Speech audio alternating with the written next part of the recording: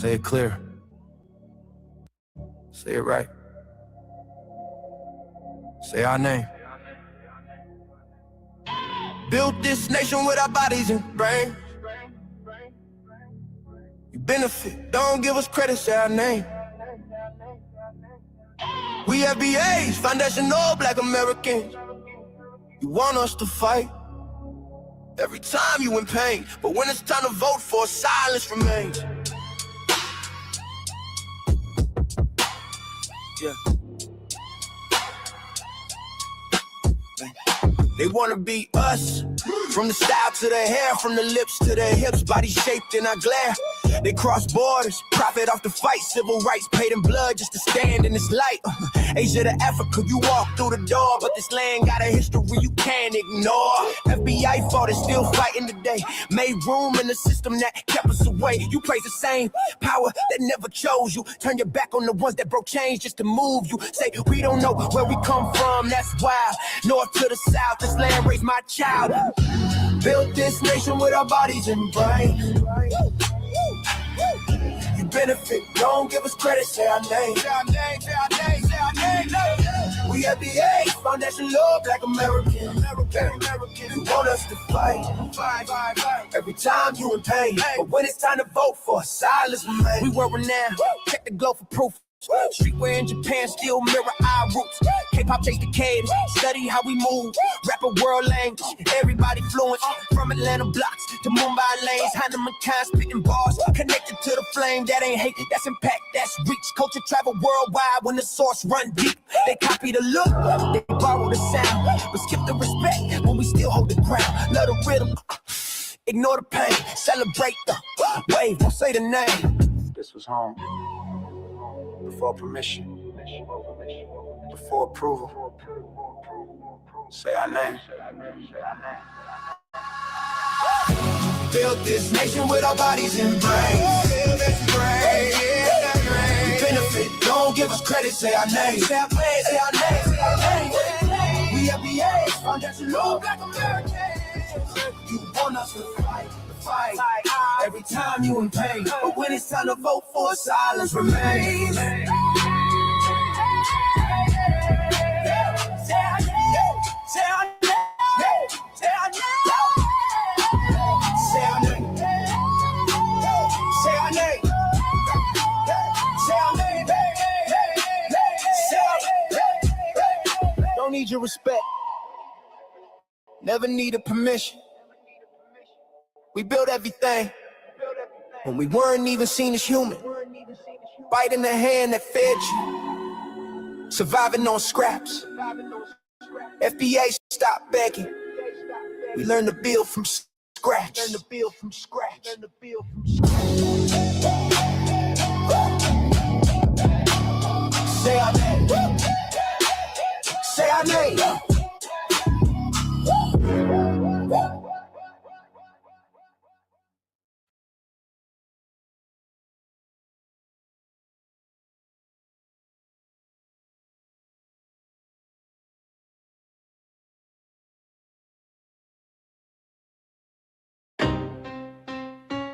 Y'all don't hear us.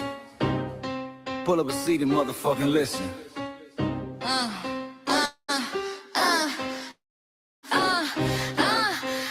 Pull up a seat and motherfucking listen.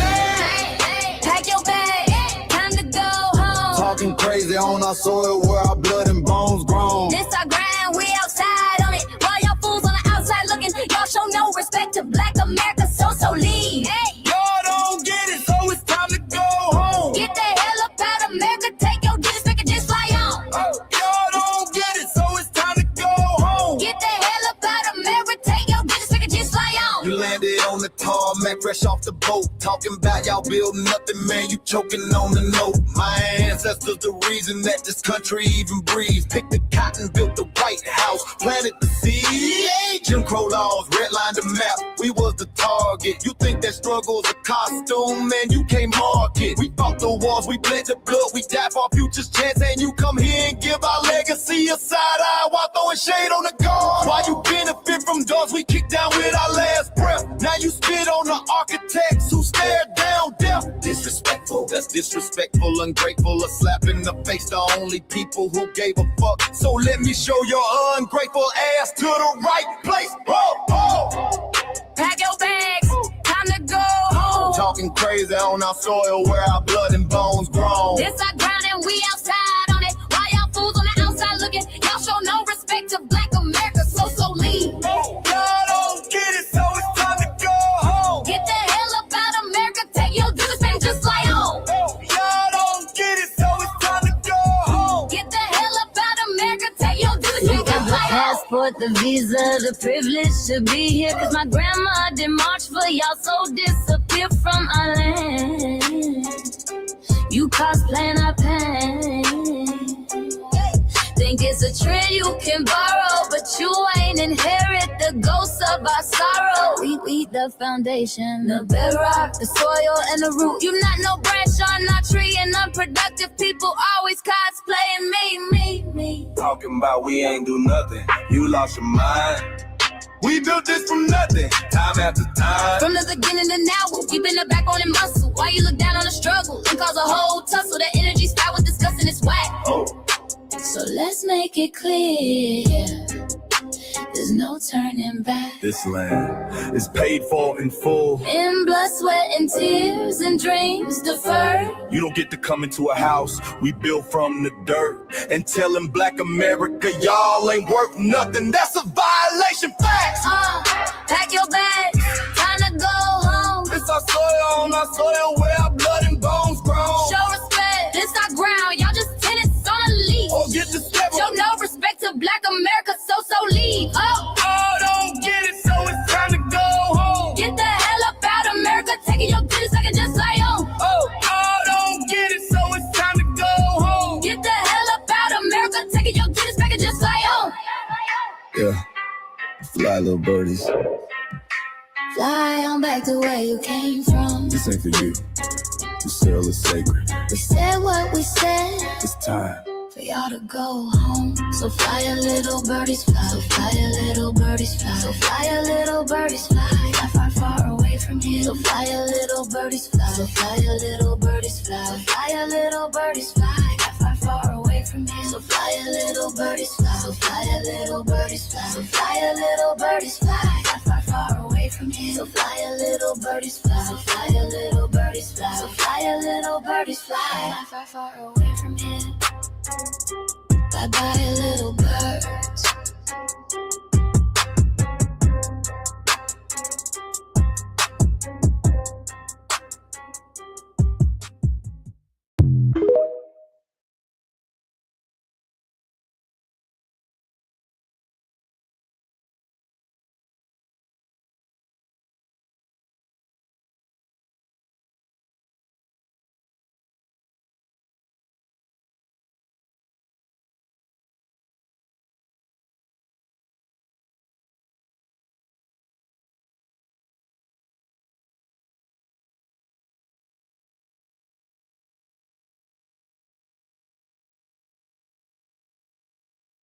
Mike Larry. Now this shit here is what see it is. We're not fighting your battles. We're not carrying your fear. We're not lending our history to people who erased us while we were here.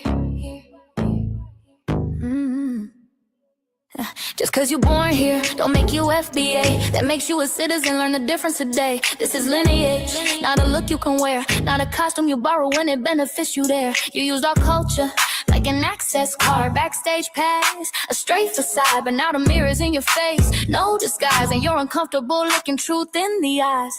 We didn't leave our land to beg for a chance. We stayed, we fought, we took every advance. That's separation, that's the line you cross. We paid the price, you learned the cost. You waving your flag on our soil, but fighting not to go back home. Waving your flag on our soil, building comfort on a foundation you didn't own. We waving our flag, red, black, and gold. Stood our ground, never sold.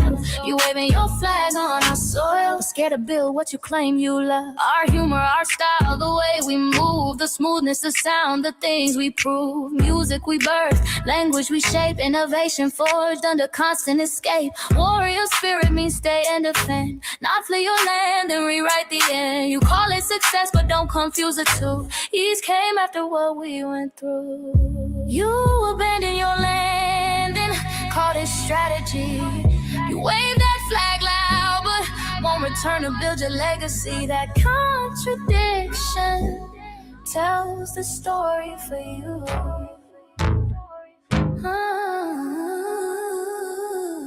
You waving your flag on our soil, we're fighting not to go back home.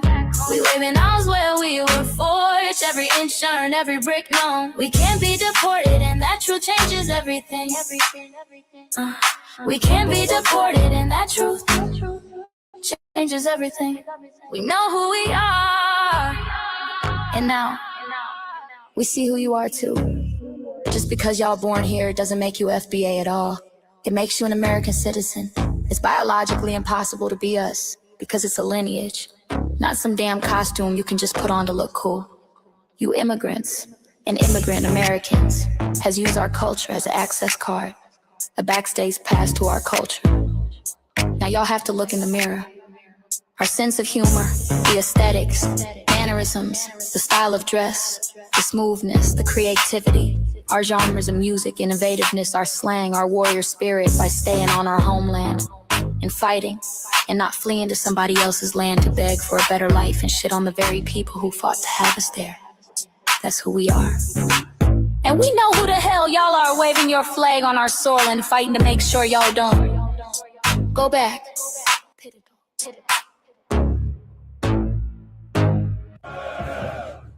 You can't leech off our culture anymore. Beat it!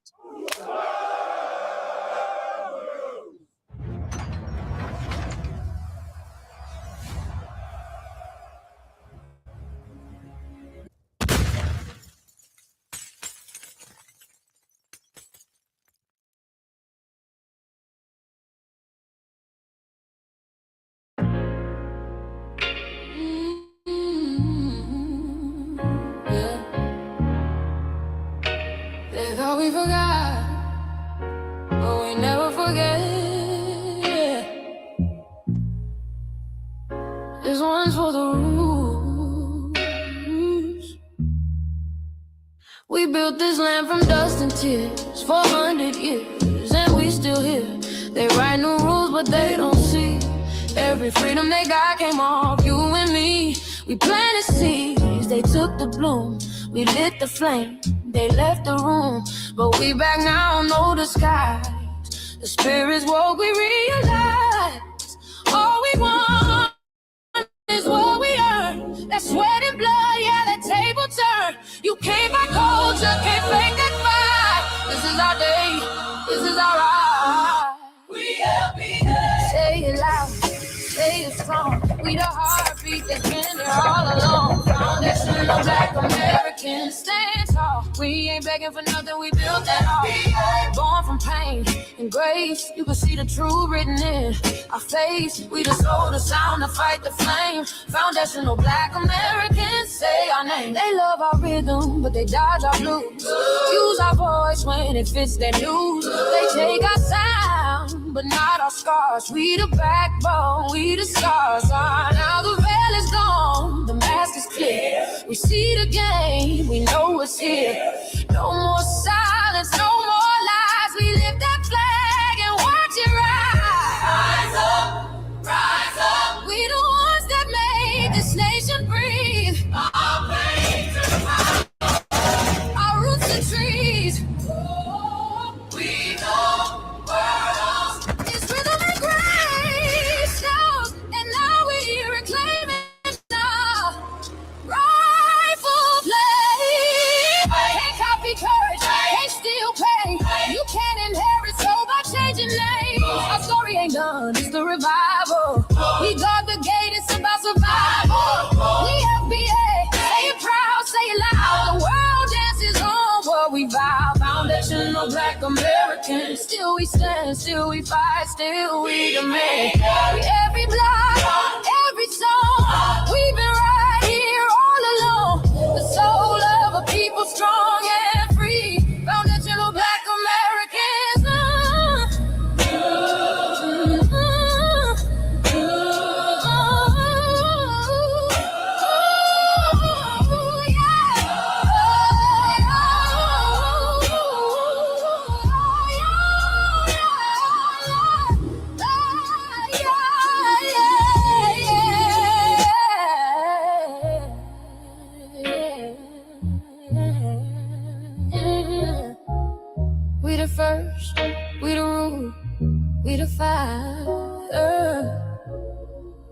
Still rising, still here. Foundational, Black American.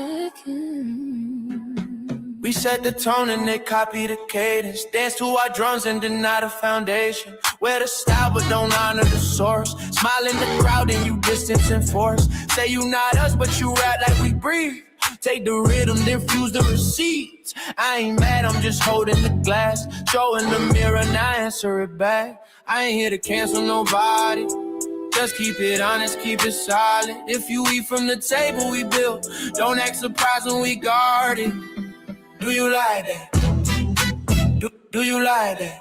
When I flip your sound and I ride like that. Do you like that? Do you like that? Do you like that? Cause that's how it feel when you borrow my culture. Then act like we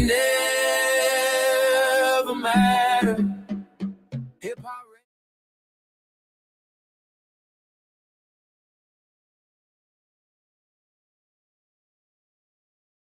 Mike Larry, man, you did it again.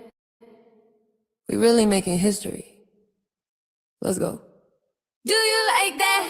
Do you like that? Flip your sound, how you like that? Do you like that?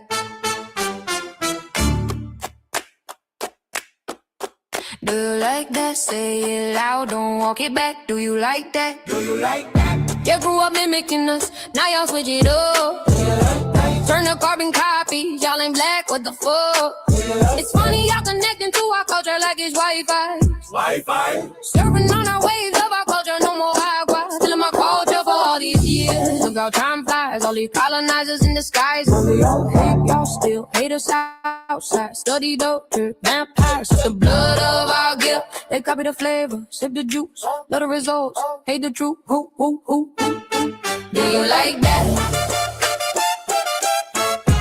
Do you like that? Do you like that? Flip your sound, how you like that? Do you like that? Democratic shields, talking points, the road they fill. Fish and chips, agent on the mic, judging FBAs, but ain't you half white? Talking like you one of us, we need a proof face. The agent type, the prune face, like 50 and Jim, it's a cold game. Throwing stones cause we build our own lane. I'm joking, kinda, but I mean it. Smile calm, pressure intact.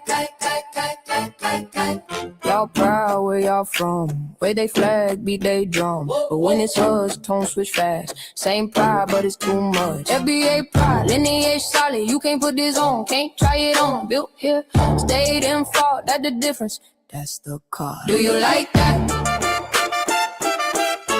Do you like that? Say it clear, don't twist the facts. Do you like that? Yeah. Do you like that? Do you like that? Point made. No edit. No care.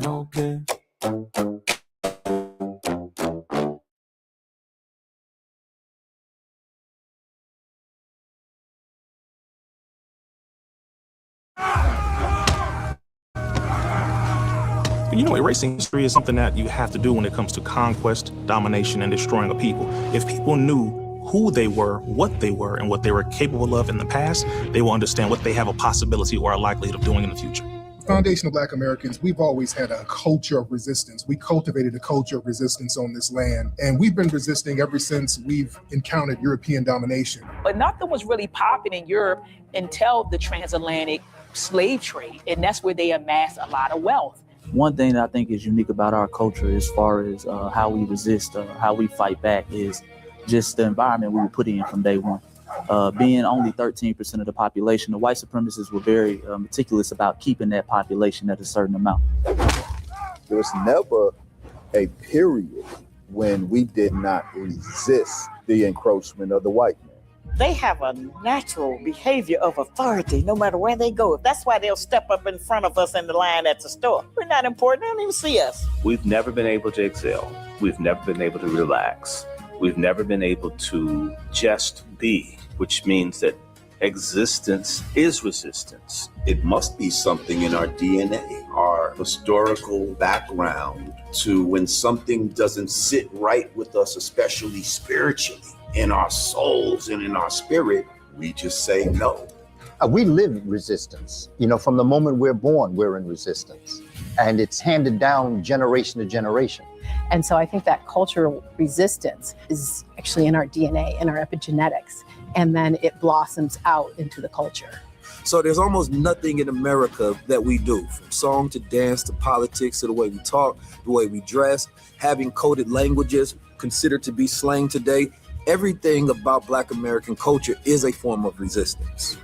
Of course, they want to always downplay our contributions to the global tapestry because they continue to act like our number one export in this country is not Black innovation.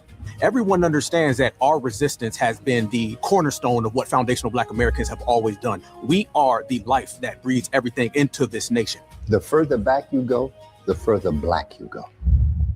It's just simple like that, brother.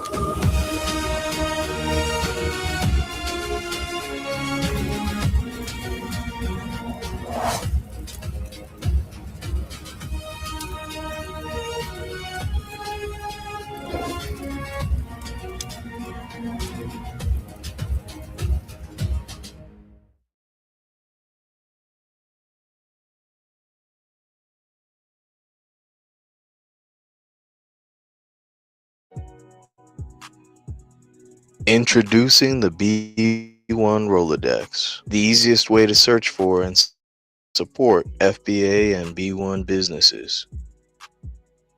Hundreds of entries from the Black grassroots for the Black grassroots. Free to use, free to download, constantly updated. Trouble navigating the document? Try using the map version. Notice a business missing? Use this simple Google form to submit an FBA or B1 business. Also submit anti-Black businesses, which are now being collected in that last tab. Find resources, contact numbers, and much more using the second tab. All the info you need to start practicing group economics today. Go to blacktruthunited.com. That's blacktruthunited.com. Greetings, Black family. Greetings, and thank y'all for tuning into another episode of the Frontline Black News. I'm your host, Chan Krumah.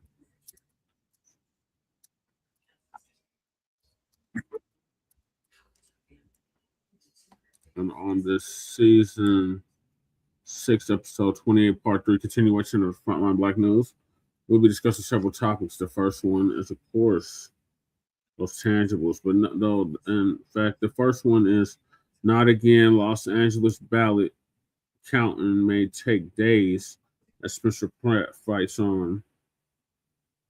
California election results update for 2026 primary. Oh, look at what Lady Che did, Shabaka.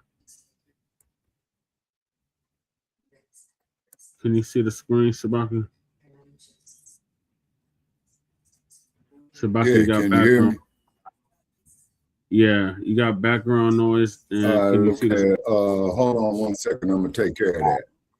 But just check the comments out. Okay. All right, can y'all see the background? So Lady Che did that. And then we got joyless Reid now supports reparations. Why? But why? The Karmelo Anthony trial is finally here, and things really feel and already feel tense. Asian store owner acquitted in South Carolina after doing this. FBA community reacts to the not guilty verdict of Ricc Chow. Black Americans listen to what the youth are currently saying, and by ethnics are gonna be a problem. Trump on Iran regret or policy shift. And I got another one on that. I think it's the Iran talks. In our Unhoused neighbor news, our illegal migrant news, and our local Denver / Aurora news. We are based out of East Denver, North Aurora, Colorado. Get the news from a frontline and Black First perspective. We are a part of the New Blacc Media and also the signal boosters of the New Blacc Media. We have been around for 6 seasons now and counting, and we have several platforms that are a part of the Frontline campaign. Frontline Black News is the first one, which started back in 2020, 2021. And Shabaka's Black Experience Enhanced, which you just had, is based off the 50th anniversary of the founding of the original Black Panther Party for Self-Defense. We started on Blog Talk Radio back in 2016 and have been around for 11 seasons now. Shabaka's Black Experience Enhanced covers Black experience from the beginning of time until 10 minutes ago. It is also a part of the Frontline campaign and has recently, within the last 2 years, moved from Blog Talk Radio to StreamYard. Please make sure you like and share the broadcast, family. Remember, family, hit that like, share, and subscribe button and that bell. And please join us on StreamYard, YouTube, Frontline Black News. The links to all of our channels are in the description, including Frontline Black News. Frontline Black News 2, our backup channel. Make sure y'all sub to that, just in case they try to take Frontline Black News down again. So we'll put the link in the chat so y'all can sub up to that. Then we got Lady Chay's, not Lady Chay, my personal page, Jesse Parrish, aka Chay and Kuma. Make sure y'all sub to that as well.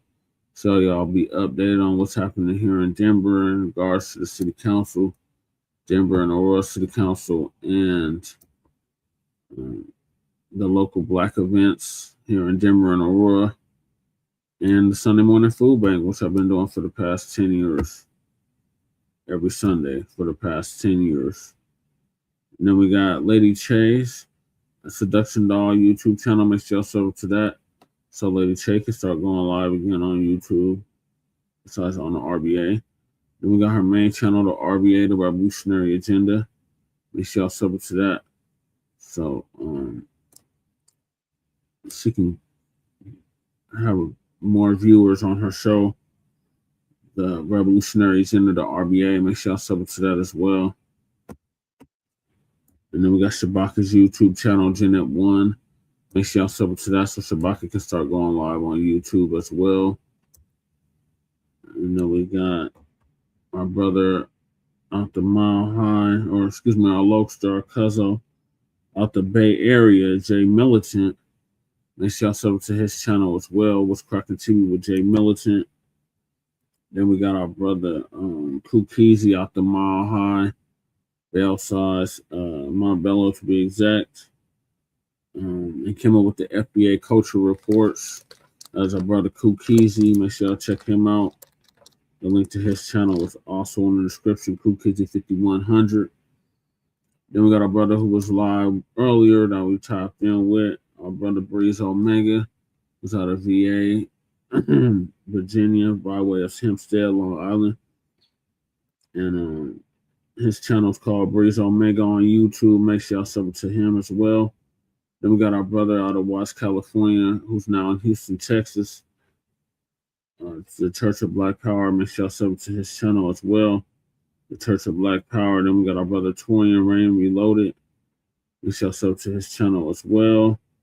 And last but certainly not least, we got our brother Black Truth United and our brother Black Alpha Network. Make sure y'all sub to them channels, their channels as well. And our brother Black Truth United came up with the B1 Rolodex, which is a modern day green book for FBA and B1 businesses. So the link to the Rolodex and the link to the Submit Your Business is in the description. Then we got Council the Congressional Black Caucus and create a foundational Black American caucus, long overdue. The link to that is in the description. Then the Anti-Reparations Fund, or the Slush Fund, link is also in the description. And you can apply for it if you were to target of politically motivated actions by the Biden DOJ. And what's the DOJ? The Biden DOJ. Weaponized against you, yes, yes, and more yes. Then we got Take Action, Sister Brooks Call to Action in New York. Submit those emails and those letters. It's about 6 days left. So the links to that is in the description.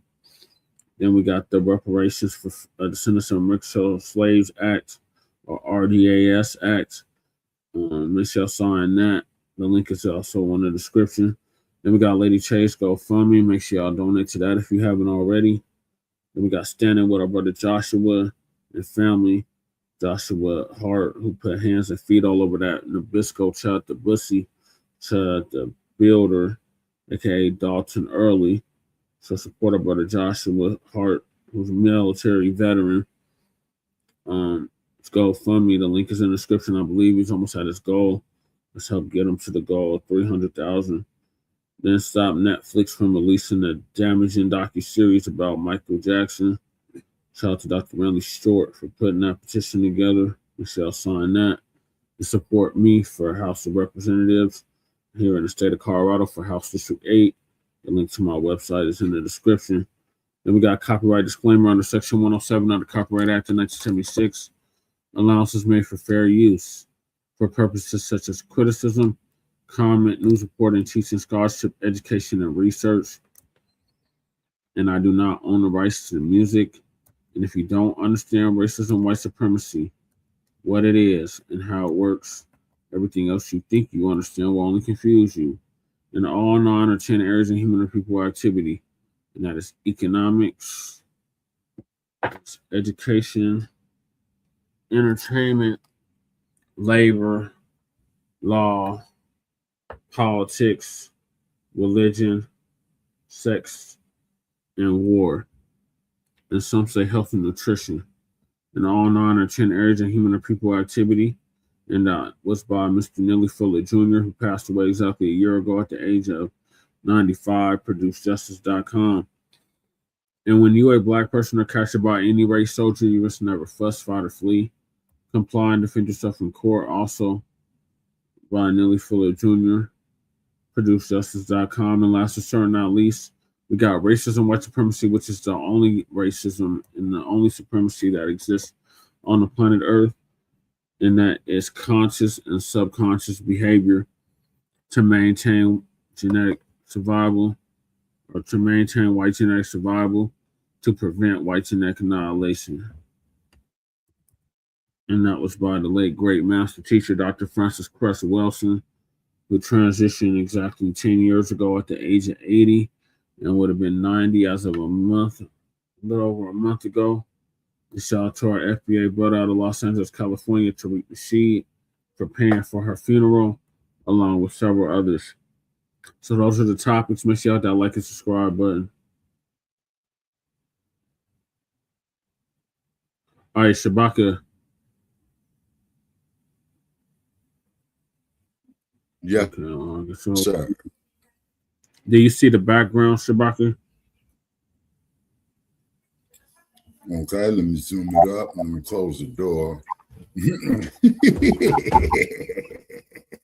Love it. But why? Love it. I'm on the bottom of the building, man. Hey, Lady Chase set it up. I made you one. Okay, that's good. She made you one too. Did you give me that one? No. Send it to me so I can show him. No. Why? You're an asshole. She sent you one too, Shabaka. What? Oh, you did one for me too? Yeah. All right. Okay, and so send it to me if you can, Brother Che, in the email. Then that way there I can download it to the terabyte. Oh, no. If that makes sense. Now, your generation is more tax savvy than me, boy. I'm feeling old as hell. Get what I know. Yeah. Y'all live long enough.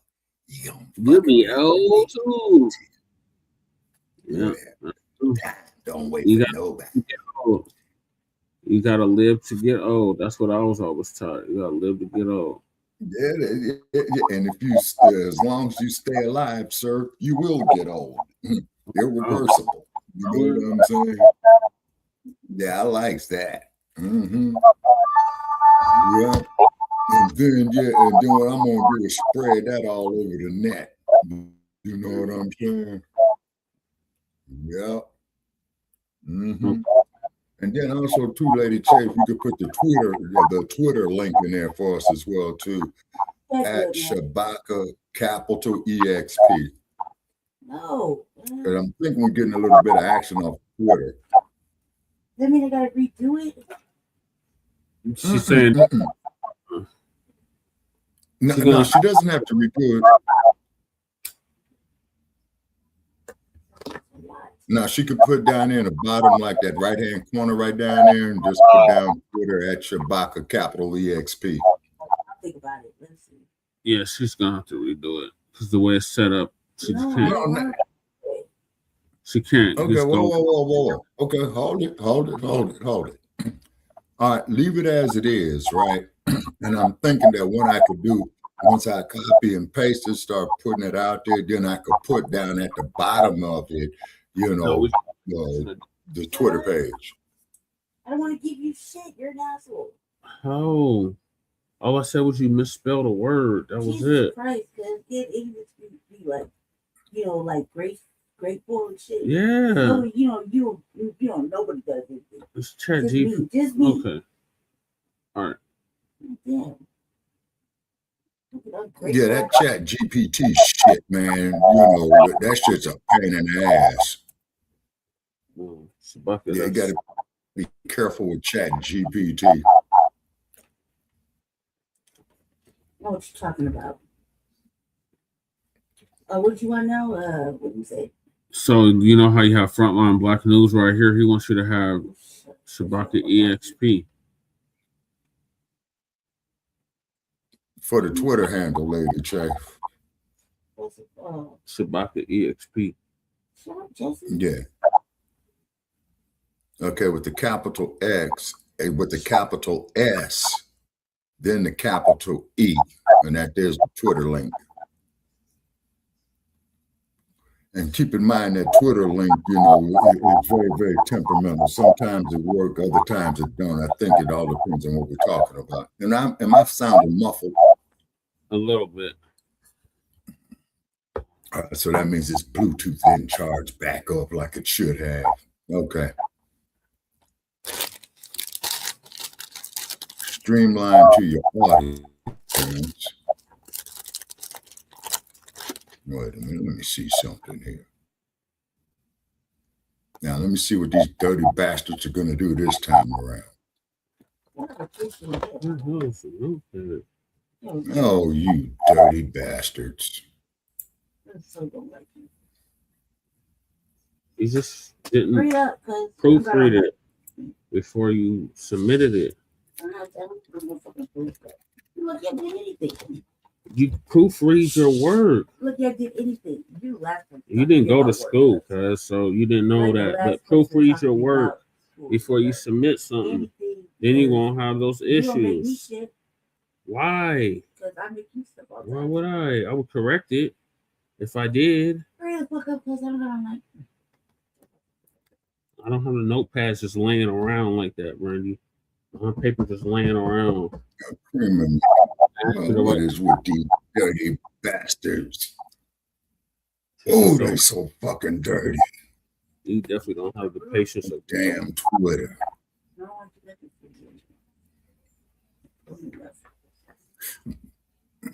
It looks very nice.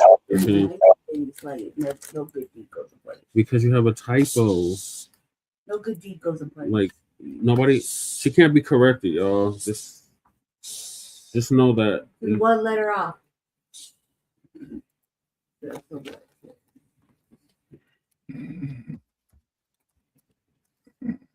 don't feed me, and you got the nerve to ask me. She want meat. I don't eat like that. I eat fruits and vegetables. I eat actually healthy shit.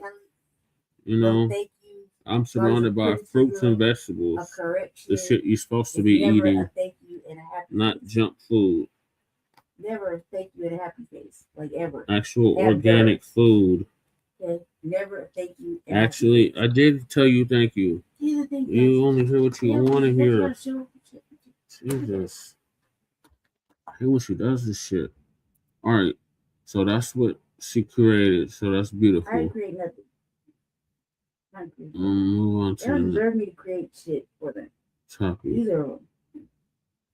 She just has to be corrected. That's a personal problem. No, that's not a personal problem. Yes, it You can't is. just say thank you, be happy. That is a personal problem. You can't Especially stand. when nobody, You can't take correction I'm the only because, like, motherfucker that does anything.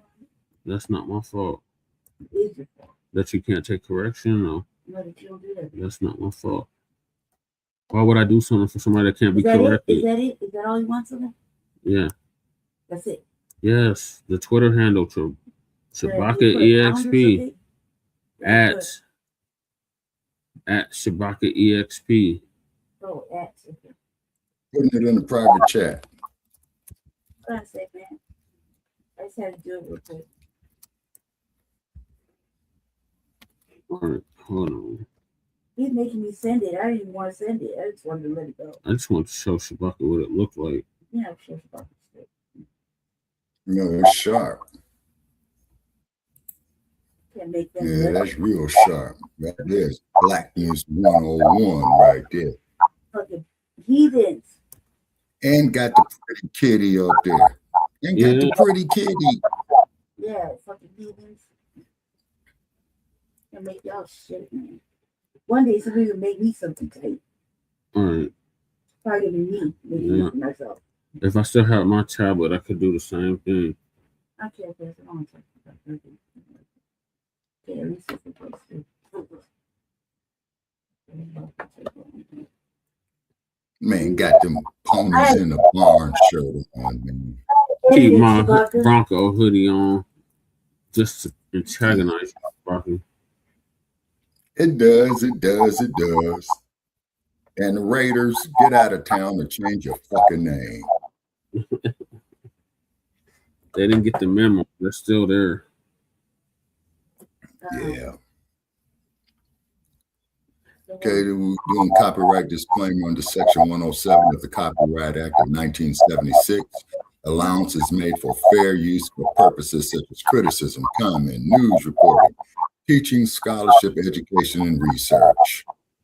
Yeah, he's going to want you to change it. It won't let me log out. All right, just send it to me so I can show him. Yeah, it is nice. He's literally telling you it's nice, and you sitting up here talking about ungrateful. Like, what kind of crazy shit is that? She just don't want to be corrected.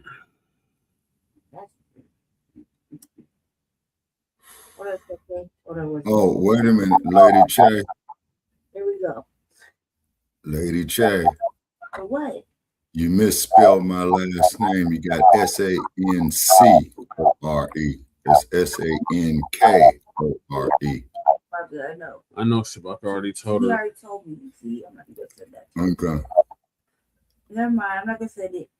I was trying to edit it. That's how I've been spelling it this whole motherfucking time for like 5 fucking years. Now it's wrong. It's been that. You've seen how. I've never seen you spell it like that. I've never seen that. Okay, the reason why I need. Okay. Yeah. I gotta log into my other account and edit it because one letter that I messed up, and I don't know, man. I misspelled it or whatever. But what I created was fucking tight, and now I gotta redo it because you gotta redo the whole one letter layout. One whole letter. Yeah, one whole letter. One whole letter. I can't log into my Okay, what's going on, everybody? All right, so for those that don't know, there's an election going on right now in California, in LA to be exact, and the count for the ballots may take days. As Spencer Pratt. So far, it looks like Karen Bass in the lead, Shabaka. Yeah, we're here live. Thank you all for joining me today. If you haven't already, please make sure you hit the like button, subscribe to the channel, share this video on your social media platforms, and please, most importantly, do not forget to follow me on Telegram at TD Media Group to help circumvent social media censorship and shadow banning. Okay. And with the introduction out of the way, let's get into today's news. Let's get the stream started. Now, I know you see what the title of today's video is, and you saw the caption on the thumbnail. I have to start the stream off by saying this. Under no circumstances am I a doomer. Do not get it misunderstood. I woke up this morning, I voted for Spencer Pratt, and I voted for Steve Hilton. Okay, I am not a doomer. Man, I'm not telling you that woe is us. There's no way that we can win an election in California because of all of the fraud and corruption. I'm just here to give you the information to expose the shenanigans that go. Bruh, they don't call it the Barbary Coast for nothing. Who is he supposed to vote for, Shabaki? He should write in himself. It's because the pick that you got out of California politics in Los Angeles and the governor's level is doomed to failure. I mean, California as a whole. Well, it looks like they're about to elect a Republican. Yeah. Okay, now what's happening in the lieutenant governor seat? Because if they elect a Republican governor and a Democratic lieutenant governor, man, then that is really going to stalwart California's progress. Lieutenant governor is looking like, damn, barely. There's a Republican trailing slightly behind Gloria Romero. Who's the Democratic candidate for light governor, right? Fiona May. Okay, now that's a problem. Is because the lieutenant governor presides over the California State Assembly or the California State Senate.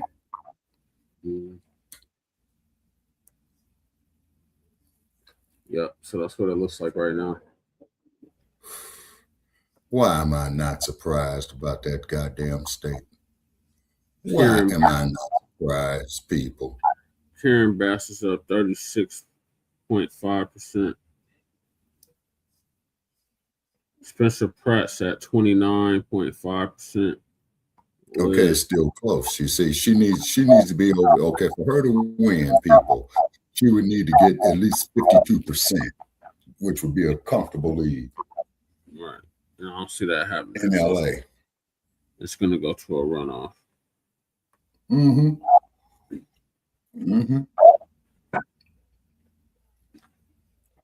Yeah, California politics once again doomed to shit.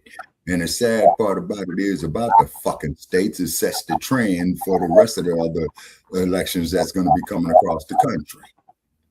Right. All right, let me get back to the video, Shabaki. All right. Question: Hakeem Jeffries lost his seat, right? I don't know, Shabaki. All right. Okay, we'll know tomorrow. Okay. Politics in Los Angeles politics. Okay. I do believe and I know that there's a path to victory for Spencer Pratt and Stephen Hilton. So I just want to establish that first things first. All right. I just want to make sure to establish that before we move forward. And now that that's established, I want to start with this clip here. Just to allow some more people to enter into the live chat. And what we're going to watch here right now are the final words, right? The final message that not Stephen Hilton, the final message that Karen Bass, Nitya Raman, and Spencer Pratt have for voters today, because today is election day in California. So let's get into the nonsense, right, of Karen Bass and Nitya Raman and their final message, and the real message that matters, which is the final message of Spencer Pratt. So let's get into this clip next.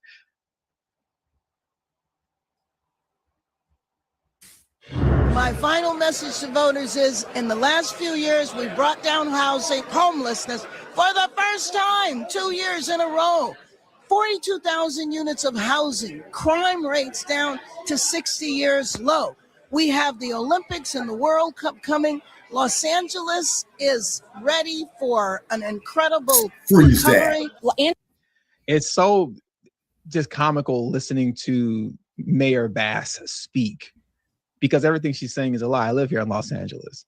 She's just shouting out numbers. Nigga, I grew up there. You don't know what the not fuck down you're 2 years talking in a about, row. dude. You only Maybe got on 20% paper it accuracy. is, right? Maybe on paper for her, and that's all they need. Okay, what's getting ready to happen, people, with the Olympics coming to Los Angeles, okay, you could expect that the LAPD is going to make a very, very, very, very impactful and high presence in the areas of where they're going to have the Olympic Games. Now, all the Olympic events are not going to happen at the LA Coliseum, the track and field, okay, basically.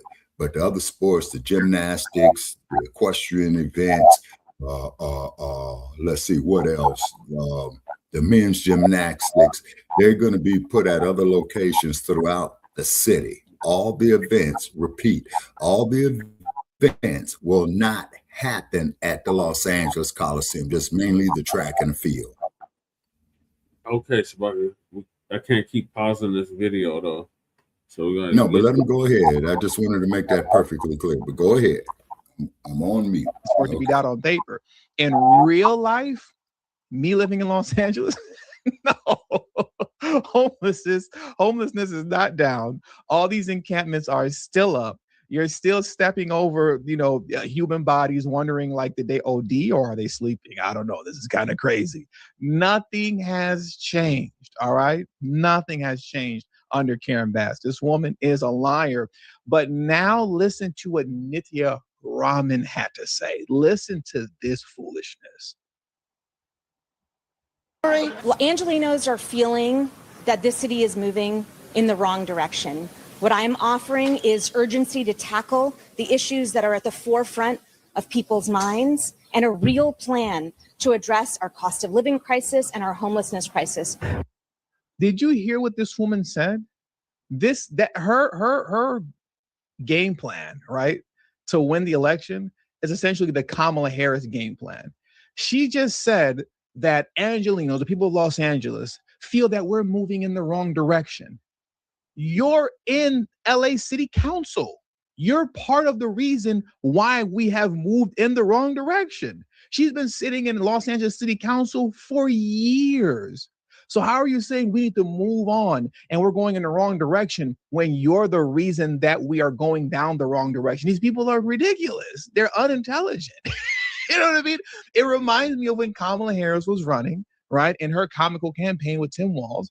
And she was saying, it's time for a change. America, we need to move forward and move on and we need to change. And it's like, well, you're the vice president. So, right, we need to move on and change from you. This is, like I said, this is unintelligent. This is craziness that anybody would even vote for this person, let alone Karen Bass. But now let's get to the man himself, Spencer Pratt.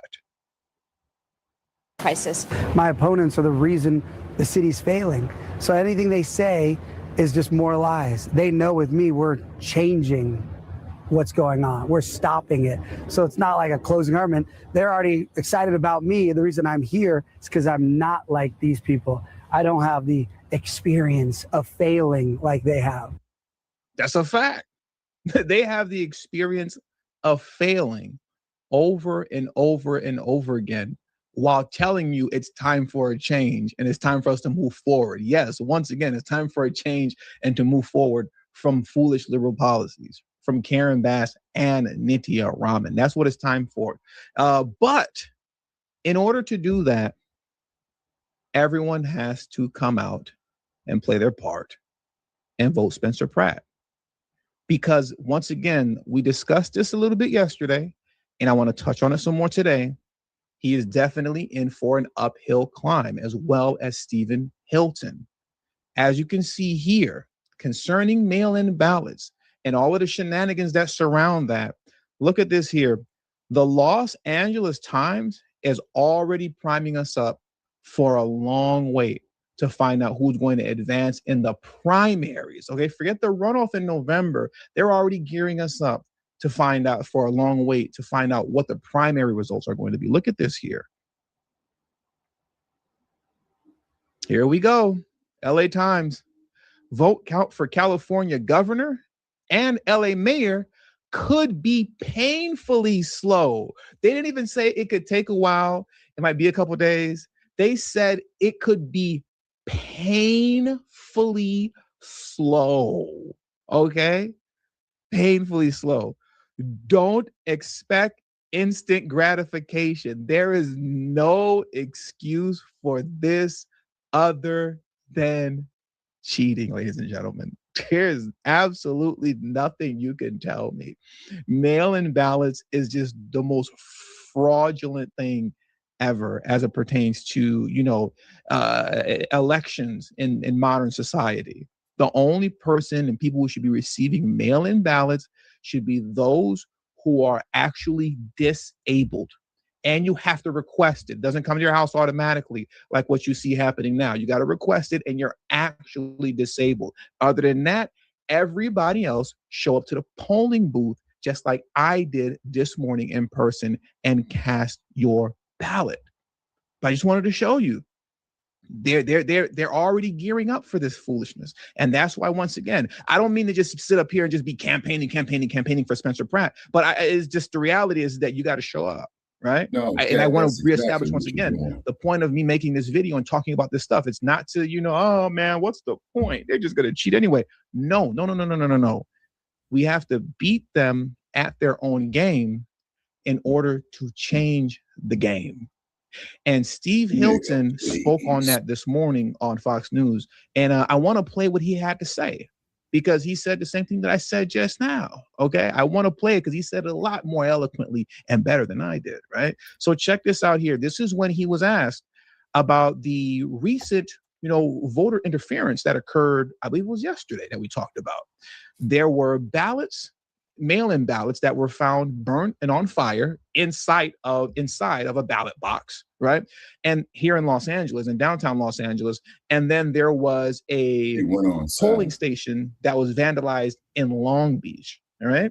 So when Stephen Hilton was asked about it, or Steve Hilton, I always say Stephen Hilton. When Steve Hilton was asked about it, this is what he had to say. So let me play that clip next, and please hit the like button if you haven't already. Thank you very much.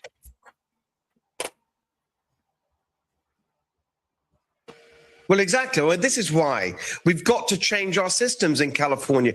This ridiculous way we have a month of early voting. They send out ballots to everyone on these voter rolls that used to be completely wrong. About 3 years ago, it's 2023, the California Secretary of State said that there were 9 million wrong names on the voter lists in California. Just to put that in context, I'm just going to need just under 6 million to win in November. President Trump got 6.1 million votes here in 2024. It's a huge problem when you've got these voter rolls that are so out of date. They're sending ballots out to everyone. You've got these drop boxes all over the place that aren't secure in the way that people would expect. We got to change the system. But the only way we can do that is actually to win using the current system. That's why what the president said in 2024 is so right. We got to make it too big to rig. Everyone's got to get out and vote. Then we're in a position to bring some sanity back to our election system as well as everything else. Like he said, it has to be too big to rig. It has to be. That's why everybody has to turn up and show out, and vote these guys in. Because if not, then it's too easy to rig. It becomes too easy, okay? And I want to point this out right here because I never actually got an opportunity to speak on this quote that, what can I learn from you? That's a funny username, what can I learn from you? A lot, that's why you're watching me right now. But shout out to what can I learn from you? What can I learn from you put break the glass scenario. For those of you who don't know what that means, where that came from, that was a direct quote, word for word verbatim, from Gavin Newsom. And if I remember correctly, what he was addressing is essentially, what are you going to do? They were asking him, what are you and the Democrats going to do if indeed the runoff in November for governor is between Steve Hilton and Chad Bianco, who was also a Republican, right? What are you guys going to do? And and Gavin Newsom said, if it gets to that point, or if it seems that it's going to get to that point, he literally said, we have a break the glass scenario. What's that supposed to mean? We all know it's cheating. You get what I'm saying? We all know what he means.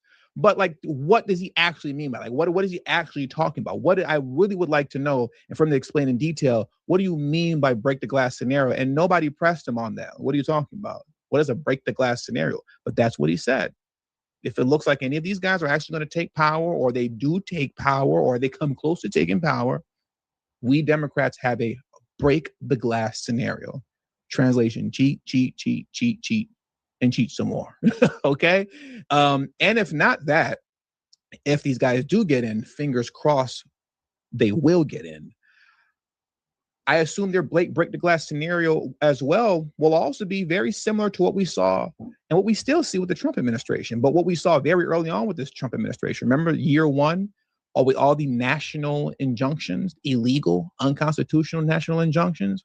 I'm pretty sure they have some sort of break the glass scenario that's similar to that if Stephen Hilton and Spencer Pratt get into power. Something very similar where they're just frustrating any and everything that they're trying to do. But we'll have to see what actually happens when they win.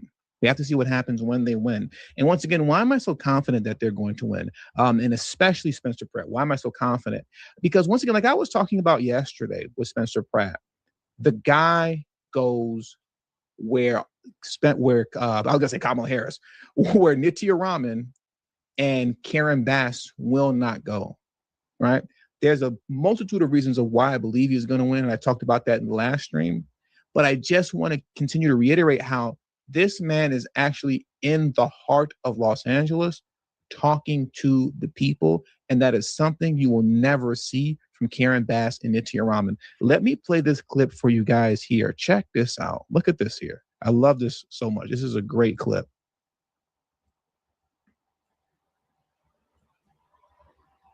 Nobody voted for that no more. We not voted for that. Karen tricked us. She don't get to do that twice. Now you coming here all the way to Crenshaw from the Palisades, and we all got something in common. Let's do it. That's right. Let's do it. He's all the way in Crenshaw, okay? From the Palisades. Never in a trillion years will you see these people, Nitya Raman or Karen Bass, talk to the people like this.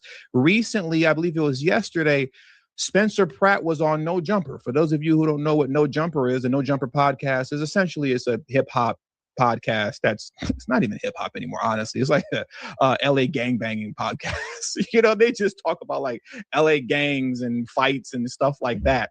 But Spencer Pratt was essentially on a LA gang podcast, okay? They would never go to No Jumper and talk to Adam 22, which is a hip hop / gang member podcast. But Spencer Pratt went there because he wants to touch what you would call the minority vote, or those who would normally not come out to vote, right?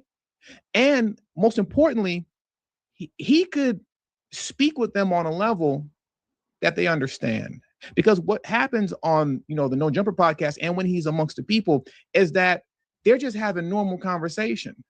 And when I ask you, Spencer Pratt, a basic question about what the heck is going on, you're going to give me a common sense answer. I keep wanting to say Kamala Harris. Karen Bass and Nitya Raman is what's going on, right? But let me pull this clip up for you here. And I want to show you the difference between what we've seen with Spencer Pratt being in the streets and getting love from the people and Nitya Raman. I don't have this video queued up, but I should have it saved. Where is this at? Look at this right here. And there's a big difference. One of the reasons that you don't see them outside, like Karen Bass, one of the reasons you don't see them outside, like Stephen, oh my God, I keep saying the wrong names. Wow. Like Spencer Pratt is outside, is because they can't answer the most basic of questions. Look at this here from Nitya Raman. You're spending $1 billion giving money to drug addicts who are buying drugs with the money, and you know that. Well, yes, that's right. You're spending I'm just going to let this play. Look at it. It's going to loop like 2 times. Okay, this is Nitya Raman getting grilled in the public, and she just has no answers for her bad policies other than saying, well, yeah. That's right. You're spending $1 billion giving money to drug addicts who are buying drugs with the money, and you know that. Well, yes, that's right. You're spending $1 billion giving money to drug addicts who are buying drugs with the money, and you know that. Well, yes. You see the difference? That's the difference between the two. This is why they don't come outside the way Spencer Pratt comes outside, because they can't come outside. If they do, they're going to get chewed up alive because you're the one who is currently running the city. We don't want to hear excuses. We want results. And all you have for us is excuses. And I want to show that to you. I want to prove that to you next with Karen Bass. Karen Bass recently did an interview with, what's her name again? Kathy Griffin, I believe her name is. She did an interview with her. It was like an Instagram interview. And all that interview was Karen Bass and Kathy Griffin making excuses for why Karen Bass couldn't do her job as mayor the first time around. And but here are the excuses why. So vote for her this time, because I guess magically she'll be able to do her job in the second term that she wasn't able to do in the first term. It's crazy. And one of the things that she said in that interview was completely ludicrous. Ladies and gentlemen, she plans on keeping the homeless services industrial complex alive. She plans on giving them more resources, which is taxpayers' dollars, because she feels that they're not getting enough. I kid you not. This is what she said. That is what she said. And I'm going to play that for you next. But first, look at this clip here that I'm going to show you. I'm not even going to introduce it. I'm just going to play this for you right now. Look at this. The Metro for. Let me wind it back. I messed up a little bit. It's really hot in my office today, guys. That's why I'm fumbling so much. I am burning up in here. I don't know why it's so hot in my office. It's not even that hot outside. It is hot in here, though. Anyways, take two, roll the tape. All right. And action. The Metro 4 bus in Los Angeles is a homeless shelter. The Democrat Party, look what you created. The Metro 4 bus in Los Angeles is a homeless shelter. Democrat Party, look what y'all created. The Metro 4 bus is a homeless shelter. The Democrat Party, look what y'all did. This bus is a homeless shelter. Why is the Metro number 4 bus in Los Angeles a homeless shelter? Why is the Metro number 4 bus in Los Angeles a homeless shelter? Hey man, as long as they pay for their day passes, man, they can ride that motherfucker anywhere they want. Los Angeles, a homeless Get your goddamn day passes are $8. Why do we have to pay money to ride the bus? Almost hey man, if they paid to ride that motherfucker, man, they can ride that son of a bitch for up to 24 hours, man. The homeless don't have to pay no money or nothing. They can just sleep on the bus. Why have to pay $100 a month? But the homeless don't have to pay nothing to ride the bus each month. Why is the Metro number 4 bus a homeless shelter?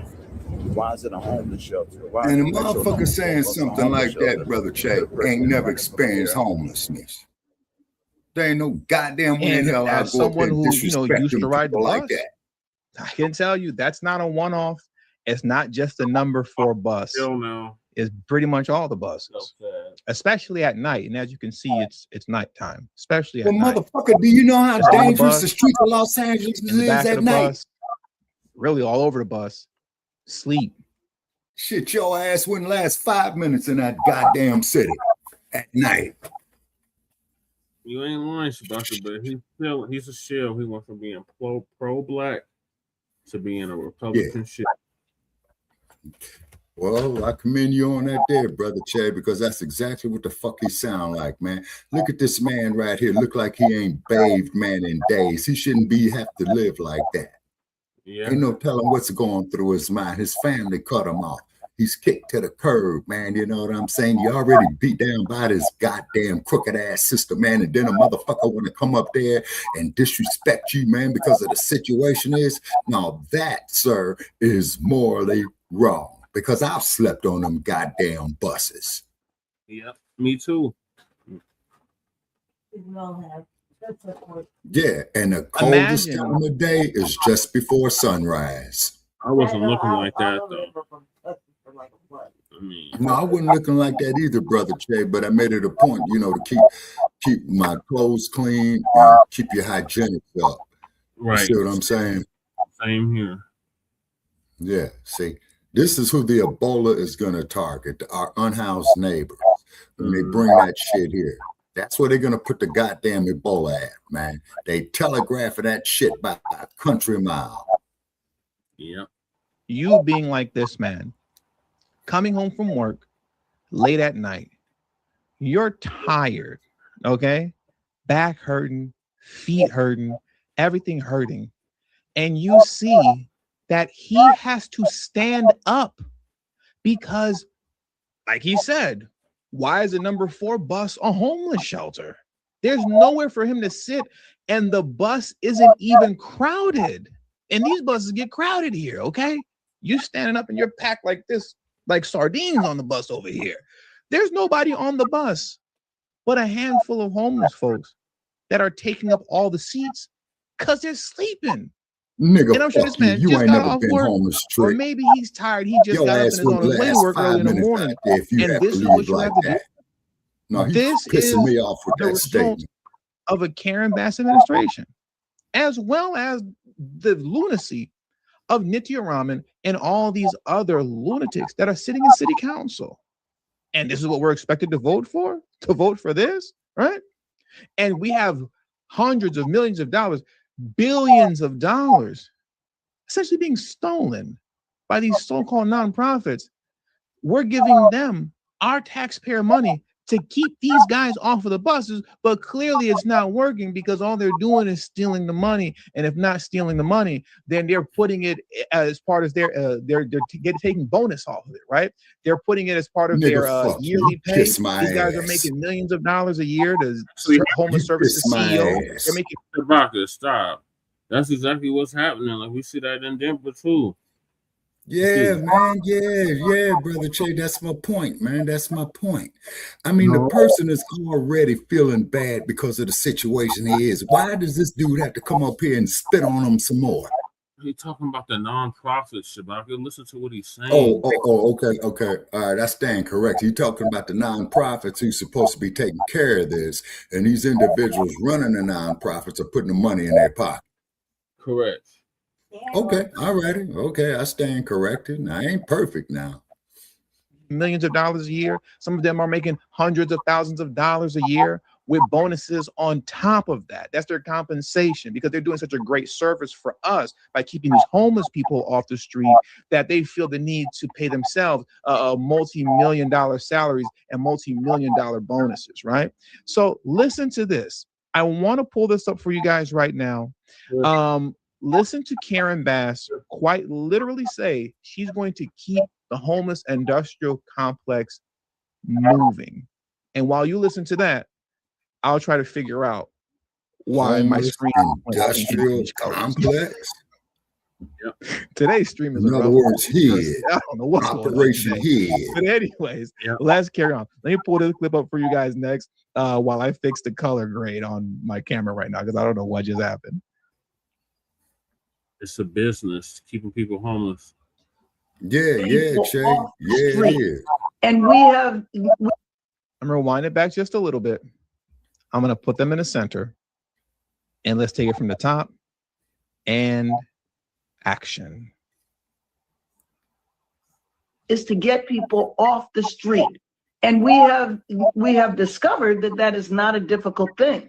But once I get them off the street, we send them over to a community-based organization that is responsible for them after that. The city's responsibility is to pay the bill, but the organization is responsible for taking care of the people. And I don't fault the organizations because they have never had enough resources to really provide the services that people need. That's the counties. Why is there not enough? Did you hear what she just said? She said, I don't fault the services. All the fraud that's going on, we discussed it yesterday. The articles on fraud are endless. It's endless. We just covered the CEO of the homeless service nonprofit. Remember, it was called Abundant Blessings. He just got hit with an indictment and is locked up right now waiting for trial for stealing $23 million in taxpayer money that was supposed to go to cleaning up the homeless. Wow. And she says she doesn't blame them. Karen Bass does not blame them for their inability to do their job. And in fact, they need more resources. That is completely ludicrous. I want to wind it back just a little bit and play that part one more time. That is insanity. And trust me when I tell you, this conversation here with her and Kathy Griffin, it gets more ridiculous. It gets way, way more ridiculous. And you know what's even more ridiculous than this conversation? You're not hitting the like button. Please hit the like button. I would really appreciate it. And subscribe to the channel if you're new to the channel and you're finding this information informative and somewhat entertaining. Thank you very much. Let me wind it back just a little bit.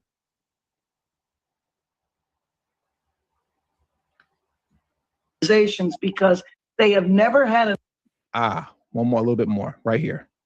Care of the people. And I don't fault the organizations because they have never had enough resources to really provide the services that people need. That's the counties. Why is there not? She said they never had enough resources. We spend billions of dollars on allegedly fighting homelessness. And she's saying that they don't have enough resources, i.e. they need more money, more taxpayer dollars. Now, once again, keep listening because this entire interview, this is a crazy way to campaign where you're making up excuses for why you couldn't get anything done. So please vote for me again so I can try to do what I failed at the first time around. This is wild. Listen to the excuses and listen to how much more ridiculous this interview gets. Enough resources to really provide the services that people need. That's the counties. Why is there not enough resources? What department can we blame for that? Sure. Well, it's the county's responsibility to provide the services that are needed. I don't have the power over that. Our system is divided. If you take the city of San Francisco or the city of New York, both of those are cities and counties. Those mayors have the power to provide much more than I do. For example, I'm also not in charge of the schools. I'm not in charge of healthcare. What are we voting for you for then? Why will we be voting for you if you're sitting here making up endless excuses for why you couldn't accomplish anything the first time around? That's crazy work. Like I said, this is a wild way of campaigning. Making up excuses and telling me why you suck so bad at your job, so vote for me again. That is crazy what she's doing right now. So when school lunches are being taken away by, I believe, the feds, then they blame you. Right. Yes.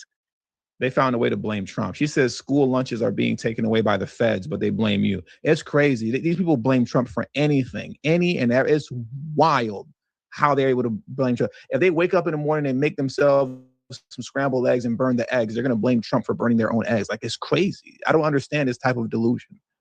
Yes, exactly. All right, I'm going to say something that you're not supposed to say. This is where things get really stupid. It's crazy. I blame Trump for making shit. So we have a, why do you think I call that motherfucker the dump as in human shit? Right. Yes. Yes, exactly. Right, I'm going to say something that you're not supposed to say, but I am also going to say that you are in the history books for being the first Black female mayor of Los Angeles. Yes. And I'm also going to say I personally, as a Caucasian lady, and I'm so white you can see through to my veins, and I really think a lot of the adversity comes your way because you're a Black woman. And I want to ask you about something sensitive, but in my opinion, that's a fact. It gets worse. It gets more stupid. It gets more unintelligent. The way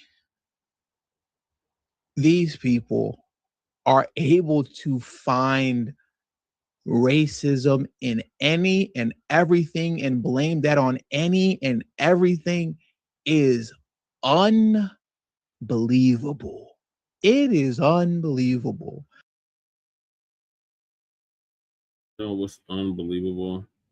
You talk about the Democrats blaming Trump for everything, but the Republicans, they never want to take accountability for any goddamn thing. So they're both two sides of the No, same. that is an absolute fact on that, Brother Che. That is an absolute fact on what you just said right there. Now, this motherfucker right here, he ain't been in Los Angeles long enough, man, to know how they really do things. As I always stated, and I will continue to emphasize it again and again and again, the mayor of Los Angeles is just a figurehead. The true power rests with the commissions of the city departments. Now, what Karen Bass needs to do is introduce legislation at the Los Angeles City Council to create a City of Los Angeles Department of Homelessness. So therefore, they would have the administrative staff whose sole purpose will be to focus on the homeless. Does that make sense? Yeah, that makes perfect sense. I'm surprised they only have that already. Yeah, yeah, I am too, Brother Che, and I only lived in the motherfucker 45 years. I don't know nothing about Los Angeles. Don't know shit about it. I only lived in the motherfucker 45 years. Right. So she's just a figurehead. So that's what they put up to. Right, exactly. And what they would have to do, Brother Che, to give her some absolute power on the decision making of having her as a proper chief executive for the municipality of the city of Los Angeles, okay, they would have to give her that power, and she could do a hell of a lot more because she wouldn't have to keep going through the city council on everything. And these crooked ass politicians, man, you know, mainly the most of them are out there in the fucking valley. Yeah, see, they making backroom deals. Yeah, so we won't even know until the morning what the end result is. About 50%. Right. So Michael said Carolyn Essex did good. And oh, that was a chick that we was hoping that would lose, right? That we spoke with on the phone. No, we were hoping she was gonna win. That's the one that's okay. Beach. She was oh yeah, the sister who was representing Long Beach. Okay. So I guess she's up right now, according to Michael. Okay. Our boy Billions is doing horribly. I figured that, man, is because see, Culver City is hurting him, man, because of the state assembly district he's in. Man. Now this damn phone keeps pinging. Okay. Yeah, that's because of where he's at, Brother Che. Yeah. And Steve Blanco is winning. Mm-hmm. Wait, Xavier is winning the governor. Okay.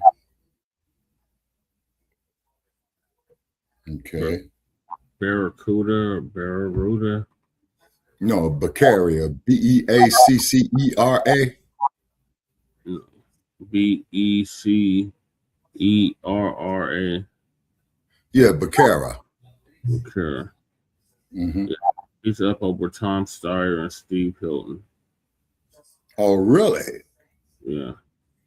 In the governor's race. Yeah. Okay. All righty. Hit a light him. It's over for Black California. Yeah. They're gonna overrun the country, the state even more with goddamn illegals. Mm-hmm. Yeah. Yeah, because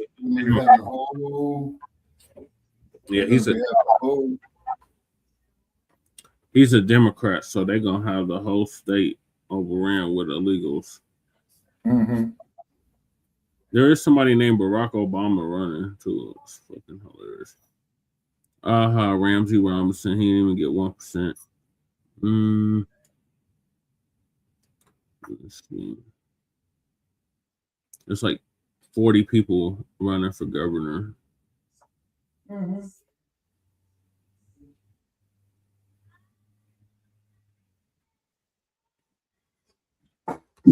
And only 6 of them are even polling more than 1%.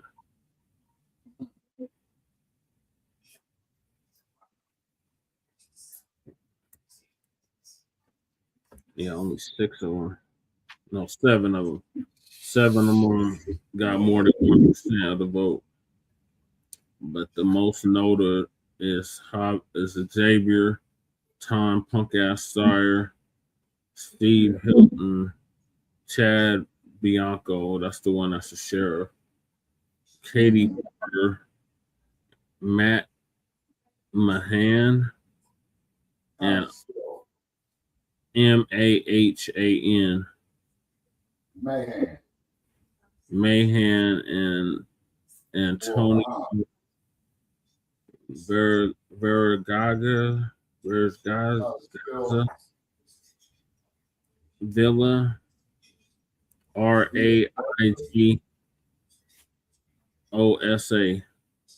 That sounds like Villa Ragosa. Yeah, Villa Ragosa. Yeah. Antonio? Yep. Yeah, he was a former mayor of Los Angeles before Karen Bass, I believe. Yeah, he's at the bottom of the list. Okay. He only 2.91% of the vote. Okay, he's in the right place. Get it? Yeah. All right, let me finish up TD. I just want to say that I don't care anything about, let me pull this video down. I don't care anything about, but we're going to pull it back up because it gets more stupid. I don't care anything about Karen Bass being the first Black female mayor. Welcome back. This isn't something new. It's not something to celebrate. It doesn't matter. You see this guy right here, Tom Bradley? He was the first Black mayor of Los Angeles from 1973 to 1990. Yeah, man. I lived through that motherfucker and he ain't did shit. 20 years. Okay, so we're long past any of this. Like, you're the first Black person. None of that means anything in 2026, especially when we've already had a first Black mayor. And he not only was he the first Black mayor, but the guy was the mayor of Los Angeles for 2 decades straight. He was unstoppable. Yep. Okay. Right. So what Karen Bass is saying right now means absolutely nothing. But what Kathy Griffin is going to do that next was the LAPD's first Black lieutenant, Tom Bradley. Atrocious, because she's going to dig in more with, you know, playing in on race, but she's going to fumble over her own words, because what she's going to say is so utterly ridiculous that you're going to notice that she catches it, but then still continues on with it as she tries to pivot. I know I said a lot just now. You're like, well, what could she have possibly said? Let me play it for you. This is lunacy. This is completely crazy. A citizen observer is. Okay, rewind it back. And we're going to start where she says, I'm just talking as a citizen observer. And I really think a lot of the adversity comes your way because you're a Black woman. And I want to ask you about something sensitive, but in my opinion, just as a citizen observer, is it seems like the city council can be hostile towards you, as well as LA Sheriff's Department and LAPD. Can you talk about how you don't have the power to walk into a precinct and say, okay, I want you to break up protest this way? Or, you know, people think you're actually giving a call to arms to law enforcement. Precincts in Los Angeles, they are police division. LA on a nightly basis, etc. So talk to us about what it is, if you can, what it's like dealing with such maybe non-diverse groups as law enforcement, although they are diverse, but there's maybe some white nationalism in law enforcement, is my opinion, and the city council has been messy. So how do you? She's all over the place. What is she talking about? Understand what she just said. When she said what she said, let me rewind it back. When she was talking about non-diverse people in law enforcement, but there are diverse people in law enforcement. That MK Ultra glitch that you saw happen to her was because that's one of the dumbest things you can say about LAPD is that LAPD is non-diverse. And there's like, it's a bunch of white nationalist white people in LAPD. That's one of the most idiotic things you can say. LAPD is like the color of the freaking rainbow. Motherfucker, it's a damn fact. I lived in that goddamn city. Colors, What the size, fuck are you religions talking about? are in LAPD. You pissing me off. You're more likely to get pulled over by a so-called minority, right? Than you. Even if that was true, those minorities that serve on the force, they got the same ideology as them white supremacists, Ku Klux Klan members. That is a fact. That is you are by a white police officer. That's an LAPD officer. Okay, so she understood that when she said that, that was completely ludicrous. That's why she said by non-diverse law enforcement, meaning white police officers, but then she had to reverse it, you know, and then go in a different direction. No, that's just it though, Val. It's the commissions that control the department. She cannot, you're right, she's not a real mayor because it's designed that way. The real power rests over the city departments with the commissions, not the mayor, Val. But she appoints the commissioners. That is a fact, yes, sir. She does appoint the commissioners, yes, sir. So vicariously, she has power through them. Right, exactly. So I would call that half a power. Yeah, like she can live vicariously through the board of directors. Exactly. Or no, the police commissioners. Or the police commissioners, yeah. Yeah, exactly. And that's for all the city departments, rec and parks, sanitation, the fire department. You see what I'm saying? Well, it looks like she's up, Nabi. Last I checked, she was up. Yeah, she was up by a small margin, Navi. The last I checked. Yeah, I don't know. We'll see at the runoff. It looks like it's gonna come to a runoff. Yeah, she's being forced into a runoff.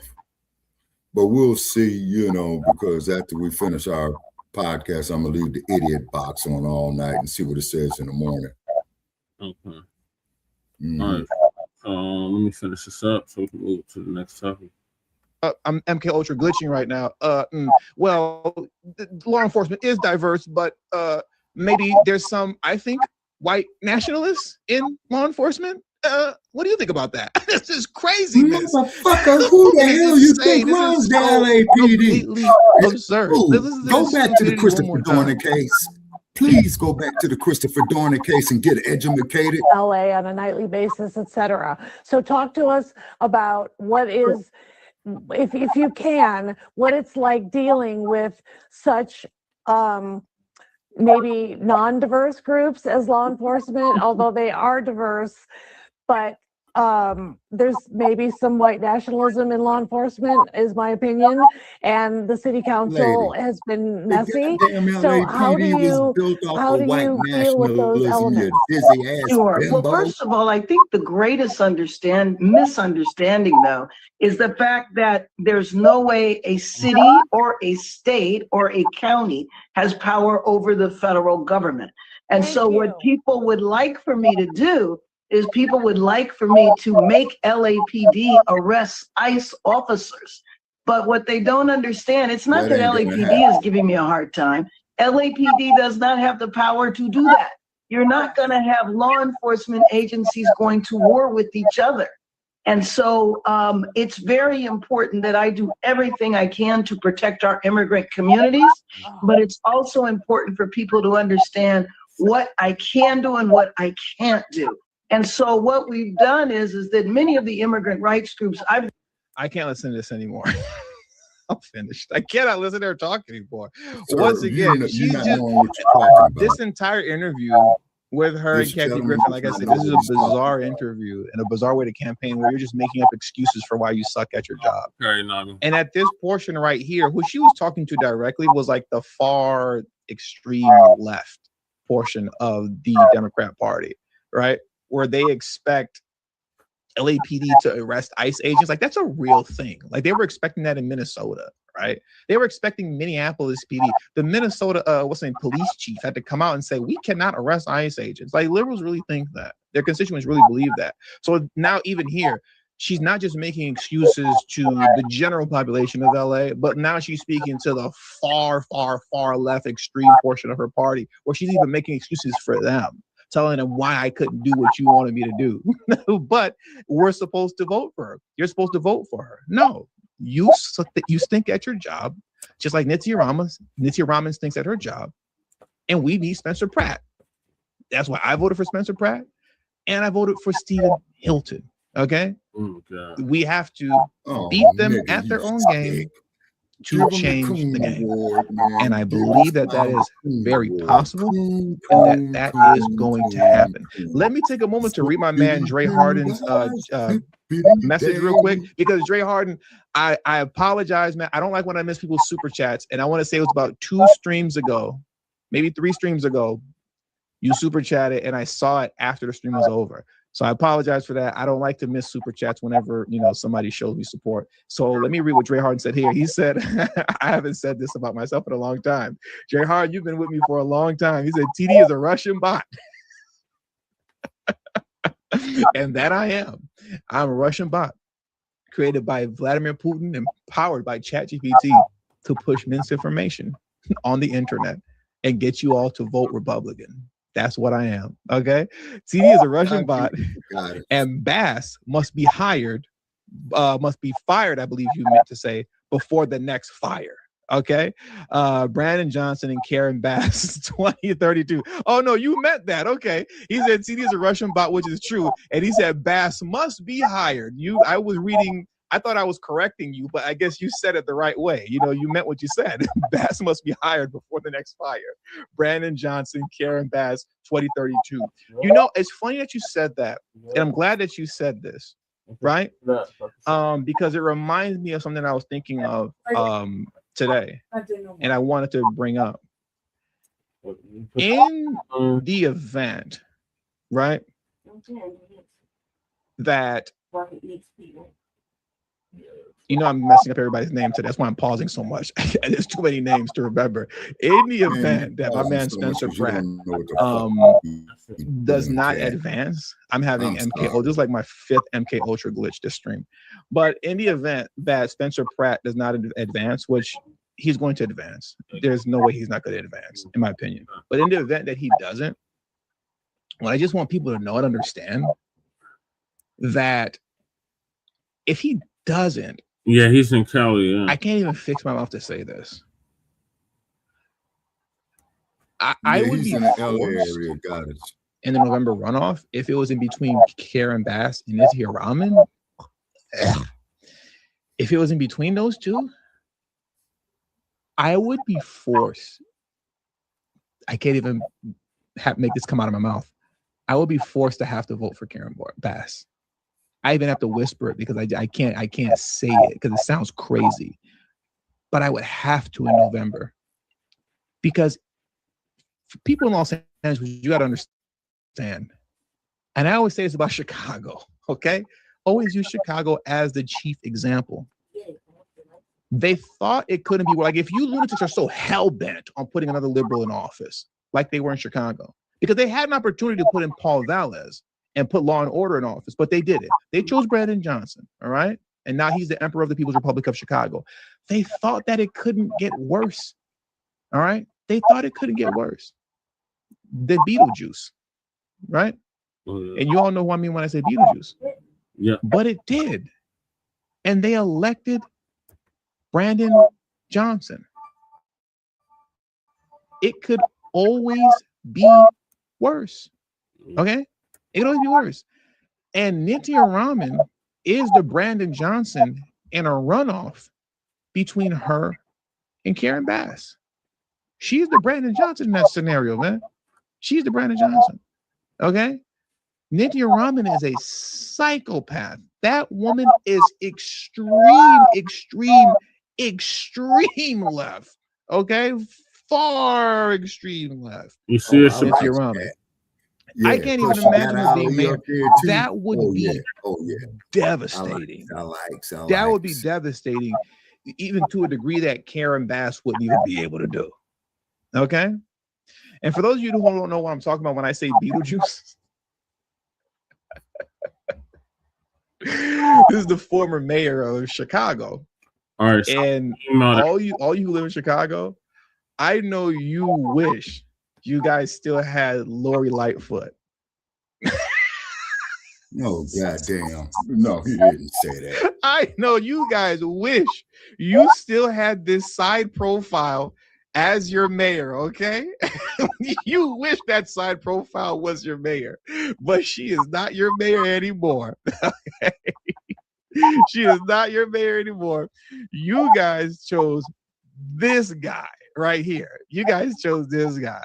All right. And like I said, in a runoff between Karen Bass and Nithya Raman, God forbid, if that were to happen. Okay. In that scenario, Karen Bass would be Lori Lightfoot, aka Beetlejuice. I don't think And Karen Nithya Bass is Raman a carpet muncher. would be Emperor Brandon Johnson. So if you think it can't get worse, oh yes it can, ladies and gentlemen. Oh yes it can.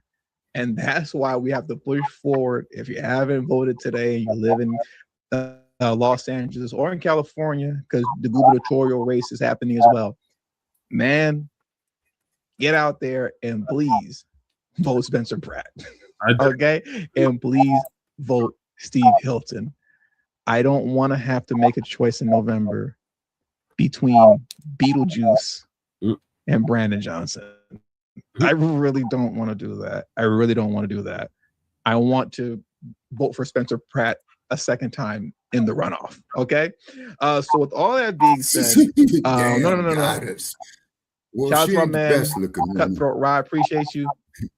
He said YouTube just interrupted your live stream for a Democrat commercial. Yeah, I bet. That's hilarious. They interrupted the stream. Who did they have? Was it Karen Bass? You know, or maybe it was Tom Steyer. Tom Steyer's been putting a lot of money into his campaign. But he's gonna lose. You know, at least I think he is. He's gonna lose. He's not gonna even make it to the runoff. He's not gonna make it.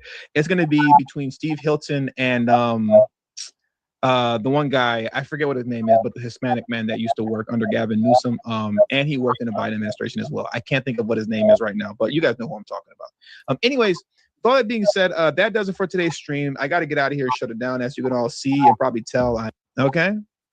And for those of you who don't know what I'm talking about, Johnson in that scenario, man, she's the Brandon Johnson. Okay? Nithya Raman is a psychopath. That woman is extreme left. Okay, far extreme left. Nithya Raman. I can't even imagine her being mayor. That would be devastating. That would be devastating. Side profile as your mayor, okay? You wish that side profile was your mayor, but she is not your mayor anymore. Okay?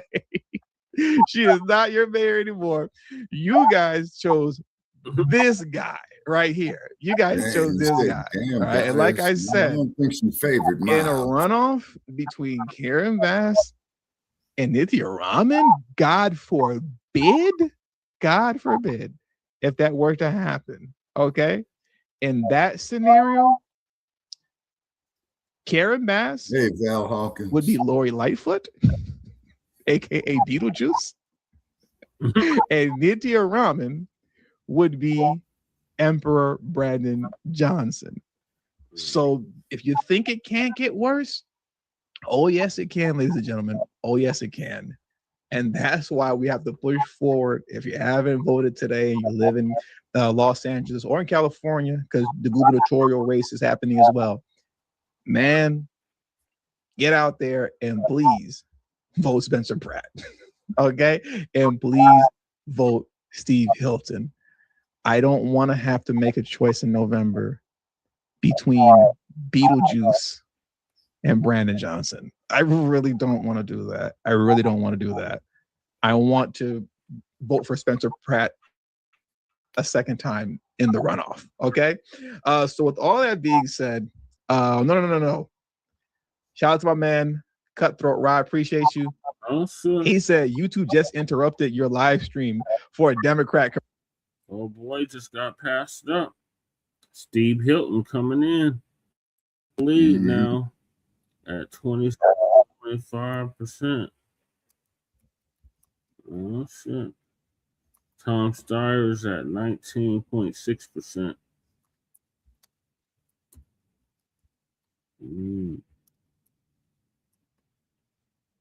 Interesting.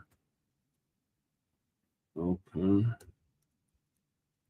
Commercial. Yeah, that that's hilarious. They interrupted the stream. Who did they have? Was it Karen Bass? You know, or maybe it was Tom Steyer. Tom Steyer's been putting a lot of money into his campaign. But he's gonna lose. You know, at least I think he is. He's gonna lose. He's not gonna even make it to the runoff. He's not gonna make it. It's gonna be between Steve Hilton and the one guy, I forget what his name is, but the Hispanic man that used to work under Gavin Newsom, and he worked in the Biden administration as well. I can't think of what his name is right now, but you guys know who I'm talking about. Anyways, with all that being said, that does it for today's stream. I got to get out of here and shut it down. As you can all see and probably tell, I'm extremely hot. I don't know why it's so hot in this office, but I'm hot. So I got to go and get a glass of water. Thank you all for your time. Hit the like button on your way out. Subscribe to the channel if you're new to the channel. Share this video on your social media platforms. And please, most importantly, do not forget to follow me on Telegram.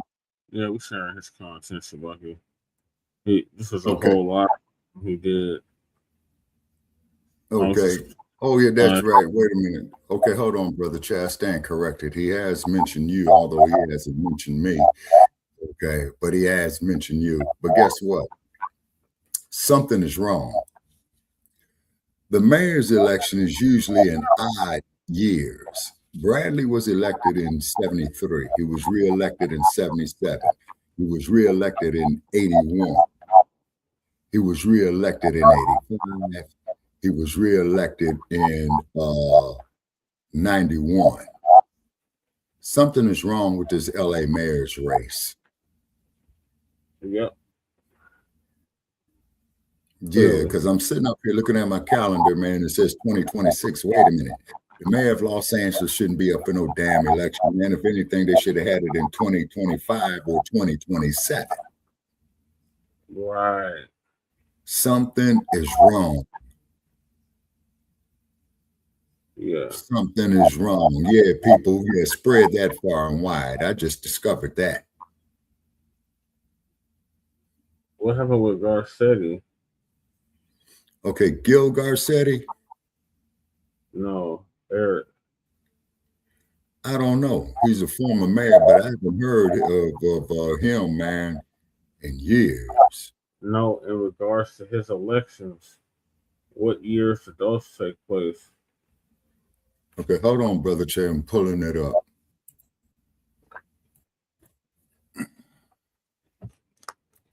This must have been a recent change. They had a special election or something. Yeah.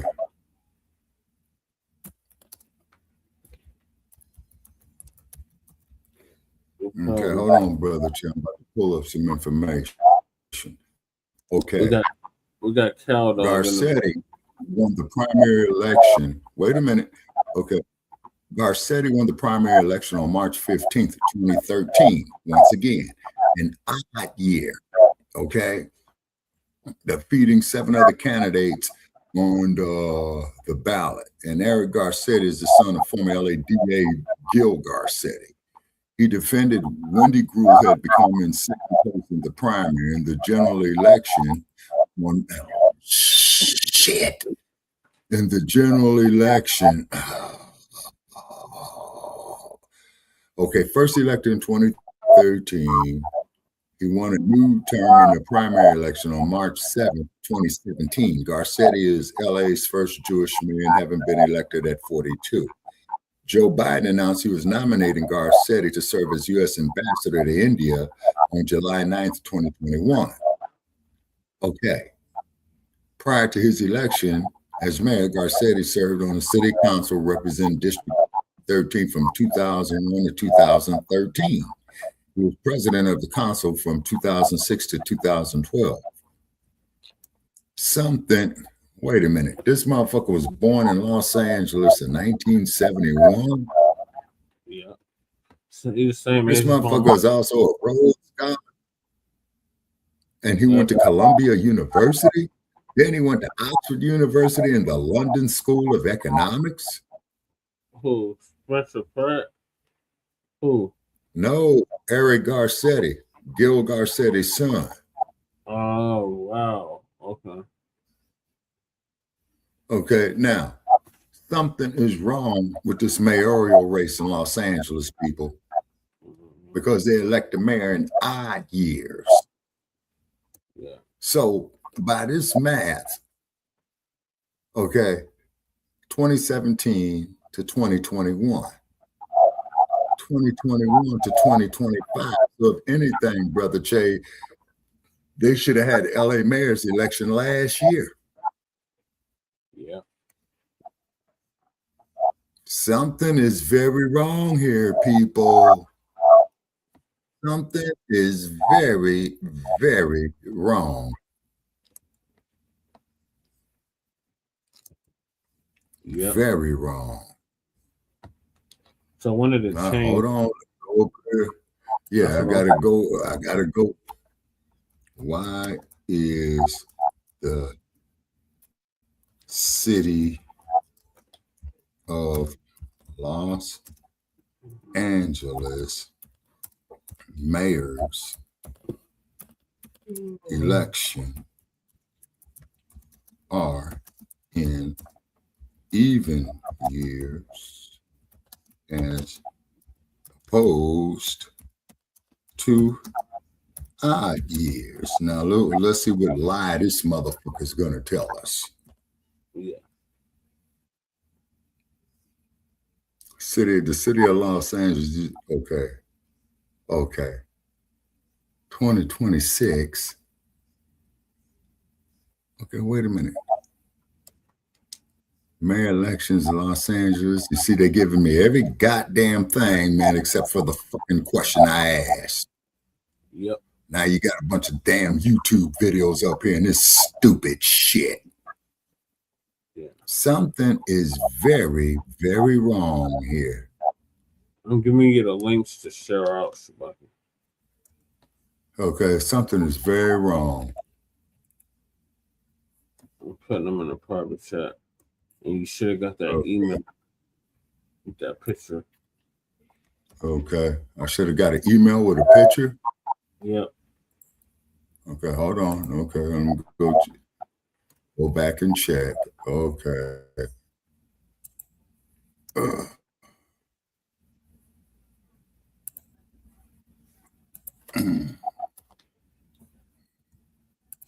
Okay, there's the question right there. What question? You see the question? No. I don't.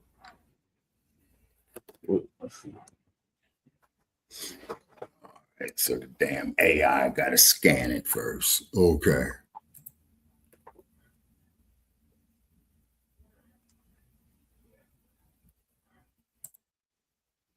Yeah, they probably rigged it in her favor. Yeah, that's what I'm figuring, because Val here says something just ain't right. Yeah, Gardenius. Yeah, something not right. Garcetti's still alive, living. Yep. Yeah, something not right. Something is not right, city of Los Angeles. Something not right. Yeah, grooming training. Yeah. The only way I could see this happening in this year, Brother K, if they're doing a special election, but I ain't heard nothing on a special election. Yeah, that's what I'm saying. Like they had to have did a special election for Garcetti or something. There's something not right. There's something not right. Something not right. Did Garcetti leave early or did he finish out his whole term? Okay, if he left early, then it would have to be a special election, Brother Che. So did they have a special election between Karen Bass and Garcetti? That I don't know. I have to find out. That explains why it's not an odd number. Yeah, something not right. Or odd years. Something is not right. Cow Dog said Los Angeles, aka Los Scandalous. Yeah, it's a scandalous motherfucker. You right about that, Cow Dog. You'll get no argument from me. Yeah, the Comrades called it the same thing. They had a whole album called that. Yeah, and Cow Dog says it's a rig up 100%.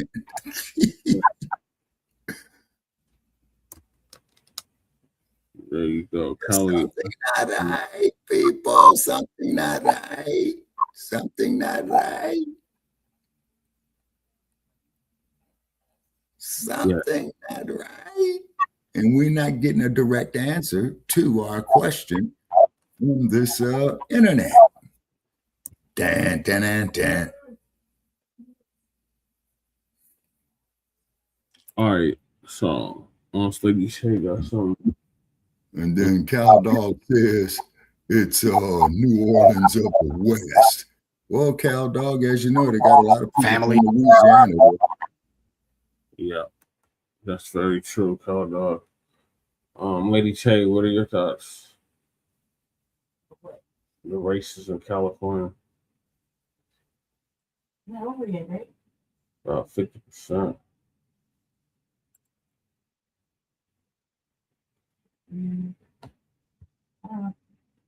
I don't think she's gonna win. It'd be sad if he gets in. I don't think that it's gonna be that great. She's winning right now. Also too, I don't think her being in office is gonna be that good either. Everybody else I'm not very concerned about. I'm kind of wondering what's going on with the aliens. It's going horribly. It's in fourth place. We barely got 1% of the vote. Yeah, because it's What's the other one? What's his name? He's at Which where? I didn't even see Punk ass which where because he's a writer. So it's not even gonna show up. But he's a writer.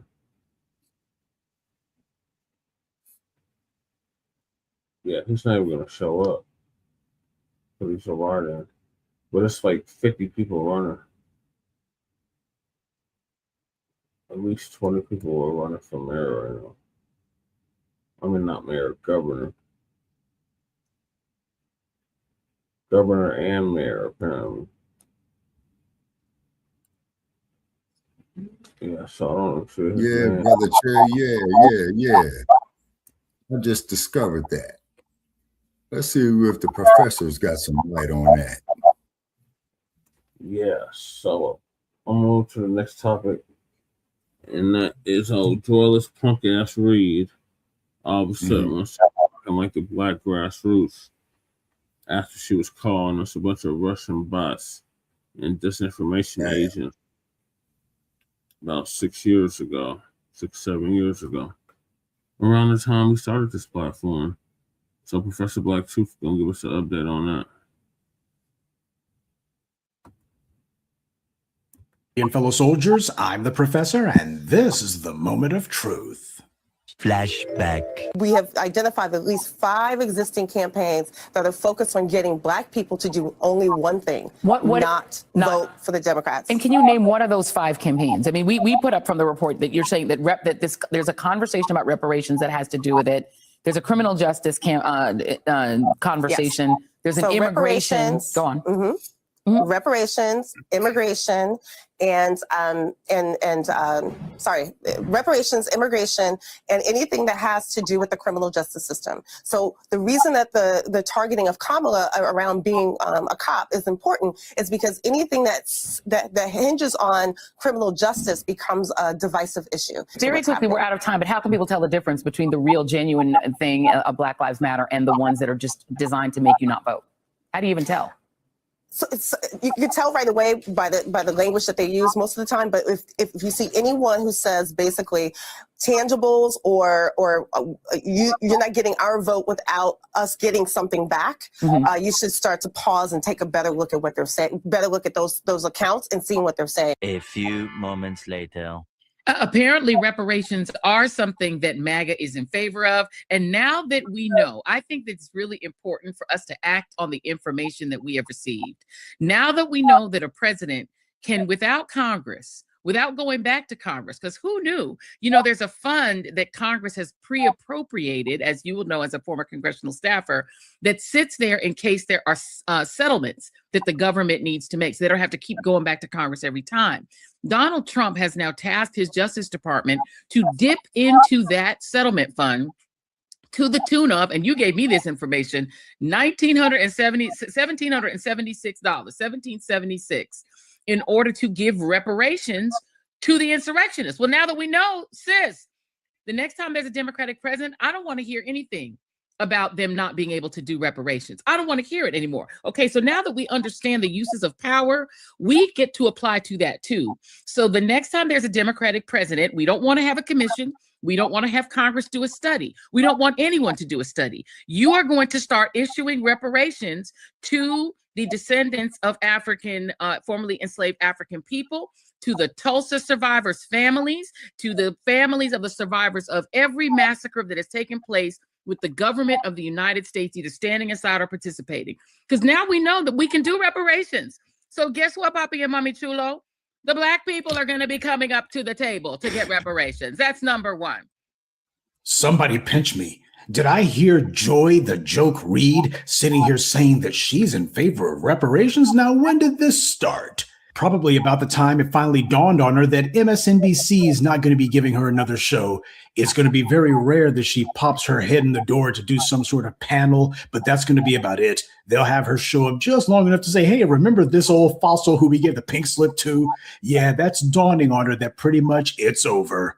Now, right off the bat, you see how Joy Reid slipped in there that line about descendants of formerly enslaved African people. Notice how she slipped that in there. Yeah, because she knows that that's what this is really about for her. You got this tether trying to shoehorn in immigrants, and that's what she's trying to do. Oh, yeah, this is going to have to apply to people from Africa, from the Caribbean, from South America. Now, you don't see foundational Black Americans trying to make any sort of claim to what CARICOM is doing. You don't see foundational Black Americans trying to make any sort of claim to what Afro-Britons are saying, or to the few courageous voices in Africa talking about reparations, however ragged that effort there may be. And yet you got Joy Reid over here talking about reparations and saying that it ought to apply to everybody. Well, if you can just claim that you're a descendant of formerly enslaved African people, so American reparations should apply to everyone around the world. That's what she wants, because she knows it doesn't apply to her. And of course, you got that clown Angela Rye. There's another one for you. Angela Rye with lettuce and tomatoes on the side. She's amening this garbage. And you got Andrew Big Bussy Gillum smiling like a punk. This is what these bootlicks and these former white media tools have had to do to try to make themselves seem like they're relevant. They're sitting here trying to hijack our talking points.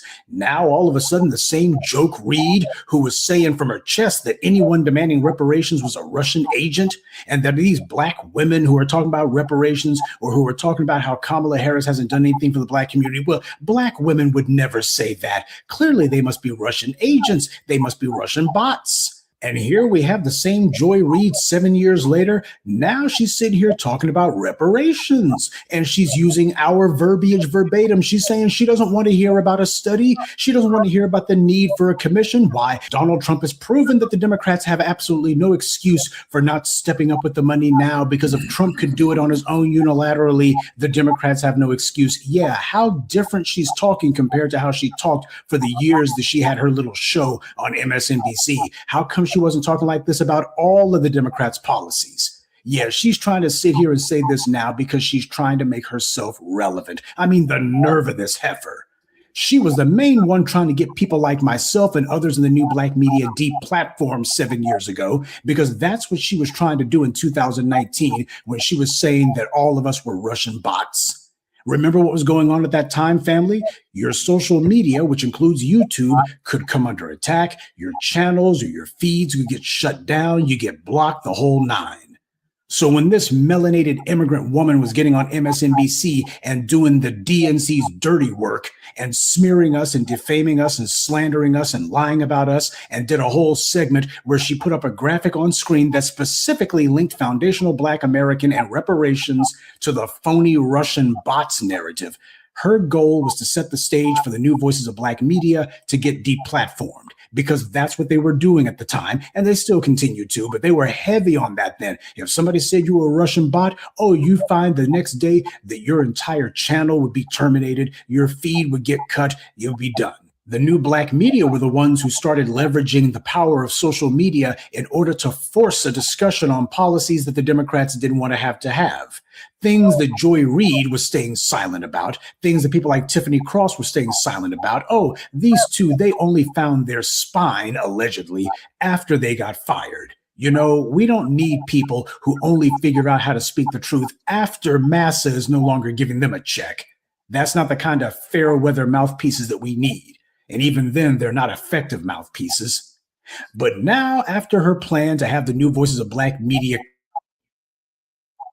has given Joy Reid her walking papers, now she's copying and pasting all of our talking points, and she's doing it shamelessly, trying to pretend as if she was down from the very beginning, when if she had had her way, there wouldn't be talk about reparations at all. And by the way, did you hear how she dropped that cringe-inducing Spanish lingo in there like she did? So guess what, Papi and Mommy Chulo? Well, you can take the bootlick out of the white media, but you can't take the white media out of the bootlick. This woman can't even talk about reparations for Black people without going ahead and dropping in some Black-brown unity crap. That's what that is. This is what happens when you've spent all of your adult life being a suck-up and a tool for the white media, when you decide that all of your associations are there and you're going to be making nice and going along with the asinine, colorblind coalition narrative that the white media tried to force feed to the Black community. That's how you get dysfunctional garbage like this. This is how you got Joy Reid sitting here. She can't even speak about reparations for Black people without going ahead and dropping in all of this other nonsense, because that's the kind of stuff that she would do. It would fly just well around the studios at MSNBC. But it looks and sounds as weird, dysfunctional, and out of place as hell when you get out of the cozy confines of that soundstage and out here into the real world. And by the way, speaking of folks who have no place in the real world, poor Cherie Mitchell. Oh, she thought that she was going to get on Joy Reid, and I guess she figured to herself that she was probably going to parlay those appearances into a gig on MSNBC. Oh, but that ain't going to happen. So she sold her soul, sold the soap, and doesn't have anything to show for it. And for her, of all people, to be mentioning the Tulsa Race Massacre, that's sprinkling sugar on crap. She's trying to hide behind the suffering that we endured, which, by the way, when the hell was she on the rampage for this before now? When was she on a crusade about the Tulsa Race Massacre before now? Hell, how many times does she even do any sort of piece on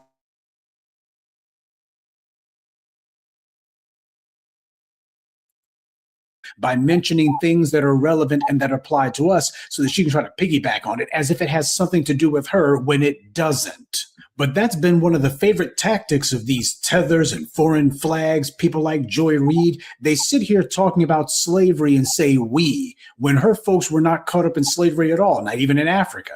They sit here talking about the civil rights movement when their folks showed up when it was over. They sit here talking about the race massacres when their people were still over in Africa or in the Caribbean at that time. And yet they say we. This is all about them trying to find a way to appropriate our place in history so that they can lay claim to things that had nothing to do with them.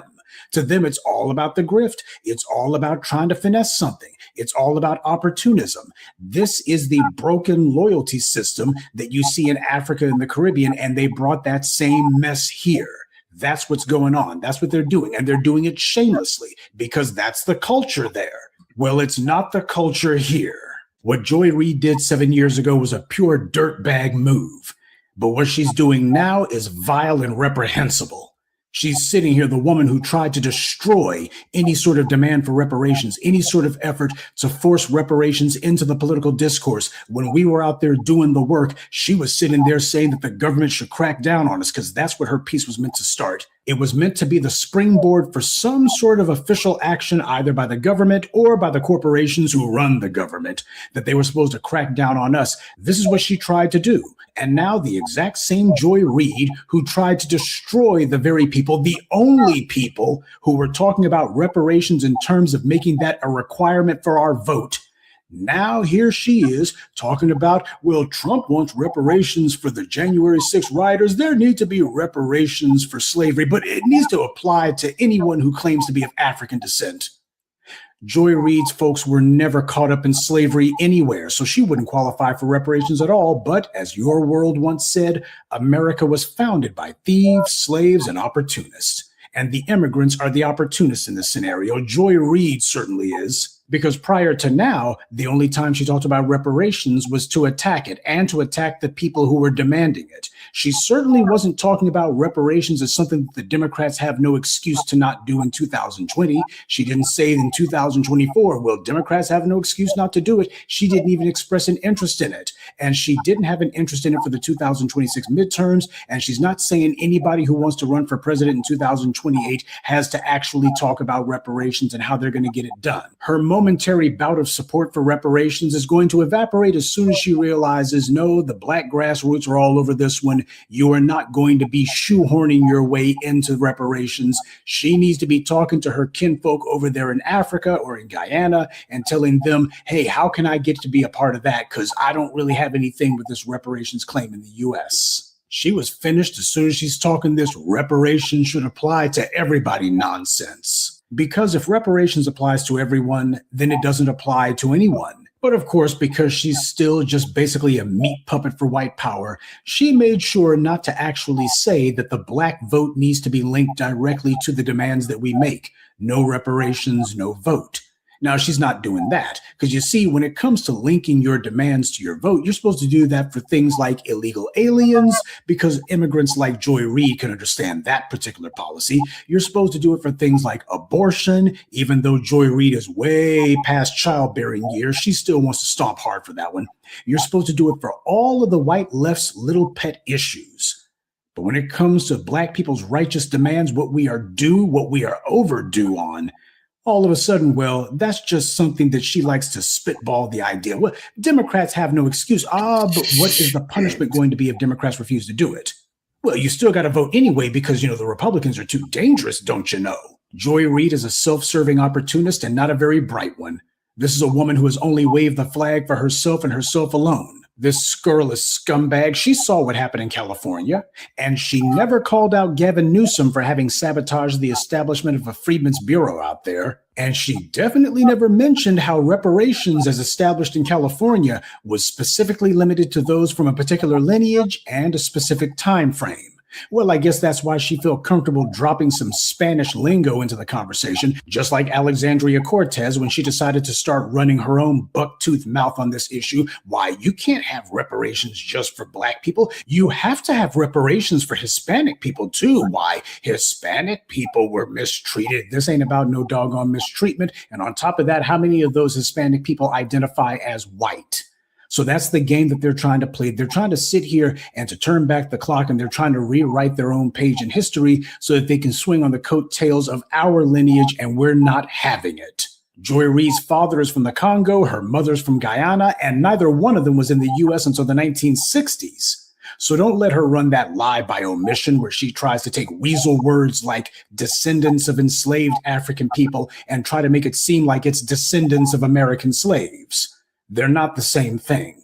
But that's the same con game that A-Dunce tried to run too, you'll recall. Joy Reid is an absolute feckless, shameless grifter. She's bogus, and the reparations issue in America doesn't apply to her, and she knows it. But as her former white paymaster showed her, you just have to try to bogart your way into the conversation. Just go ahead and lie. Just go ahead and try to bestow legitimacy on yourself to speak on issues that have nothing to do with you. That's what she's trying to do, to confuse the discussion, try to muddy the waters. When these people from Africa do something, they declare to the world, I'm Nigerian, I'm Kenyan, I'm Congolese, I'm from Niger, Sudan, South Africa, Guyana, Zimbabwe, you name it. Anything that they do is a win for their specific group and their group alone.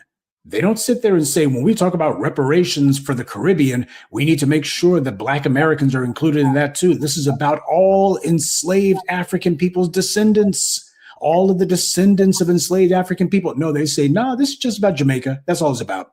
This is just about the Caribbean. That's all it's about. And that's fine. They have the right to do so. And what we're doing is specifically about Black Americans whose ancestry is traced back to the killing fields of the American South. It's not about anybody else. The same way that all of these other groups expect for us to respect their justice claim as specifically for themselves and not to include us, that is the same way that we require them to respect our justice claim as specifically for us, and it does not apply to them. Because one of, if not the biggest problem that these African and Caribbean groups have is that they don't wave the flag for Black.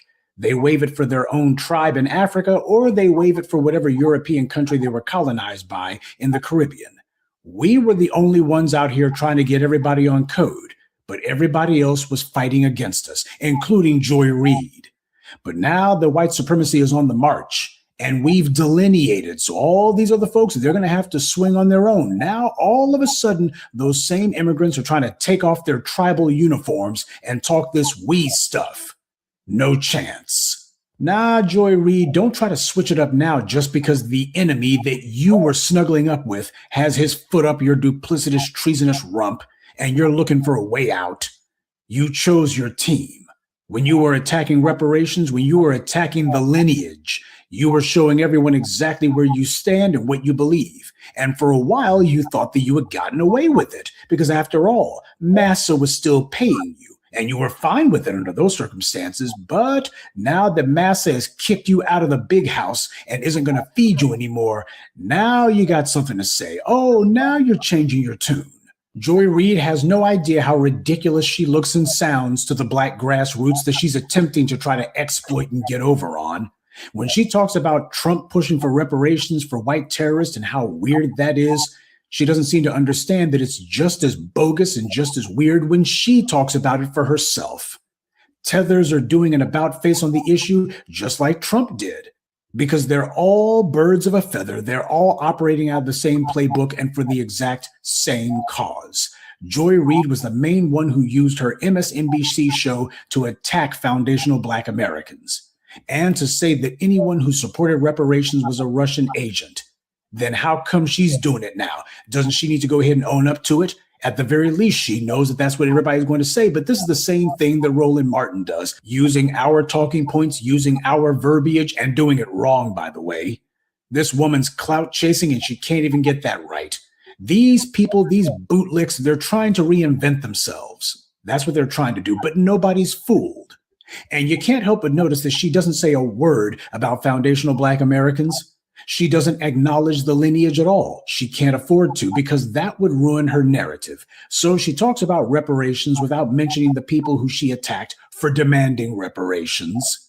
The fact she's doing this at all is no accident in my book. She's still a puppet for white supremacy, still a shill for the white media, or at least she's hoping to get back on board with them. Just like roly-poly, all these clowns are pining away in the desperate hope that some white producer or executive will see their shameless butt kissing and think to themselves, you know what, let's go ahead and give her a weekend show. Or maybe she can finesse herself a consulting gig with the DNC. I hear Jim Clyburn really loves that kind of thing.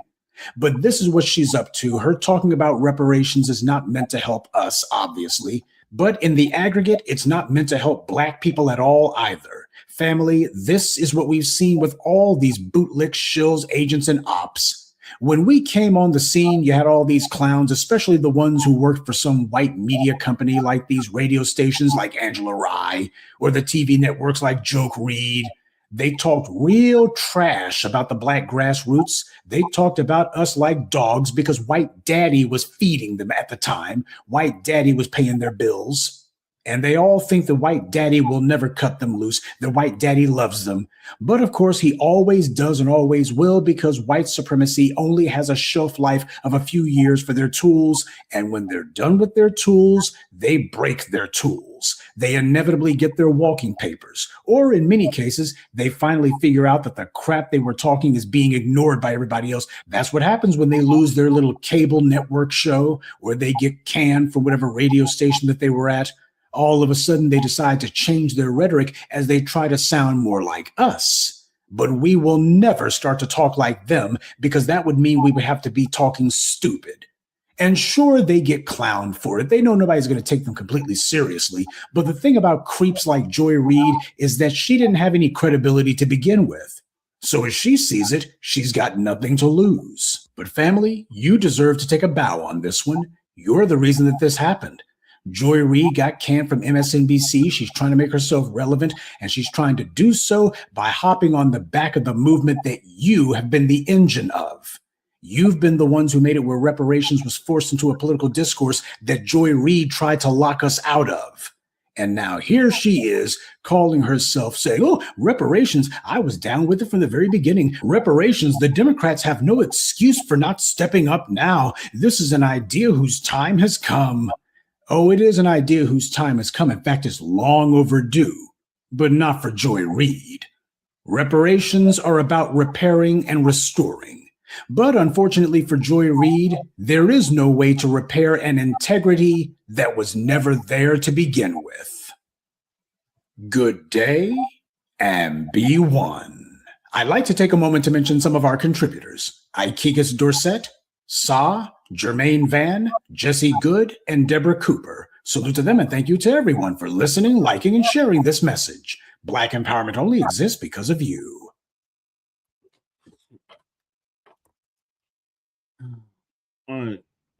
Speaking of protections, you know what the case with Karmelo Anthony has started. All right, before we get to that, we got thoughts on the last topic. Shabaka,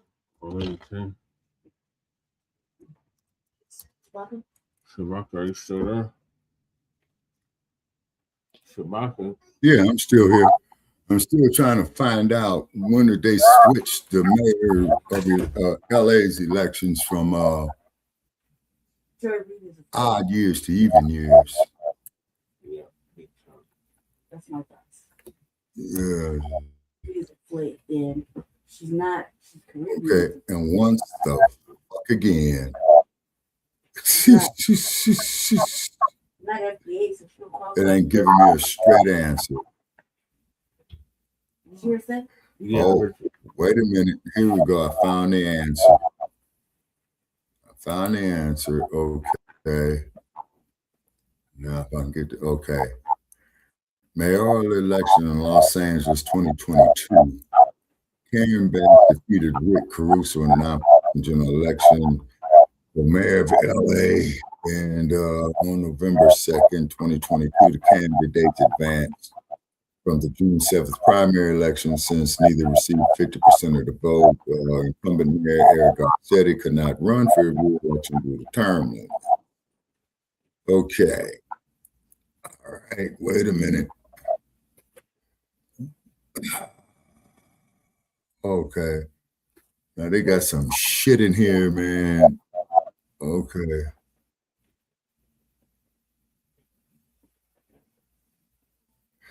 Okay. Wait a minute. Okay, now they saying here, man, is that the first even year election for LA mayor since 2015, passage of Charter 1 Amendment 1, which shifted city elections to even numbered years beginning in 2020. Okay, so there's our answer right there. Yeah, so the LA City Council did that shit. Okay. All right. Found our answer. Okay. Okay, what's the answer? Huh? What's the answer? Okay, they changed the LA City Charter through an amendment to do that. Okay. Yeah. All right, so moving along with that.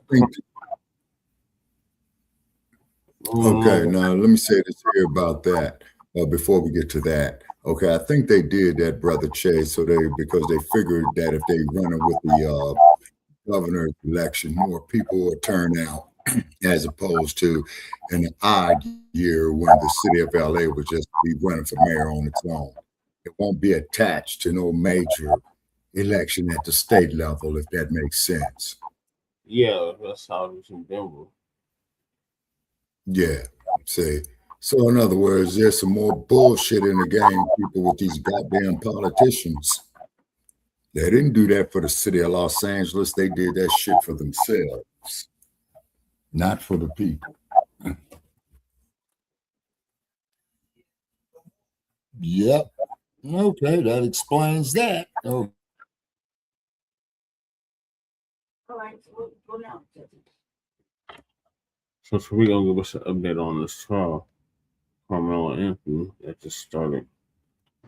As we know down there in Texas, that self-defense case with Karmelo Anthony has started down there. Now, again, the white supremacists love talking about self-defense until it's us defending ourselves against them. And the white supremacists, they're running down there, copping pleas and whining, talking about how the court system favors black people over whites. Well, they're just saying anything. They're just saying a whole bunch of absurd nonsense.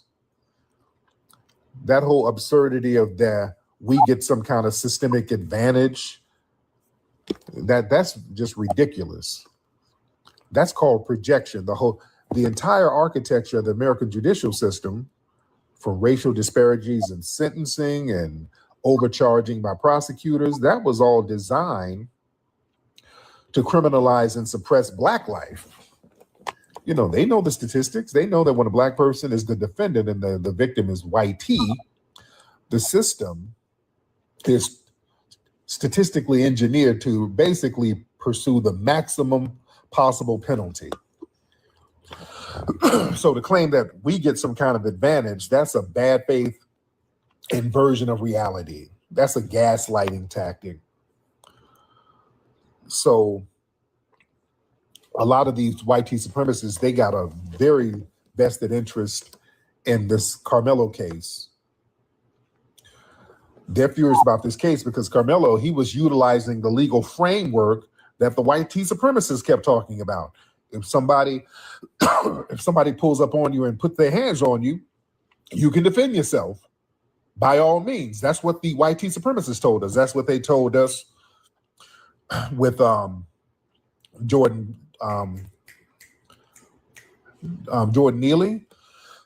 Excuse me. Hell, that's what they just told us with the damn case with Ricc Chow. A black kid running away. Okay, that's a threat. You can use lethal force. So now this person is a threat to Karmelo Anthony. All of a sudden, he can't use force to defend himself. Yeah, when Kyle Rittenhouse and Daniel Penny, they engage in lethal violence, the dominant society, they parade these people around as heroes. When a black kid who's a 3.7 GPA student with no record, who's clean as a whistle, he had to defend his life against an altercation, they demand that he gets thrown under the jail, and they're mad because the community helped bail him out. They don't think that we have the same basic human right to self-preservation. Damn that. See, the criminal system, the justice system, they've always placed a premium on white life and devalued black life. You see, these extremists, they don't care about justice. They're offended by the idea that a black teen surviving an altercation with a white teen, he came out on top. You think? That's a disruption of the racial hierarchy. See, they got to manufacture white tea grievance and white tea victimhood. See, these white tea supremacists, they're watching this case like a hawk because their entire framework requires a constant supply of white tea victimhood narratives. See, again, the demographics of the country is starting to shift. So, excuse me, the white supremacists, they're desperate to paint themselves as a persecuted minority. So they want to use this Karmelo Anthony situation as propaganda to fuel the great replacement, anti-black replacement theories.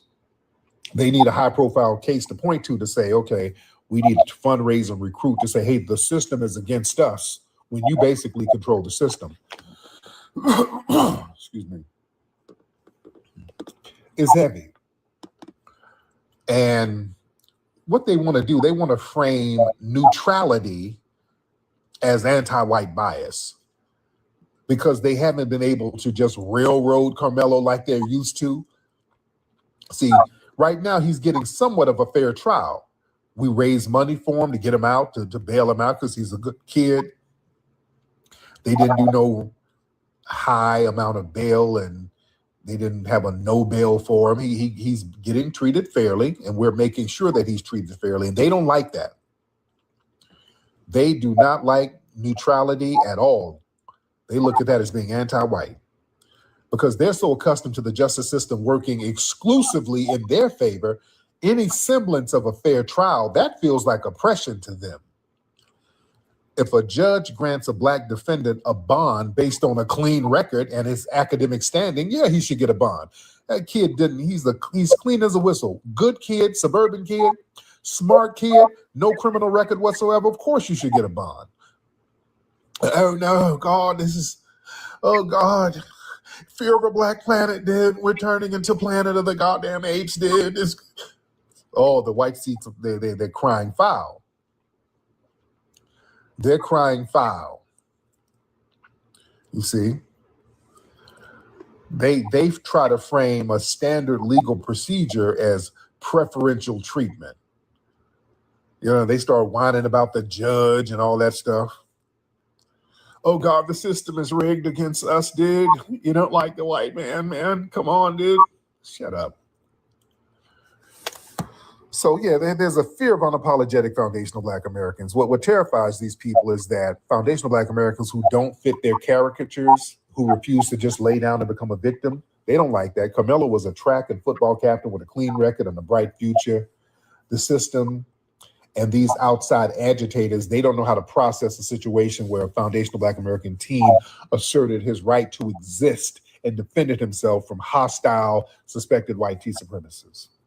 That's why they're watching this case real carefully, because they want to establish a firm legal precedent. No matter what your background is, no matter what your grades are, no matter the threat you face, a Black person, you're never supposed to be legally justified in defending yourself against the dominant society. This is why we got to get a crime bill, family. That has to be a priority. We really got to prioritize that. We have to prioritize that, and we got to stomp hard on that. Let me get some of the family in here. Y'all raise your hand, family. Let me get y'all in here. Man, you say you talked to a lawyer, and he said we need an international lawyer. You get a lawyer here, man. Let me see. But yeah, it's time for us to take action out here in these streets. Yeah, we really need to start thinking about how we need to approach Nashville. All right? We need to think how we're going to approach Nashville. Let me see. Yeah, somebody said stay away from Ben Crump. Man. Let me see who we got. Raise your hands, family. Let me talk to you. We got a lot of people in here. Let's get Mr. Allstare. He's raising his hand. Yeah, y'all can come on out to Nashville, man. How far is Nashville to drive from Atlanta? I know it ain't that far because I know we drove. I was with my brother LA Snow back in the day. We drove from Atlanta to Memphis. It wasn't that long. What's going on, brother? Hey, Allstare, how you doing, brother? I'm doing good. I did follow the trial, and I'm gonna tell you, the prosecution did a terrible job. Oh, really? I really believe they did, and first of all, this guy should have been found guilty of. Right. He should have been found guilty, but they should have at least tried to add in the manslaughter charges and everything, which they didn't, and everything else. It's almost like they half-heartedly tried this case and everything else. And the fact that there were no Black jurors, it was a wrap. Oh, there was no Black jurors, huh? That's what I thought. Zero. That's what I thought. Yeah, so I'm hoping that in this Karmelo Anthony case that there is at least maybe 3 or at least 4 black jurors in there, because if we can get that, most likely he'll get acquitted. Yeah. And a very good point. Thank you. And hopefully the black jurors are foundational black Americans. All right. Be very clear. These people know lineage. They'll go say, okay, look, there's black jurors, and put a bunch of tethers on there, and you still in hot water. All right. That's what they did with the Trayvon Martin case. They kept saying, oh, it's not an all white jury. There's a woman of color on there. So yeah, it's not. It's a fair. It's a fair jury. There's a woman of color. She was a damn Puerto Rican tether who went along with the bullshit. She was a damn Puerto Rican, and she went along with it. And it said, "Well, I didn't have a choice. I didn't want to, but they made me go along with not guilty. They made me." She up here copping pleas. She wasn't gonna stand up. We get some effort. We're gonna go for the bullshit. We're gonna say, hell no. We be deadlocked in this bitch if y'all gonna try to railroad somebody. We're going there and shut it down. We're going there and make people stand on business. Yeah. Yeah, they'll do that. Y'all remember, see, the dominant society, they know who to get. They know how to get tethers and people who have vitriol towards the black community who got melanin. I want y'all to understand, they're very strategic. They know who to get. They understand the science of the community. See, we're just now learning it. This is why delineation is very important. Y'all remember Walter Scott, that case? Remember the Walter Scott case? Remember the first trial, I think it was it deadlocked? The first trial, the local trial, where the officer unalived Walter Scott out there in South Carolina, right? That was deadlocked. I think they ended up getting him on a federal. When the trial went to federal, they got him there. But remember, it got deadlocked in the local trial. And we saw some of the people they had. The trial foreman was a quote black dude, but he was a big old punk. He was a big sassy punk. Probably had a zaddy. And he was in there explaining. Remember?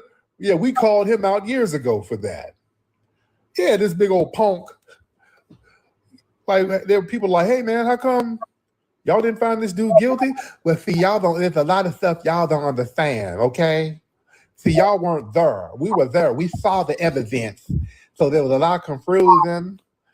You see, y'all saw it on TV, but we got to touch the weapon and smell it. And he was talking like that. We're like, this punk. They're gonna elevate his ass as the foreman. And I think the dude, that punk, had some cases. He had some cases pending over him that they were holding over his. It sounded like they coerced his ass to kind of put a monkey wrench in the trial to a certain degree. Yeah, but I found out, he had some kind of weird cases that they were holding over his head. Right? Y'all remember that? Y'all look that up. Yeah, he had some kind of weird little charges that they were holding over his head, so they threw him out there as the jury foreman. And he out here explaining. See, y'all weren't there, okay? We saw the forensics. We saw the evidence. We saw the autopsies. We saw it all. See, y'all don't understand. That's what we do. What we do. Man, sit your ass down, nigga. See, they know who to get. So we got to watch that. we got to watch all that. Man. Yeah, he's talking about, we got to touch it. The hell? What is this punk talking about? The hell, man? Yeah, good grief. What's up, Either Real? I see you, dear. Man. Let me see. Y'all raise your hand. Let me get the family in here. Y'all raise your hands, family. Raise your hands. Let's get 6. Brother 6 in here. You got your hand up. 6, hop on in, 6. Shout out to the drum gift. Brother Six, what's up, man? Hey, how you doing, Tariq? I'm good, man. What's on your mind? Oh, nothing, man. Unfortunately, man, this case, I ask all my brothers and sisters, don't let this case get you discouraged. Right. Don't let this get you discouraged at all. We've seen this before with, unfortunately, this makes what, a decade for Trayvon Martin? Yeah, a little over a decade. Trayvon Martin. I would say about what, 15 years? A little bit, or something like that. Yeah. But yeah, it's unfortunately, and the guy that came up before, he kind of answered the question because I was sort of wondering about that juror. Yeah. You know, because it sounds all shaky and stuff. But at the same time, I kind of hear what he was talking about with the prosecutor, because I seen the black guy, the black dude got up there. You know, he kind of like, I don't know, just put, and instead of just putting on the act kind of sort of, instead of just, I don't know, instead of just going straight for justice. I mean, everybody else was straight, but it seemed like when he got up there, it's like he was kind of putting too much on it. If I would say myself. There you go. All right, thank you, Six. I appreciate you, bro. James, let's get James in here. Y'all raise your hands. Y'all want to get up. All right. James. All right, James ain't ready. Let me get James out real quick. Now, y'all raise your hands. All right, raise your hands, raise your hands, raise your hands, raise your hands. If you want to get on up, Midwest Native. Let's get Midwest Native in the building. Midwest Native, hop on in. How you doing, sir? I'm good, Midwest. How you doing, brother? Man, I'm good, brother. Man, I met you down here in Milwaukee. I brought my lady, and you walked past me, you dabbed me up. You a real man. Yes, sir. I respect that, man. Love to that. How's your lady doing? Good, bro. Man, I love you, bro. I've been watching you since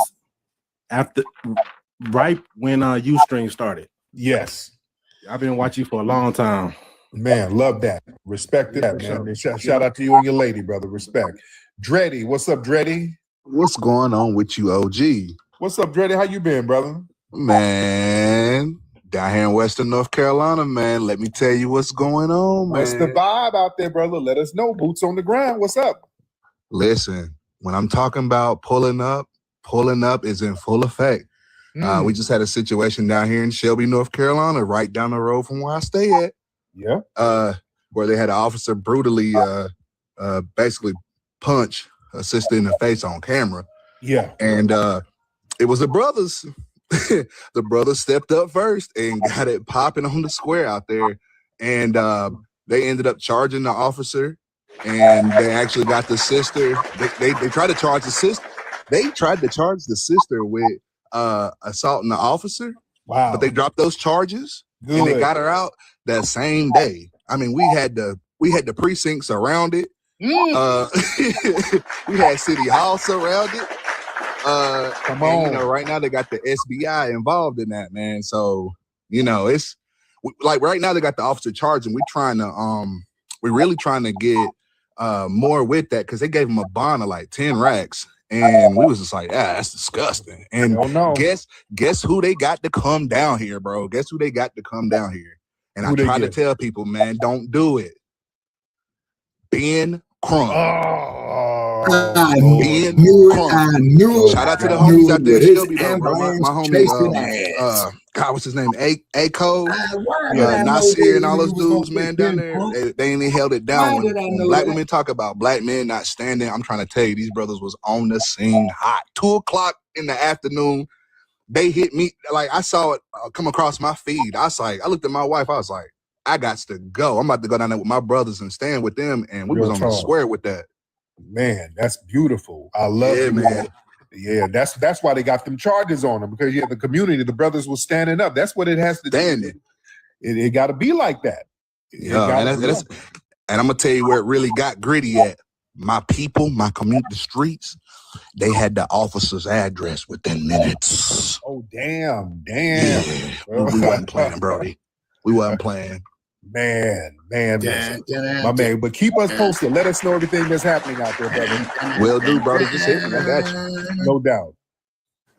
That's why pulling up is important, man. This is what I'm saying. Getting out here in these streets. We're going to have to put boots on the ground, getting out here to Nashville, all these places. Damn, all this. These folks on a damn warpath. These folks are, man, these white supremacists, these people are making desperate plays. Enough is enough. It's going to have to be another pull-up summer. That's what it's going to have to be. Shout out to Brother Dreddy. He stays on the square. All right. The Chud is still locked up again. Yeah, man. But I'm really looking at Nashville. Nashville, that should be ground zero for the new civil rights movement. You know what I'm saying? To get a foundational Black American crime bill. That should be the catalyst of it. Go right down there on their doorsteps and put that whole area on Front Street. Y'all let this man run around here terrorizing this whole county. We need a crime bill because of all of your actions and inactions. All right? Yeah, y'all trying to play catch up, and after the fact, we told y'all what Chud was going to do. You see? We told y'all what he was going to do, and he was trying to set a nationwide precedent. That again, that's why immediately after Chud, they tried to be some copycats. Unfortunately for them, they tried to pull that in the wrong city.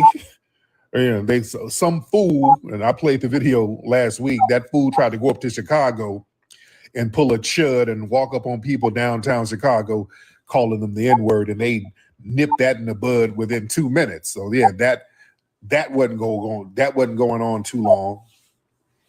That wasn't going to go on at all. That got nipped in the bud immediately. Yeah.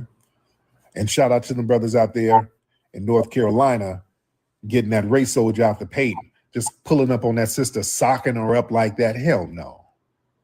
Hell no. Man, let's get the family on up here. Get the family on up. Y'all raise your hand. Let me talk to you. But yo, let's politic and brainstorm, family, about what we can do as far as Nashville. Let's throw some ideas and just kind of think tank it. What would be the best approach? And I'm trying to come up with some ideas as I'm trying to finish this damn film. Let me see who we got. Let's see. Who is this? Blacc somebody. Who is this? Blacc America? Hop on, Blacc America. Blacc America, hop on it, sir. How you doing, brother? I'm good, man. How are you? Doing good. I'm glad to see that our people are waking up as far as standing on. I have been on code, and I just see the flare up of a movement, and I just want to thank you for the work that you're doing, brother. Respect.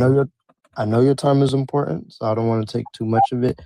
Did you see what happened to Tom Sawyer getting called out there in LA for basically double talking on reparations, and then his car got checked to where he needed to be escorted out the building? Yeah. Oh yeah. He came out here with that, and they started jumping on his car. Right. That was a beautiful thing to see, brother. Yes, and it was. I'm just glad. No reparations, no vote. And you already know how this go, brother. Thank you for your time. Thank you. Yeah. Excuse me. Yeah, he went out here kind of babbling and talking this weird language about reparations. Boy, they ran him. I don't know why he thought he was going to come down to the hood. They ran him up out of there so fast. What the hell you think gonna happen? You don't come out here with that bullshit. He came down to the hood of LA with some bullshit. Man, he lucky he made it out of there. You lucky you made it out of there, dude. Come on, ain't nobody playing out here. They got him up out of there real quick. They about to take the tires off his car and take his catalytic converter out that bit. They about to strip the car down and make his ass take an Uber. They about to get on his ass. Nigga, the block was about to light his ass up out here. These are the not playing this niggas on earth. They don't play at all out here. These LA dudes do not play whatsoever. So yeah, these politicians, they've been trying to walk around, and Karen Bass was at the swap meet, and they're doing a lot of community outreach. Again, they set up voting booths at the Hidden History Museum. They know how respected it is, and they designated it as a voting place, which is cool. I'm cool. People come on in and exercise your right to vote. Come on in and exercise your right to vote. We're doing what we can for the community. And if you're in LA, come on down tomorrow if you want to vote. Excuse me. But yeah, Karen Bass at the swap meet. Yeah, she went up there to the swap meet and all that other shit. And I'm like, okay. Well, was she at Roscoe's too? Yeah, they do the whole little hood tour. Yeah. I'm not gonna say who to vote for. You vote for whoever you want to vote for. I don't want people to think I'm trying to get folks to lean a certain way, because again, the museum is a designated voting poll area. Yeah. So y'all come on down and get your vote on. Let me see. Raise your hand, ladies and gentlemen. Raise your hands, ladies and gentlemen. Raise your hands. Let's get y'all in here. We got a lot of people in here. What's this? Yodelehi Who? Yodelehi Who? Just weird names, and I'm just getting you in here. Yodelehi Who? What's up, man? All right. Yodelehi Who? Have a nice night. Ain't saying nothing. Brother Chow. Let's get Luther. I'm just getting random people in here. Luther. It's a lot of folks in here. Let me see. Who is this? Who is this person here? Somebody trying to get up. Who is this? Hey, what y'all doing? Hey, Tay, what's up, dear? Hey, what y'all doing? What do you think the most? Hey, Tay, what's up, dear? Oh, what's all this echo stuff? That's that guy over there, man. I don't know, man. Well, how many of y'all is it? Shit. It's about 6 of us over here. Oh, okay. I can't see nobody. I don't know what's going on, man. Y'all good over there, bro? Yeah, where you from? I'm from LA. I don't know who's who, man. It's a whole bunch of y'all in here. I can't see nothing. Oh, my fault, bro. Well, up. Okay, y'all from Afghanistan. Okay, hold on, man. God damn, y'all all. Okay, how to get y'all up out of here? I'm trying to get y'all out of here. I can't get none of y'all out of here. What the fuck? Get y'all asses out of here. Shit, weirdo. Asking me weird questions. We'll work for you. Nah, then else will do. I got that rule work for you. And reservations for two. Rule work for you. Nothing else will do. I got that rule work for you. And reservations for two. I got that rule work for you. Nothing else will do. I got that rule work for you. And reservations for two. Stepped out clean, I'm fresh out the door. Natural sin, but it's hitting like more. Confidence high, got me walking real slow. Every move got a vibe, let it flow. Cut your eyes from across the room. You smile back, yeah, you felt it too. Ain't no pressure, just energy speaking. But you're leaning in like you've been seeking. I ain't gotta say much, you can feel that glow. It's deeper than the surface, it's something in my soul. From the roots to the skin, yeah, it's all aligned. Now you're right here vibing in my time. Line. Oh, God. This is so... Oh. Like, whoa. That's what you said. But what? We singing that song? Mm-hmm. So I want a couple. She's too expensive. That's me soon. Yeah. Sorry. He said, fresh up. It's a whole thing. It was a whole thing right there. That's my thoughts, guys. I didn't know he became a voting section. No, what's this bill about that? I guess I don't know what to feel about it because Mr. Hold your vote for tangibles, and yet you got a fucking voting booth outside his building. I don't know what to think. Hi, Matt. I don't know. I don't know because I don't really think anybody's good enough to be the fucking mayor. The mayor hasn't done shit anyway. I don't think she deserves another 4 fucking years. I don't think anybody who's been sitting there who's failed or done a piss poor job shit get to ride out another 2 to 4 to 6 years. You know. Jesse. Yeah. You hear Jesse snoring? Move the topic, cuz. Let it take over. No. I feel like it. No. Go ahead.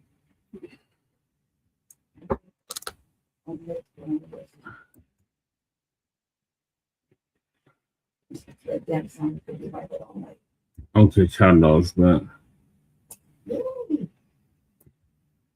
All right, so the next topic is Asian store owner acquitted in South Carolina after doing this. Until we go a bit on that. Yeah, I was like, man, maybe should burn this building down. Mm-hmm. I get like 1992 up in this bitch. Oh yeah, y'all talking about this case that we got to touch on. Let's touch on that. We got to talk about this case out there in South Carolina. A case involving an Asian man named Ricc Chow. All right. A lot of people are talking about this case. There was a case involving a 14-year-old child, and we're calling him a child because you are a child, a kid named Cyrus Belton. This was in South Carolina. This child is basically another rehashing of the Latasha Harling's case. You go into an Asian-run store. This child, Cyrus, 14 years old, black child, he was accused of shoplifting a damn water bottle, which he didn't even shoplift. All right, let's get something straight. This kid did not steal anything. This kid didn't steal anything. They looked at the surveillance video. He looked in the freezer, picked up some water and put it back and just left. And they assumed he stole something. And then they ran after him and pew-pewed this kid in the back and unalived him. All right. And then they tried to say that he had a pew-pew with him, but he didn't point the pew-pew at nobody. They tried to say he had a pew-pew with him. That's questionable. That's some questionable stuff. But they unalived this kid. It wasn't no self-defense because the kid was leaving. He saw that these folks was on his bumper and they pew-pewed this kid in the back. So there was a trial and that jury said, okay, this Asian man, Ricc Chow, is not guilty.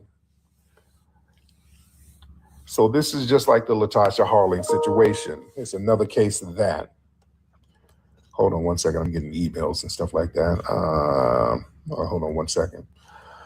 So listen. Man, what did I say? Hold on one second. Y'all bear with me. All right. Y'all bear with me. 1 second. Hold on 1 second. Hold on. Y'all bear with me 1 second. Okay, I'm just sending somebody an email because we got a lot of stuff going on at the museum tomorrow. Hold on one. 30 p.m. All right. Sorry about that, guys. All right. Sorry about that. So anyway, I'm talking about this case. Sorry about that. I'm just, people are emailing me about the museum tomorrow. But as far as this case, like I said, man, this case with this Asian guy, we got to understand something, family. This is why that whole minority coalition nonsense, I ain't on that. You don't need to be on that. Ain't no damn minority coalition, family. I want y'all to understand the big picture here. I want y'all to understand the big picture. The dominant society, they are empowering their buffer class. See, the dominant white tea society, they like to position non-Black groups as buffer class entities. They give these people provisional privileges. They give them economic access, legal protections, basically so they can manage, police, and extract resources from Black neighborhoods. So they act as proxies for systematic anti-Blackness. And again, like we said before, the Latasha Harlings thing, that was the blueprint. That was the precedent set in Los Angeles when this woman named Soon Jadu, she falsely accused the 15-year-old Black girl of stealing a $1.79 bottle of juice, which she didn't. The girl paid for it, and then shot or pew-pewed this girl in the back of the head before she left. I love TikTok Shop. And the dominant society gave this Asian woman probation. She let this Asian woman walk free. Now the streets turned up a little bit. That store, well, it wasn't there no more. I just say that. I'm not going to say too much, but yeah. The community made sure that store would never do business again. Yeah, that store got taken up out of here. And then Soon Jadu, she bounced. She had to leave the community. All right. And also understand some of that tied into the whole uprising too. All right. That tied in there. That was one of the reasons the uprising happened in LA too. The Rodney King verdict was just the damn match. But that Latasha Harlin, people were still salty over that. So the Rodney King thing was like, okay, enough is enough. Enough is enough. Diabetic with a sweet tooth, hop on in, Diabetic. Hop on in, and please be applicable to the conversation, please. Diabetic, what's up, y'all? What's up, y'all? Hey, what's up, Tariq? Can I ask you a question related to finance? I know it's a little off topic, but not now. See, no. Y'all don't do that. When we talking about something, y'all let's stick to the topic, please. Please don't do that. We're talking about something. We're on a topic right now, okay? All right. I just said, whatever you have to say, make it applicable to what we're talking about. Y'all stop saying, hey, let me up. Y'all be in the room, in the chat. Let me up. And then you get up here and say some bullshit. Don't do that. Hey, let me up, Tariq. I got something deep. Let me up. All right, here. Okay, what you got to say? It's a clause. Okay, come on now. Come on. All right. We don't want to get off topic. We're trying to make a point here. All right. Like I said, this situation is basically like that, the Latasha Harlin situation. They're sending a systemic message that you'll be protected by the state if you are a non-Black person who eliminates a Black youth. You understand? For any reason. Just like the Peter Liang thing. Remember Peter Liang or Liang out there in New York City? He was a New York City officer, Asian guy. He unalived a Kai Gurley, and the Kai Gurley was Caribbean, by the way, but we still rode for a Kai Gurley because we weren't rocking with those Asians attacking a Black person. So a Kai Gurley was pew-pewed in a stairwell, and the whole Asian community all around the country got together to protect this guy, talking about, hey, he's a scapegoat.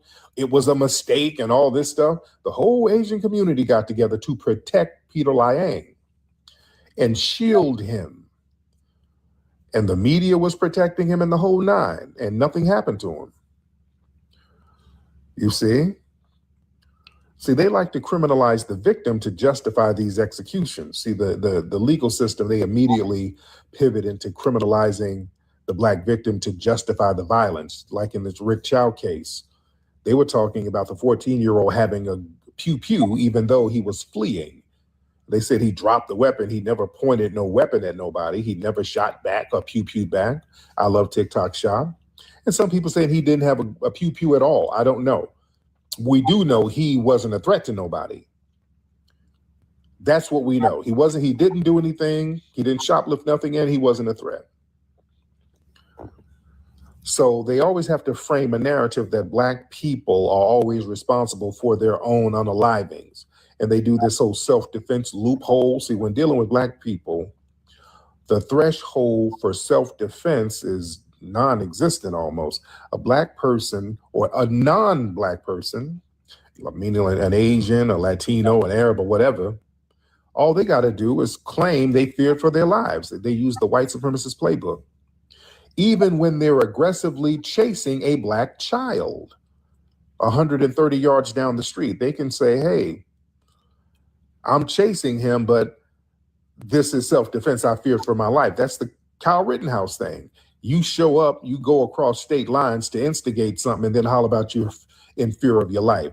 That's the Chud the Builder defense. He goes out here intimidating and antagonizing people, tries to unalive somebody, and then tries to claim self-defense. You see? The only reason Chud is locked up, and again, the trial still has not started, and the fact that he has a bail at all is ridiculous because he's engaging in acts of terrorism. I got to watch my words. I love TikTok Shop. I gotta watch my words here. I love TikTok Shop.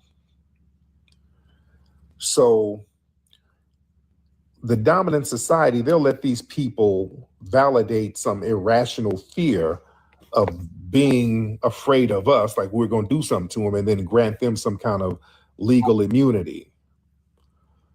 And we got these people who are economically exploiting our communities.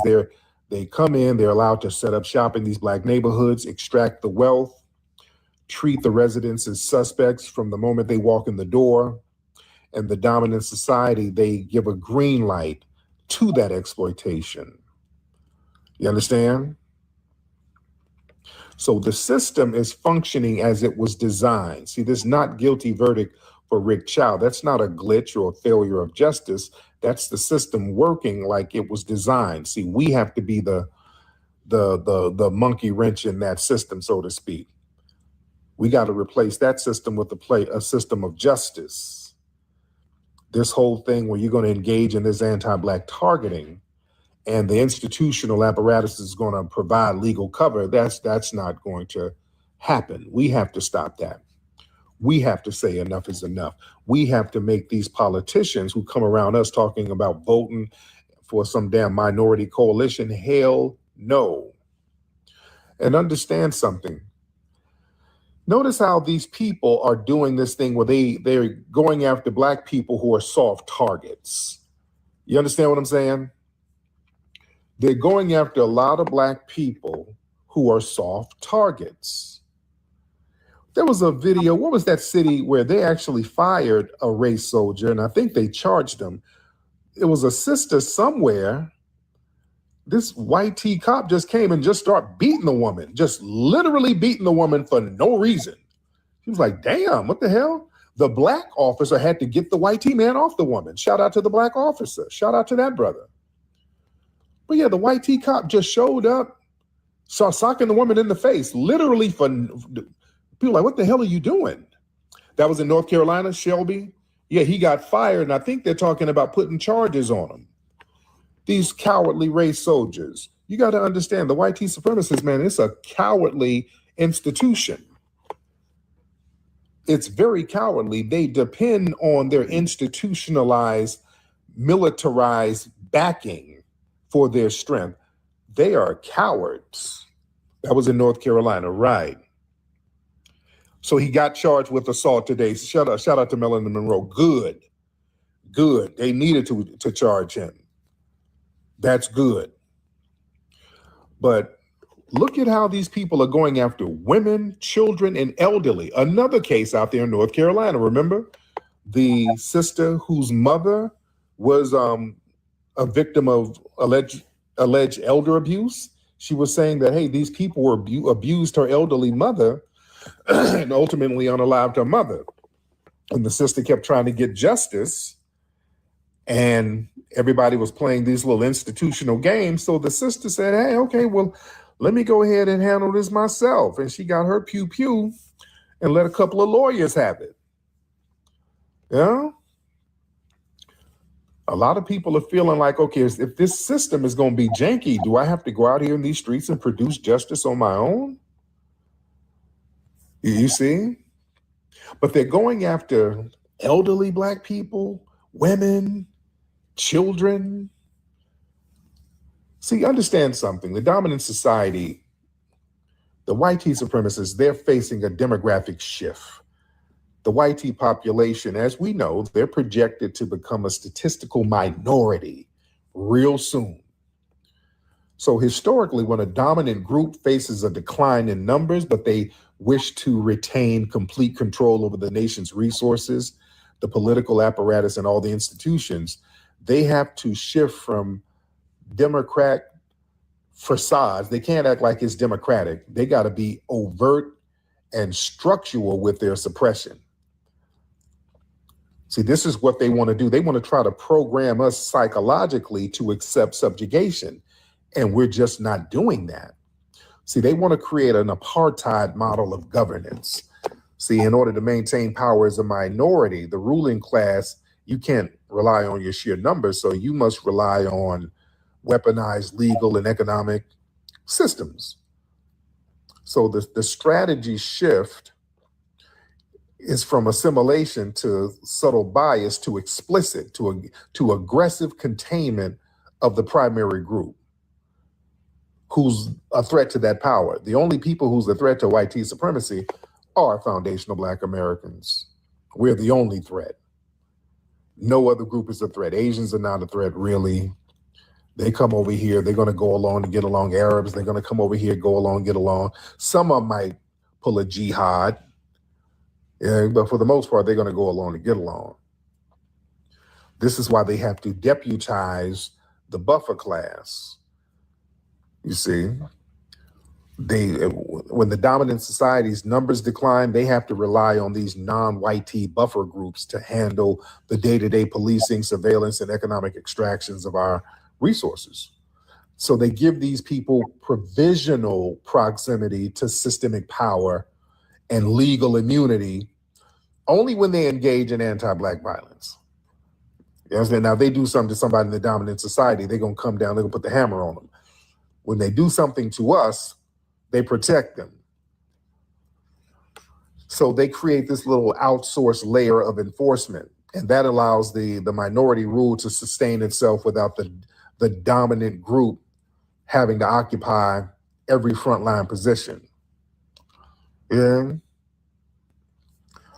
So when they institutionalize this anti-Black targeting within these buffer groups, the dominant society, they want to foster this horizontal hostility. They want to ensure that these immigrant groups and these non-white minority populations, they're going to align their interests with the white power structure for their own survival.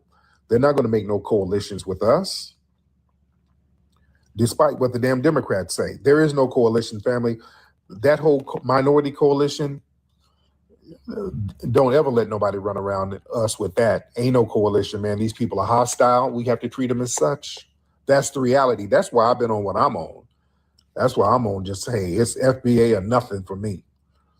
That's why I'm on what I'm on right there. All these other groups, it's beyond just neglectful. They are harmful to us. They look at us as an enemy, and they've been deputized by the white tea supremacists. Ain't no coalition. We got to stop playing this little game, man. I deal with reality. It's FBA or nothing. That's why I'm on FBA or nothing. We got to be empowered. We have to protect ourselves. You understand? They're going to focus on soft targets, women and children, because they know running up on the able-bodied brothers, we're the protective class. So they know not to really run up on us with the bullshit. Even Chet the Builder. Chet the Builder tried to run up on a heterosexual FBA man, still lost. You didn't even get to unalive him. You pew-pewed the man, he survived and whooped your ass, now you in jail. That's embarrassing to them people. That's why they don't want to run up on the brothers. You understand what I'm saying? Remember, the other white tea supremacists went up there in Nashville a few years ago and tried to pew-pew up a Waffle House full of Black folks. Unarmed brothers still whooped on him. He still got whooped on. That's why, remember Dylan Roof? When Dylan Roof went up in that Black church and pew-pewed all them elderly Black people, he was a coward. He said he wanted to do it to some younger Black people, but he was scared because he knew they would clap back on his little punk ass. That he knew. You know what I'm saying? They know when they run up on a reputable, it's going to go a certain way. You see? Yeah. So listen, they got to go after the soft targets. They want to neutralize the future. They go after children. See, that's why the dominant YT society, they have no problem with it. Like when they go after kids, Latasha Harling, Brother Cyrus, they treat Black children not as minors deserving of protection, but as fully formed inherent threats like Trayvon Martin, Mike Brown. All of them deserved it. They deserve what happened to them. They never say any of these white T youth deserved anything, no matter what they did. When they go pew up a whole school and something happens to them, you never hear the dominant society say how those YT kids deserve whatever happened to them, even though they done pewed up everybody. They never, ever say that. It's always, well, they didn't know any better. Oh, God, they had mental issues. They didn't get hugs as children. They were on Ritalin. Oh, God, it was so sad. They splain for them. They do a lot of splaining for them. So they extend protections to the people who want to unalive these Black children. And the system tries to normalize that elimination of the community's future generations, signaling that the Black youth carry no inherent innocence under the law. And then they try to target the sisters too. The familiar backbones of the community to a certain degree, targeting them with abuse and all of this stuff. This is how cowardly white supremacist males are. You can't do that to no brother. The brother's gonna fight back on you. So you go just sock up the women? Yeah, I have no respect for that. That's why I don't play games with the white T supremacists. I call it out. I've been calling it out for years.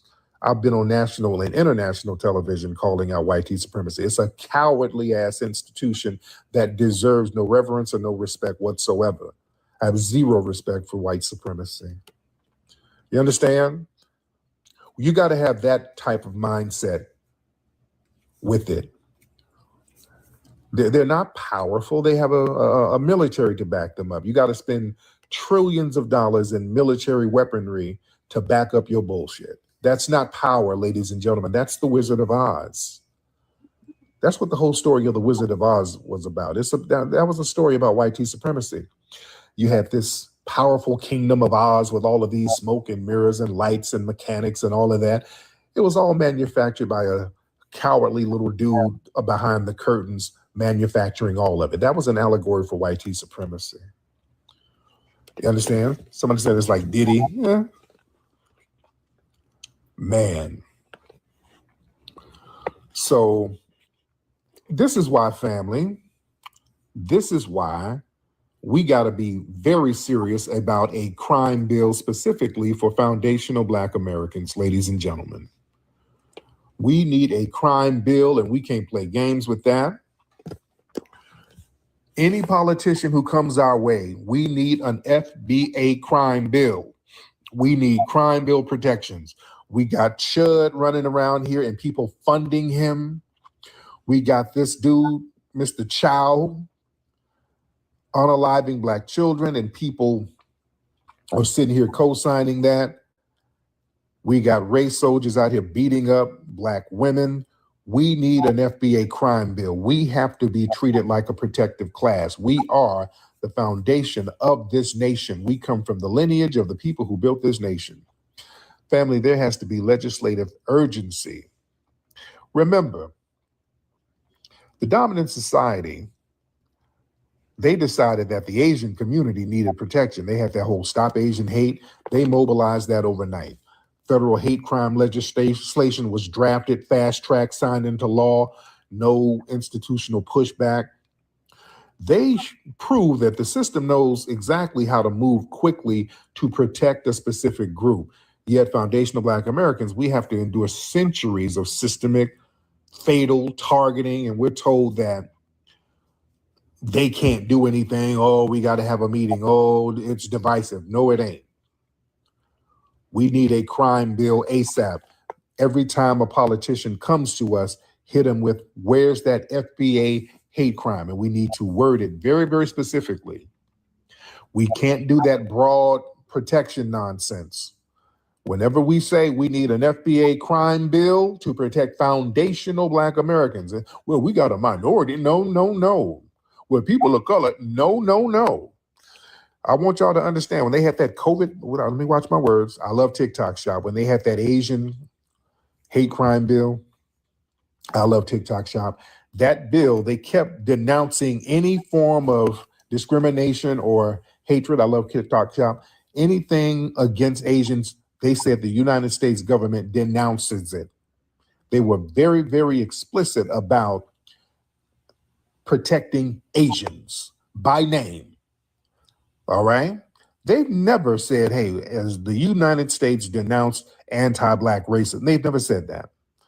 We need them to have the same type of crime bill for us, saying the exact words. We, as the United States government, we denounce any racism, discrimination against foundational Black Americans. It needs to be worded just like that. We don't need no vagaries. They always mix our stuff in. Remember when the brother, was it James Byrd, I think that was the name? Some years back when he got lynched by some white supremacists, and they threw a crime bill out there, but they latched it on to an LGBT thing. That was to dilute what happened to the brother and boost protections for the LGBT community. See, we gotta watch trick bags, man. We gotta stop letting them throw us in the same barrel with all these other people. No. We're gonna have to get very, very specific protections. It has to be very, very specific. You see? Because this stuff is not happening to minorities. It's happening to us. There are no minority 14-year-olds getting pew-pewed and the people getting acquitted. It's happening to Black people. So they're not targeting generic minorities. Chud the Builder wasn't targeting minorities. He was targeting Black people. Specifically foundational Black Americans. So the hate crime bill must name the specific lineage that has been targeted from day one, because that violence is very specific to our lineage.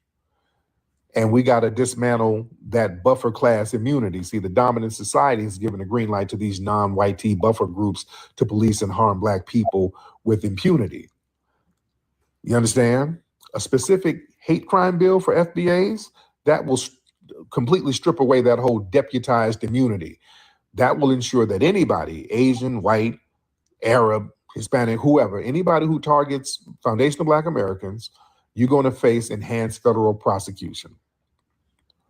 And that closes that whole self-defense loophole. See, the current legal framework that allows aggressors to weaponize self-defense to justify anti-Black executions, where there's some kind of alt-right streamer like Chud provoking Black people for content, or a store owner chasing down a Black child over a water bottle that they did not steal, that whole fear for my life stuff. No.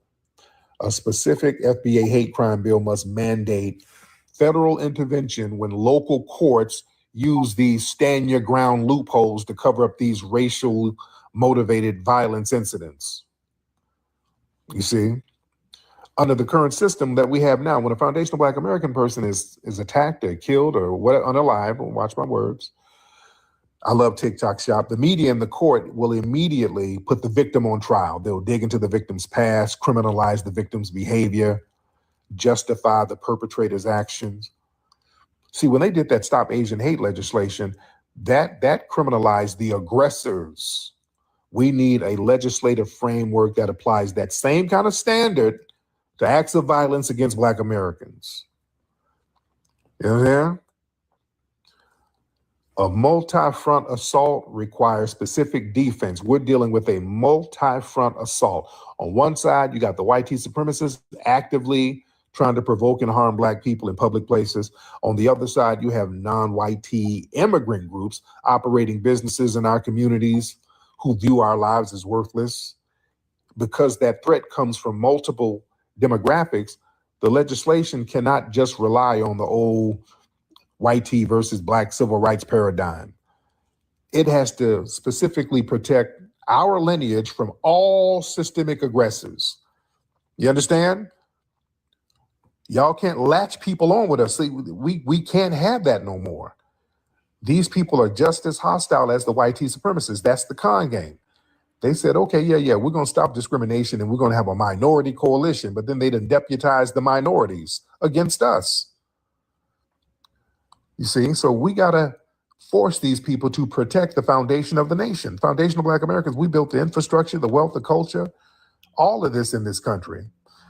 So a targeted hate crime bill for us, that's not asking for a favor or even not even special treatment. That's a demand for basic structural protection for the foundational lineage of the United States.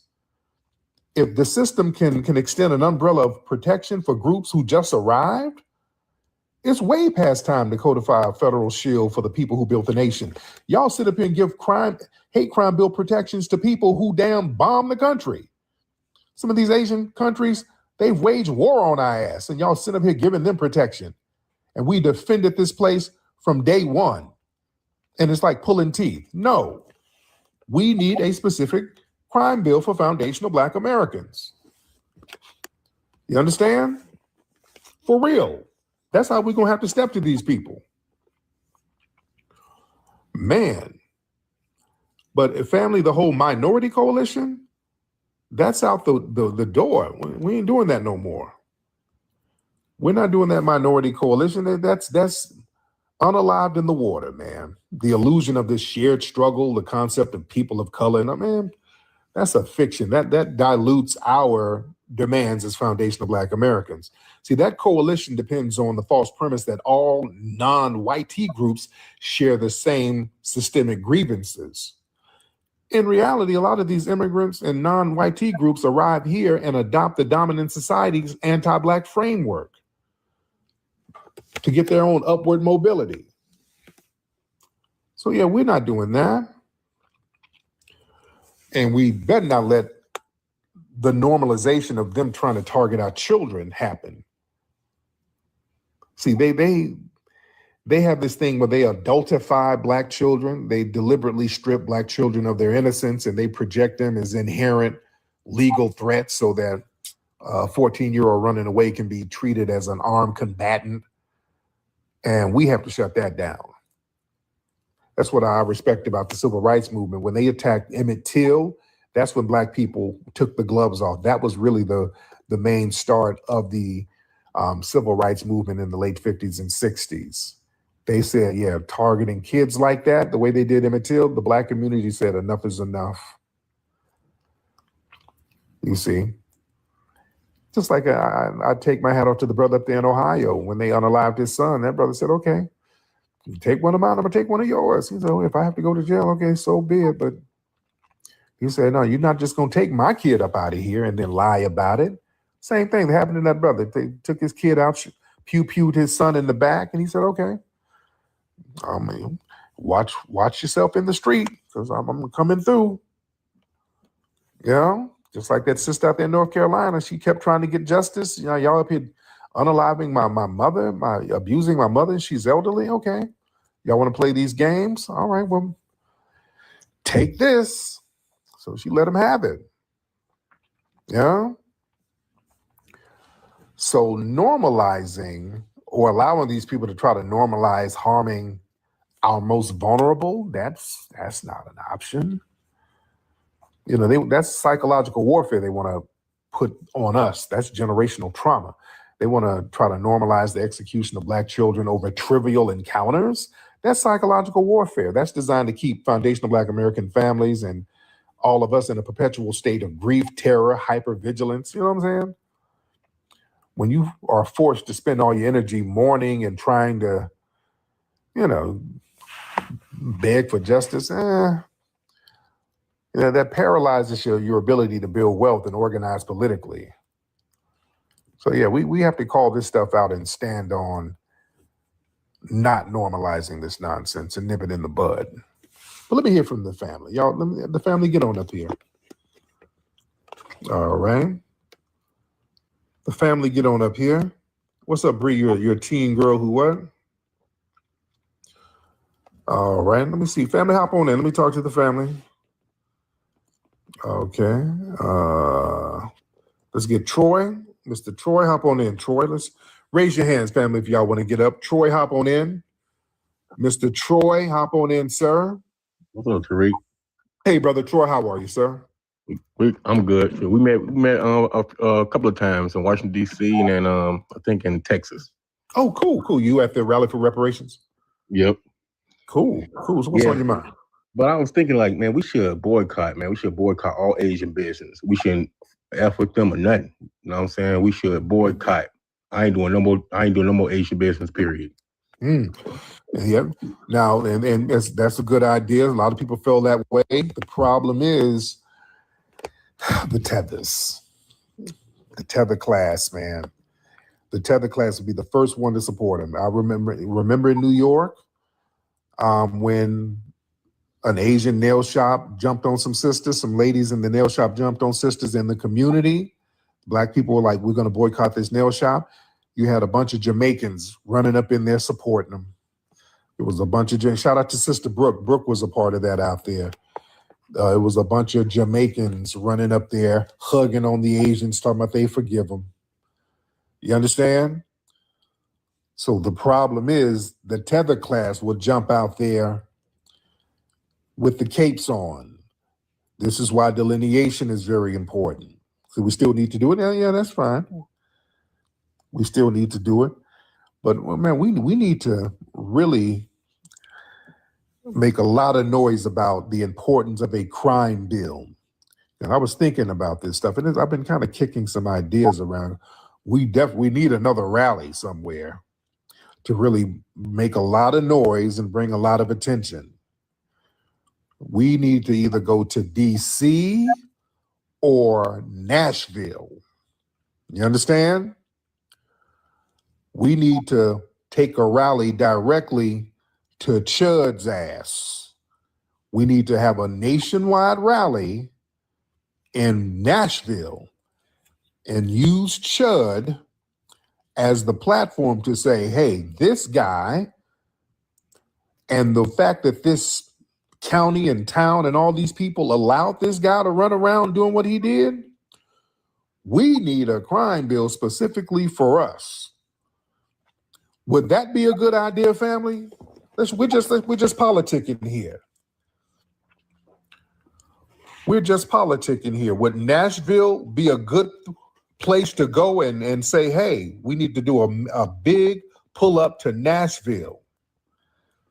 Because all the little white tea supremacists are running down there. We need to pull up in full force and say, hey, since all y'all want to support this guy, hey, we let the world know, let the media know. We got to get a crime bill for foundational Black Americans. Set up shop. Let's throw that. Let's kick that idea around and see, and let's work out the logistics of how that would work, family, because that's something that we possibly need to do, because we need to show that we're just not going to sit up being abused. We're not going to let these people harm our kids. We're not going to let these rabid white tea supremacists run around threatening random Black people, and the cops are sitting around twiddling their damn hands. We can't defend ourselves for nothing, but everybody can defend themselves against us when we ain't even a threat. People can do what the hell they want to do when they get found not guilty, but we can't do nothing against these maniacs? No. So Nashville, yeah, we're going to have to put a battery in the back of Nashville or whatever county. Where is Chud's court case? Where's that case? I got to talk to my Nashville people. You understand? Yeah, we need a foundational Black American crime bill rally. It's in Montgomery. How far is that from Nashville? How far is Clarksville from Nashville? It's 30 minutes north. Okay, 30 minutes north of Nashville. That's not bad at all. Okay, that's not bad at all. Okay. All right, well, we need to see what we can do about that. Let's kind of talk about that and kick some ideas back and forth on how we can handle that. Yeah, and I'm saying that somebody said South Carolina. I'm saying Nashville out there where Chud is, because that's a major story and it's an ongoing story. And with that situation, with Chud, we put everybody on Front Street because remember, they sat up there and allowed his ass to do all that stuff. They sat up here, they knew what he was going to do. We got to put everybody on Front Street out there. Everybody gets called out there. And because that's such a hot media story, I think that would be very strategic going to Nashville. You know what I'm saying? Right. Set up a protest and a rally right out there at that damn courthouse. You know? Man, yeah, have Memphis come on through. Everybody just come on through. Family, raise your hand. Let me talk to the family. Let's talk to the family. Because, yeah, that would be something great. So somebody said August. Do it in August. Okay. Let's throw some ideas around. All right. Who is this? Somebody said bring me up. Who is this? Great Warlock. Okay, Great Warlock. What's up, Great Warlock? Peace, Tariq. Hey, Warlock, how are you, brother? Magnificent. Thank you for asking. So I want to see Nashville is a great idea because it's smack dab in the middle of the country. Yes. Within about 6 to 8 hours, you touching at least 10 major cities with large Black populations. Yes. So consider that. Yes, indeed. Thank you. The mic, sir. Thank you. Thank you. Yeah, man. Nashville might be a good strategic move because Nashville is 2 or 3 hours from every direction on a plane. Nashville is a couple of hours. Everybody can get there real quick. It's in the middle of the country, basically. You know? Brother McCall said DC. Yeah, I was thinking DC. I just think Nashville, because there's so much media coverage out there and the Chud thing. We use Chud to our advantage because Chud is the very reason why we need a crime bill. And I think covering right there with Chud, right where Chud is, right in Nashville, right in that area, I think the strategy would work stronger, right? Y'all let me know. I think that it would be strategically better because I was thinking DC, but bringing it to Nashville, I think it would be strategically better because the coverage that he's getting, and that's 2 hours from Memphis, right? Okay, God, hold on, man. Hey, dude, stop. Tariq, brother, listen. Tariq, brother, listen. Stop. Shit. Sorry.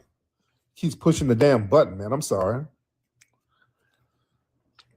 No. You B-Boy Rock, you said a crime bill already exists. No, it's vague. It's a vague crime bill, sir. That's the thing. It's a vague crime bill. It's like, hey, no, people shouldn't be discriminated against because of race, religion, sexual preference. It's vague. That's why they have other crime bills for other groups. We need to have one specific for us. It needs to be very, very specific for us. Yeah, we don't have a crime bill. Right, that's not defined for us. That's very, very vague.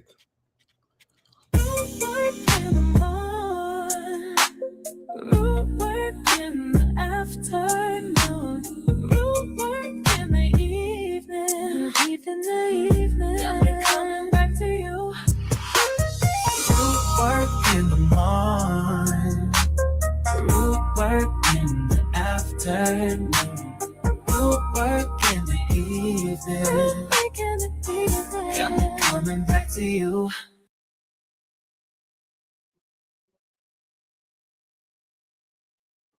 We, the jury, unanimously find the defendant, Ricc Chow, as to the charge of murder, not guilty. Signed number 302, foreperson, June the 1st, 2026. Madam Forlane, this is your verdict and the verdict of the entire jury. Yes, ma'am, it was. Thank you. Madam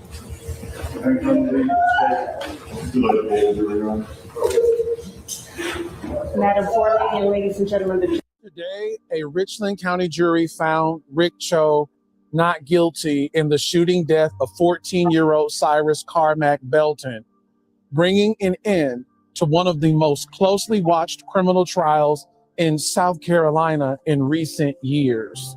We lost a child, a 14-year-old boy. What dollar, bro? Fucking dollar. They took a life for $1. No justice on these dead homies 60. The verdict has immediately sparked outrage. Might have to drop a dime on it. For sure. You know what I'm saying? Gotta stop it.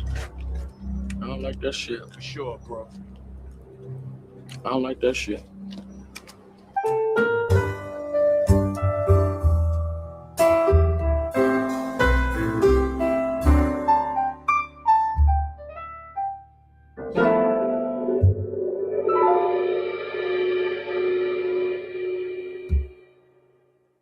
All right, y'all, we back with another video, man. Y'all know how we do. Always pushing health, wealth, and a better understanding of self. So, y'all, it's been a not guilty verdict. Condolences to the family that was, had to deal with the, loss of that brother, man. So it's another incident, and we see that now we pushing it pretty much. We shouldn't be spending no money or walking into any corner stores, restaurant. If it's not from our people, it's, we don't have any allies. Y'all really want to show people that y'all care about Cyrus? Don't walk into no more nail salons. Don't walk into the beauty supply store. Get whatever you need off of Amazon. Do not shop at these Asian liquor stores. Halt all your business with Asian businesses. We need to really start showing niggas that we not fucking with y'all if y'all not fucking with us. This man just got non-guilty for putting a bullet in a young black man's back over water he didn't steal. Do not walk into any Asian businesses. We are here at 7441 Park Lane Road where the shooting occurred, and the outrage has spread across Columbia and across social media, where many residents have expressed grief, anger, and disbelief over the outcome. For nearly 3 years, the question of what happened on that summer evening in June 2023 has weighed heavily on this community. We heard from Representative Jermaine Johnson, candidate for governor, who had this to say. Hey, y'all, this is Representative Jermaine Johnson. I just released a statement about the verdict that we heard about Ricc Chow being found not guilty. My son knew Cyrus, they were friends, and this is a sad tragedy that happened to a kid. This all could have been avoided had Mr. Chow just stayed in his store and notified law enforcement. But unfortunately, he didn't. And now we have a 14-year-old who does not get to learn from his mistakes, does not get to grow up. Praying for young Cyrus and praying for the family. And let's just support the family. Following the decision, family attorney and South Carolina House Minority Leader Chow Rutherford delivered remarks that captured the pain many in the community are feeling tonight. What's clear is that Black people in 2026 have a long way to go. The question kept coming up, why does a 14-year-old need a gun? The question was answered when he was shot dead in the streets 130 yards from a store where he did absolutely nothing wrong. The question was answered when this jury found him not guilty today. The question was answered because a child, a 14-year-old child shot dead in Richland County, got no justice. This is Javar Juarez, Columbia Urban Broadcast Network, reporting live from Columbia, South Carolina.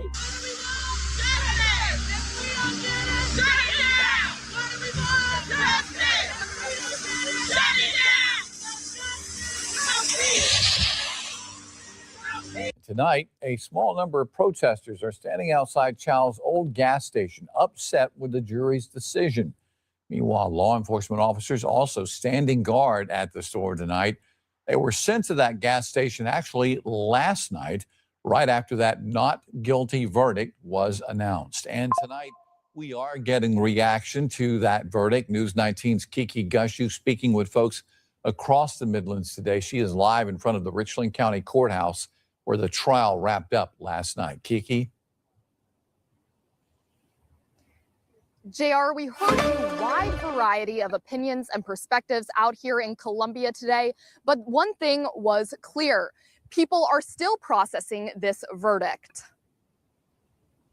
As protesters gathered outside the Shell gas station on Park Lane Road that Ricc Chow once owned, debate continued in the community. The verdict ended one of the most publicized trials in recent Columbia history. For Columbia residents like Preach Jacobs, the case is about more than just the verdict itself. To answer the question how I'm feeling everything, every possible thing you can think of. All my friends with children, I know that their heart ached after that verdict. And it's not just the Black parents. Everyone feels that, because at the end of the day, this shouldn't be taken lightly. Jacobs told us the case has sparked deeper conversations about trust in the justice system and how communities process tragedy. At the end of the day, no one feels good about this. No one feels good about this. You know, there was a young Black child that was chased and shot and killed. Esteban Carino told us he followed the case and was confused by the jury's decision. It just didn't make sense to me because there was a lot of evidence. For Sandra Maxwell, the case resonated because it involved a young person. I believe wholeheartedly that this kid was innocent and his life should not have been taken, because I have a son. You know, it's nothing for kids to do here, you know, and then when you have good kids, when you have a kid where I say, well, I'm going to take this, and then decide, no, I'm not going to do that because it's not right. Well, praise that kid. Not everyone felt the same way. Some posting on WLTX's Facebook page, quote, "I'm good with the jury's decision," said Eric Keene. Mark Cassius wrote, "Glad the jury got it right." "Good deal, justice served," Eddie Johnson commented. Regardless of their perspective, many said they expect the discussion to continue. When there are these conversations, it makes it difficult to not be angry, but then you are penalized for being angry. So there's ways where the community has to come together and figure out how do we have faith in a system that doesn't feel like it's representing us and taking care of us properly. And the Carmack Belton family attorney telling us last night that he will continue pursuing a civil lawsuit against Ricc Chow. Live in Columbia, Kiki Gushu, News 19, WLTX. All right, Kiki, live outside the Richland County Courthouse. Thank you so much.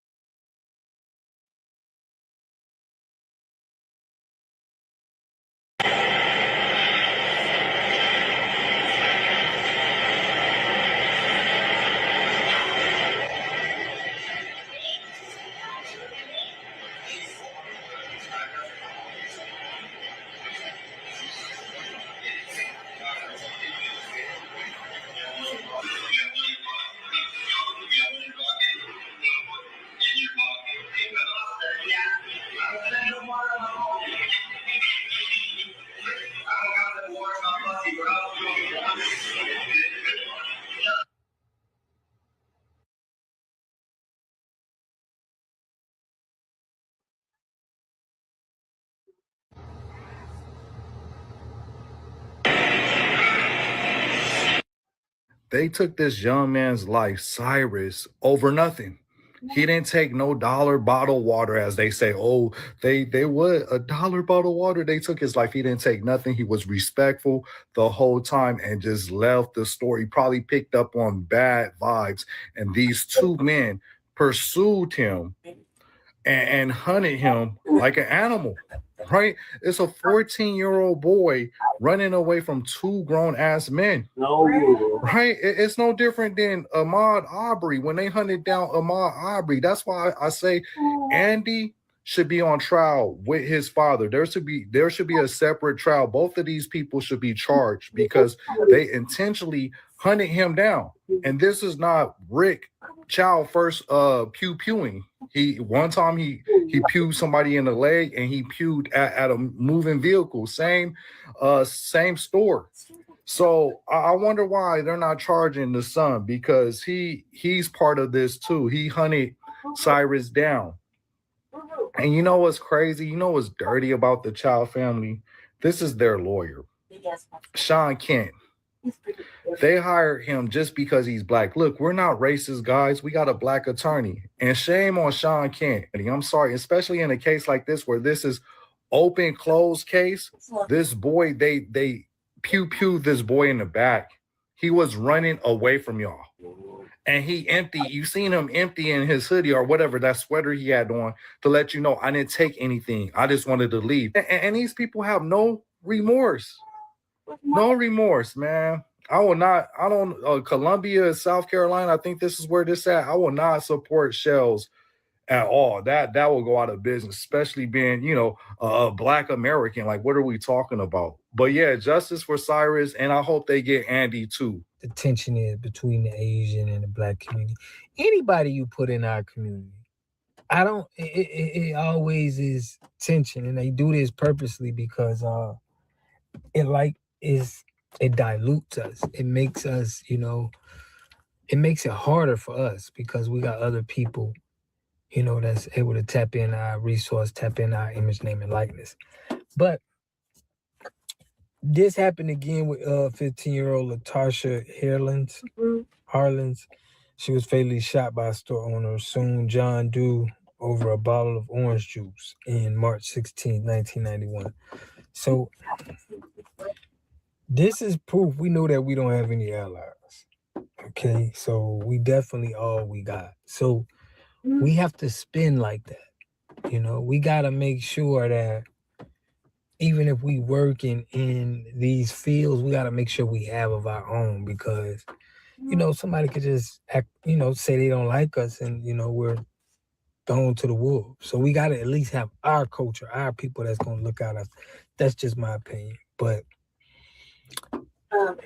yeah, everybody is upset about this, but not surprised. I can't say we surprised. We upset, but we're not surprised about it. And it's crazy because today or yesterday was the same start of the Karmelo Anthony case of a black man stabbing a white man, a boy, a black teenager. I ain't gonna say man, but they're gonna be charged like adults, and it was like 17, 18. So everybody see them as adults, but it was a white boy that stabbed a Spanish boy. I think he got 10 years. They was going to give him 2 years. But I guess because of all of this publicity, they upped it up and he got 10 years. So we're just seeing a lot of political, race trials that they're, bringing up that's in the media. But the main subject in it is black people, a black man. Well, not with the white boy and the Spanish guy, but we see how the justice system really has another tier when it comes to, when things happen to us or when we do things. It's like, it's another whole total justice laws for just this. But I'm going to be tapping into that Karmelo Anthony case, man. That's definitely something that we got to tap on. But, the jury selection, I think, is very big to see, how many Caucasians, how many black, even though race should not be a thing, it just is, because the programming of racism, it helps, black people in their position.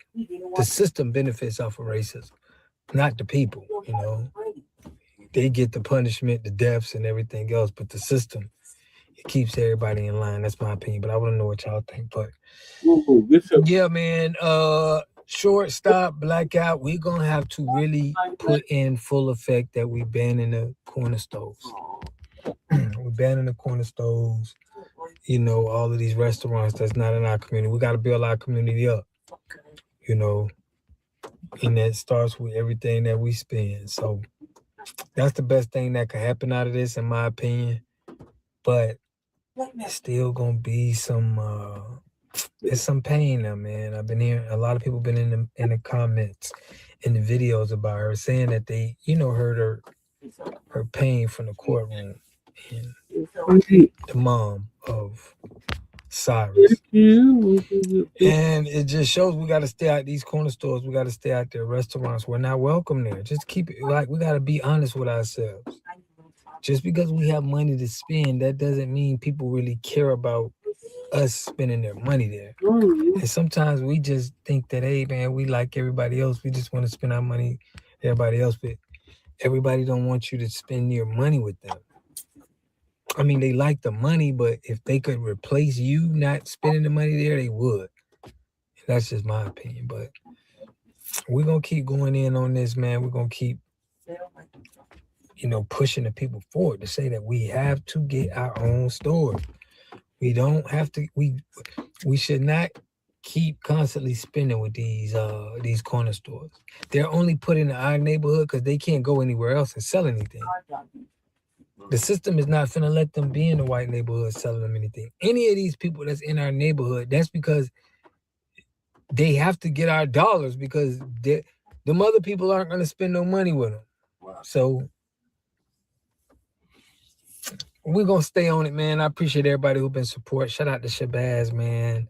That one brother, Fresh Always, everybody, Mama Lisa, everybody who's been supporting me. Y'all don't know it does so much help, man, for me elevating and doing more content. I'm getting into these documentaries now.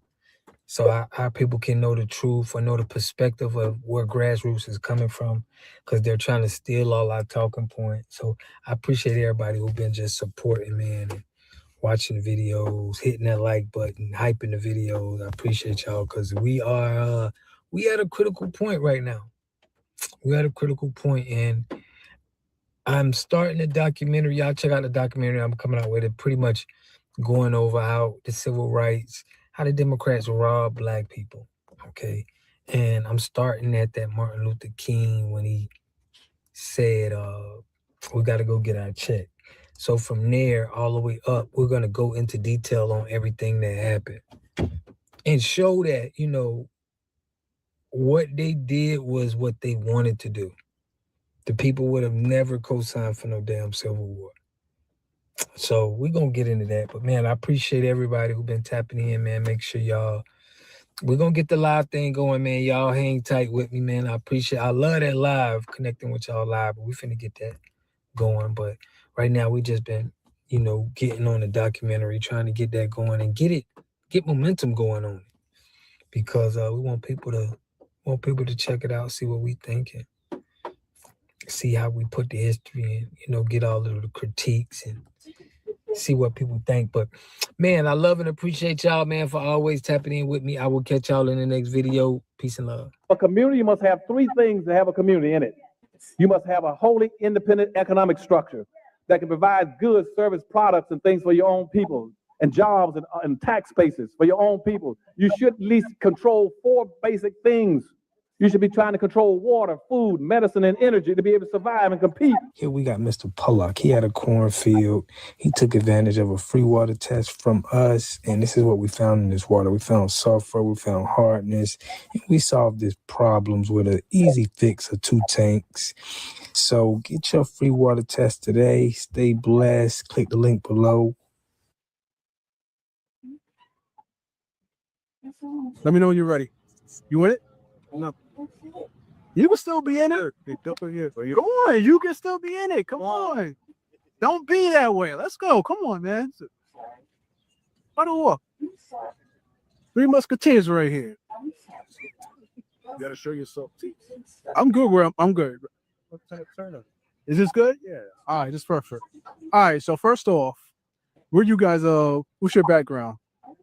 Nothing. I'm just a kid from Queens. That's it, and I grew up there. Yeah, but what's your nationality? What's your ethnic background? Well, my mom is Mexican, and my dad is from Guatemala.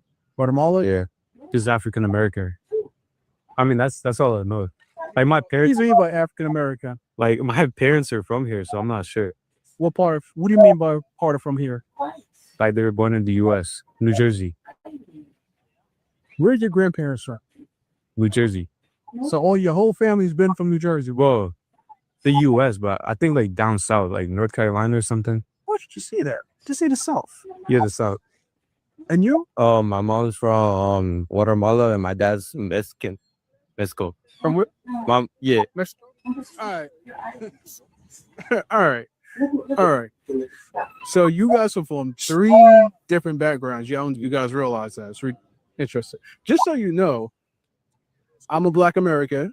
He's a Black American. So we're not African American. So this is for you right here.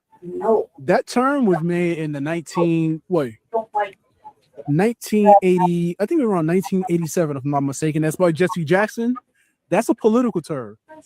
You wouldn't know. I don't think you would want to call yourself African American, especially what I'm about to tell you. All right. So, but before we get to that, can you guys tell me about your cultures? No, I don't really know much about the culture.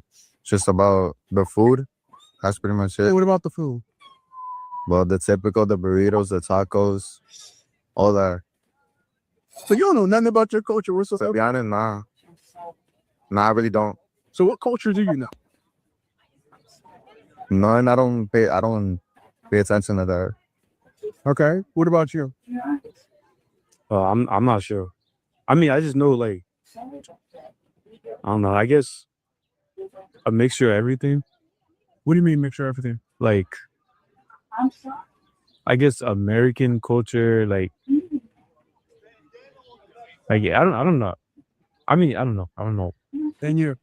I don't know. Really? Nah. So you don't know your culture at all? I don't pay attention.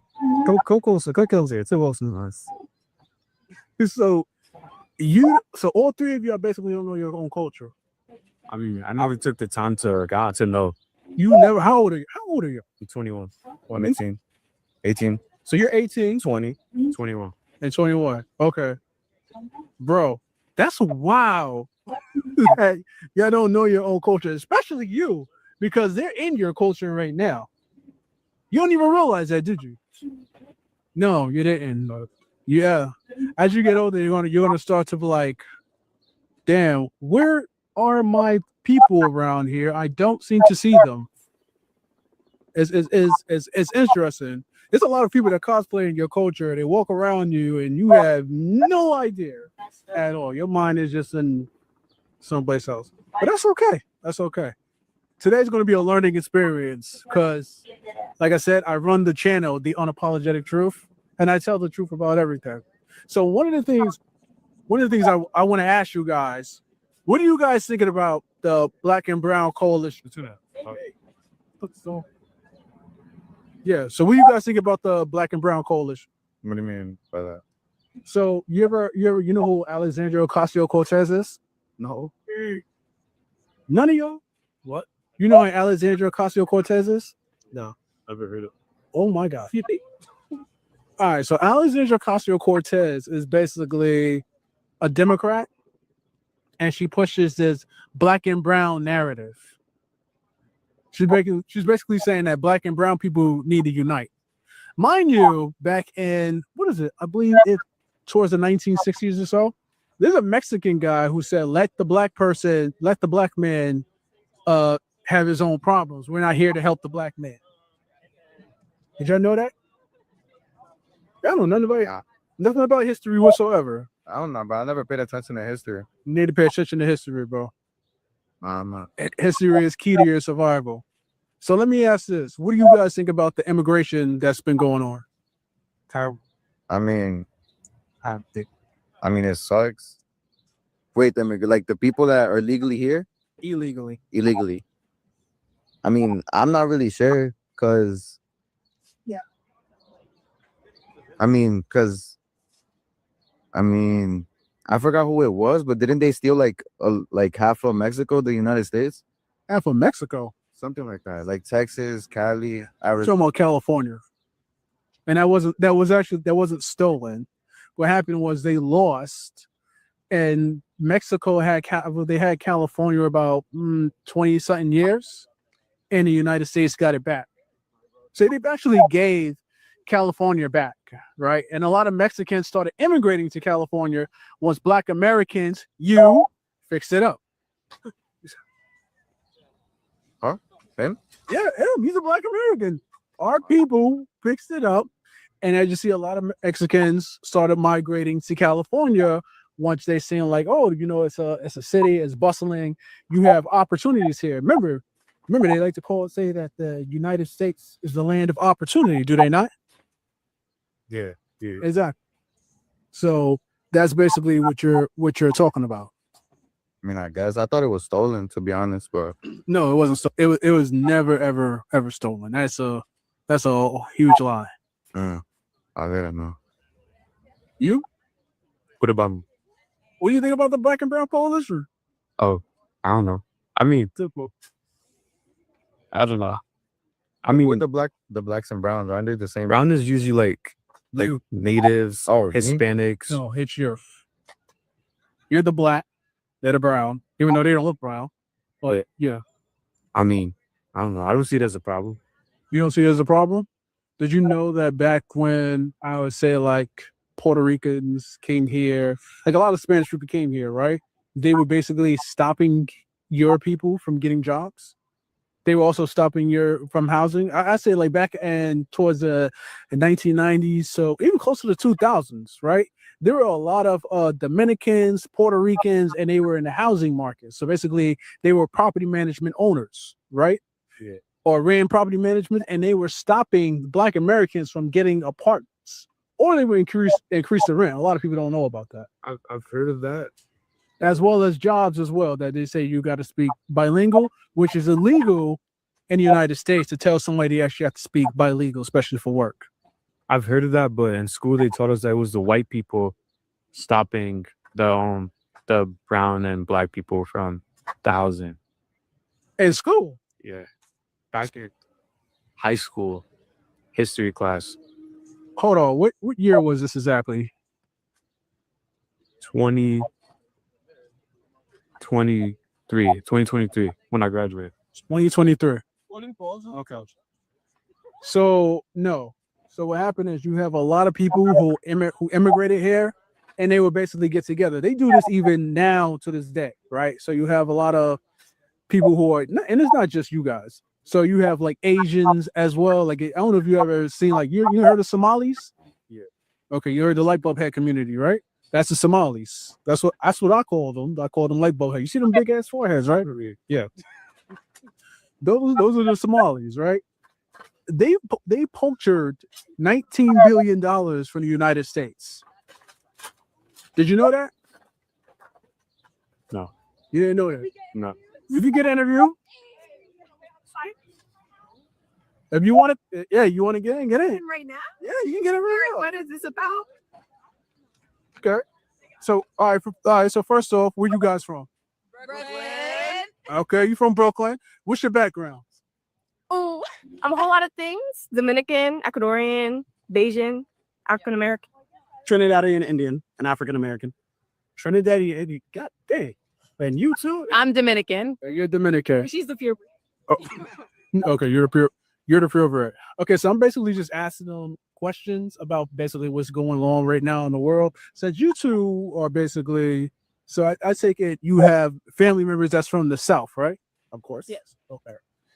Boy, that's a crazy. Who is a Black American? Who like my dad? Your dad's Black American? Yeah. And you're? Both of my parents. Both of your they're both the same mix. Wait, what? No, yeah. Both my parents are Trinidadian and African American. I mean, all right. He doesn't even want to like. So you know, African American is a political term. That's actually not what you should call yourself. You should call yourself a Black American, just so you know. I am Black American. That's exactly what I am. Okay.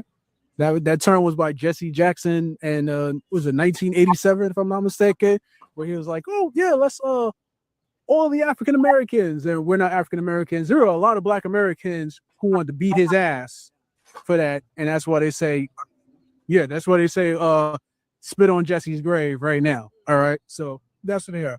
All right, so what I was asking them right now is, what do they think about the Black and Brown coalition? What does coalition mean? It's like togetherness. Oh, so the school system is failing. It is. That's what social is. It's extremely. Or you're failing yourself because you're not. Oh no, I'm not failing myself. I'm very proactive. Okay. Remember, affiliated with the NAACP. Yeah.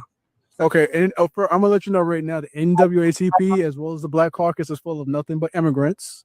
I did a whole story on this on my YouTube channel. You can, after this, I'll give you the channel. You can follow so you can see yourselves live. But the NAACP is right now filled with a lot of immigrants, as well as the Democratic Party. This is why a lot of Black Americans, we left the Democratic Party. If you didn't realize that.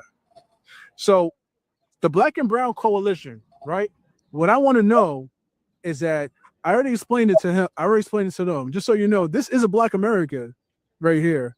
And he does not know his history whatsoever. How old are you again? 21. 21 years old, don't know nothing about himself at all. He's just going along to get along. And there's nothing wrong with that, right? Because, you know, as you age and you get older, you start to wonder more about yourself and learn about yourself, right? I'm pretty sure you guys are in high school, right? Yes.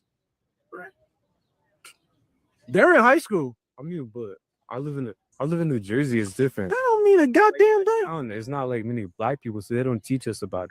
What's in your town? About it, like white people, Hispanics, Portuguese. Oh, so all y'all from there? No, they're in New York. I'm in New Jersey. Oh, so you just came down to visit? Yeah. Interesting. Okay. So I just explained the Black and Brown Coalition. So that's basically saying, you know who Alexandria Ocasio-Cortez is, right? Yes. Grove, you killing me. Okay, but he's not from New York. That don't mean nothing. But everybody know. Listen, I know people who ain't from here who knows that bitch. Okay? Yes, I said it. But yes, very strong words. I know. Okay, so she always pushed that Black and Brown BS on TV. That whole narrative, and a lot of Black Americans we're not feeling that, right? So here's a history lesson. Did you know that the Mexicans, for example, right? Because you know you said Black and Brown Coalition. Did you know that Mexicans actually try to differentiate themselves from Blackness? Basically, when Black people needed help during the Civil Rights era, LULAC basically said that's I need name was Vegeta or something like Vegeta, whatever. But him, I can't say his name, but him, basically what he said is let the Black man fight his own battle, right? Where we want nothing a part of that whatsoever. So what are your take on that? I think it's understandable why everybody wants to separate themselves and kind of go into their own little world politically. I think it definitely becomes difficult to stand up for other people on other sides because you kind of have to constantly like not overstep the line of offending and getting too involved to the point where who you're trying to help gets offended. But I think that we should all be kind of standing up to help each other, especially in times of need. Definitely. I think also one person should not be representative of an entire culture. So to put Mexicans as an umbrella term under one person, just because that's the culture that they fall into, I don't support a lot of Black Americans, as you would call them. I wouldn't support some of their decisions that they've made politically. I wouldn't support some of the decisions that they've made overseas. But to address me with them and to culturize me and put me under their umbrella would kind of just be, it's not representative of who I am. We are all our own people. We all vote for our own people. And so to characterize Mexicans under one person, for you, as you were saying, I wouldn't say that's right. Because Mexicans themselves did it. It's not all of them. Some of them didn't even have the ability to help us out because they ratted themselves out. Just as we would save our own skin, they saved their skin. So I wouldn't characterize them under one person saying decisions. I agree. You agree? And you just agree and that's it?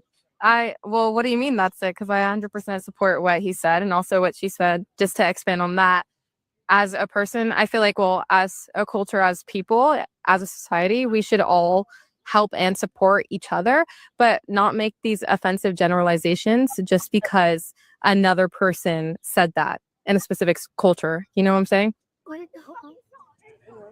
So let me you guys first.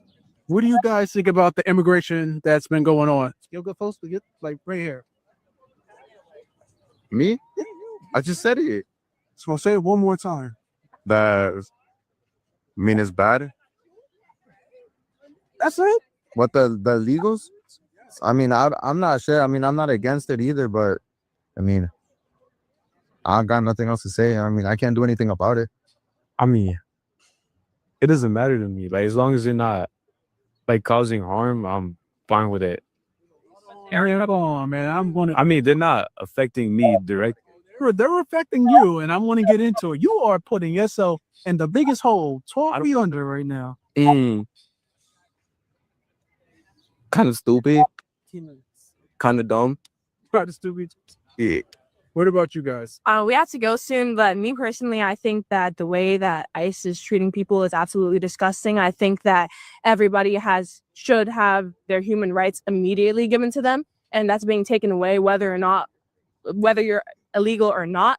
And I think that there are a lot of people who are working hard to be here and working harder than some of the people who are originally American citizens. And I think that I can understand where we might be coming from when it comes to staying on your own side. I'm not saying I support that, but I see how that can be an ideology. And I think that we need to get over it, because if we're trying to be as progressive as we are in so many aspects of society, then we need to be together as a people. I agree. I also think that we cannot, I think immigration, human rights are a very big issue in our world. I think our society, especially in New York City where we live, is built, I think America actually, it's built on the hands of people who did not originate from this country, the entirety of America, because the Europeans didn't originate from this country either. So everything that we know and love, and Clark and Iris came from, that didn't come from here. Like if you go far enough in our lineage, we all trace back to a country that is not America, unless we are derivative from Native Americans. We're from the continent of Africa. We are out of country. Yeah, but we're from the continent of Africa, and then there's countries within that. Am I right or wrong? Exactly. So then when we talk about what the society is built on, it's built on from people who are not from this, and that's what you would call an illegal or an immigrant. That's what you would call it. But we have to realize that these people are damn near the backbone of our society, and we cannot forget that. And there are people who make bad decisions, and we cannot characterize a group of people once again through the decisions of a few. We cannot characterize Black Americans the decisions of one Black American or two Black Americans. That's just not something we should do, so nor should we do it for anyone else. Just as a Black man, as you would not like to be characterized as a Black man that's raped children or done anything to children, you cannot characterize immigrants or people who are not born in this country off of the decisions of one immigrant. That would be wrong of you and narcissistic. So you got to keep that in mind. 100%. And just one last thing, I feel like specifically with what's going on with ICE and then the immigration right now, I feel like people are getting torn up by political parties, because we know Republicans tend to have the idea of, immigrants should have belonged here. But I feel like they talked about that. But if you're a Republican, that doesn't necessarily mean, and it doesn't give you the right to just join in on other people who are saying that, oh, we hate immigrants. Do you understand what I'm saying? Like, you can be a Republican and still not be a dickhead and support ICE, And obviously that contradicts what the general group of Republicans, what they believe. But I feel like it does have to do with your political party 100%. But I feel like in general, as a people, we've got this idea that we have to separate and we have to be very sectional, and there can't be any intersectionality. You know what I'm saying?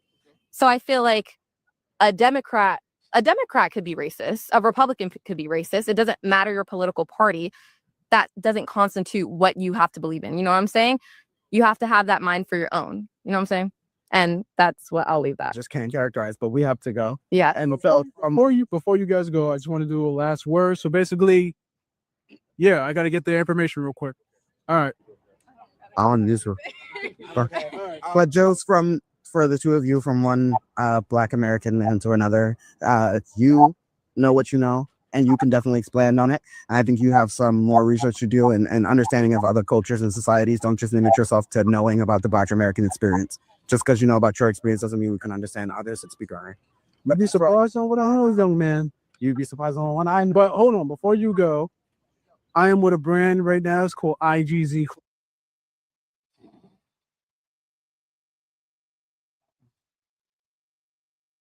So again, this is all bullshit. You could make the case that maybe we shouldn't even be there at all. because we don't need it.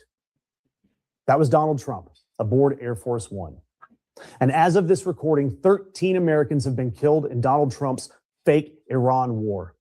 He started it in late February, and he's repeatedly called it one complete, total decimation.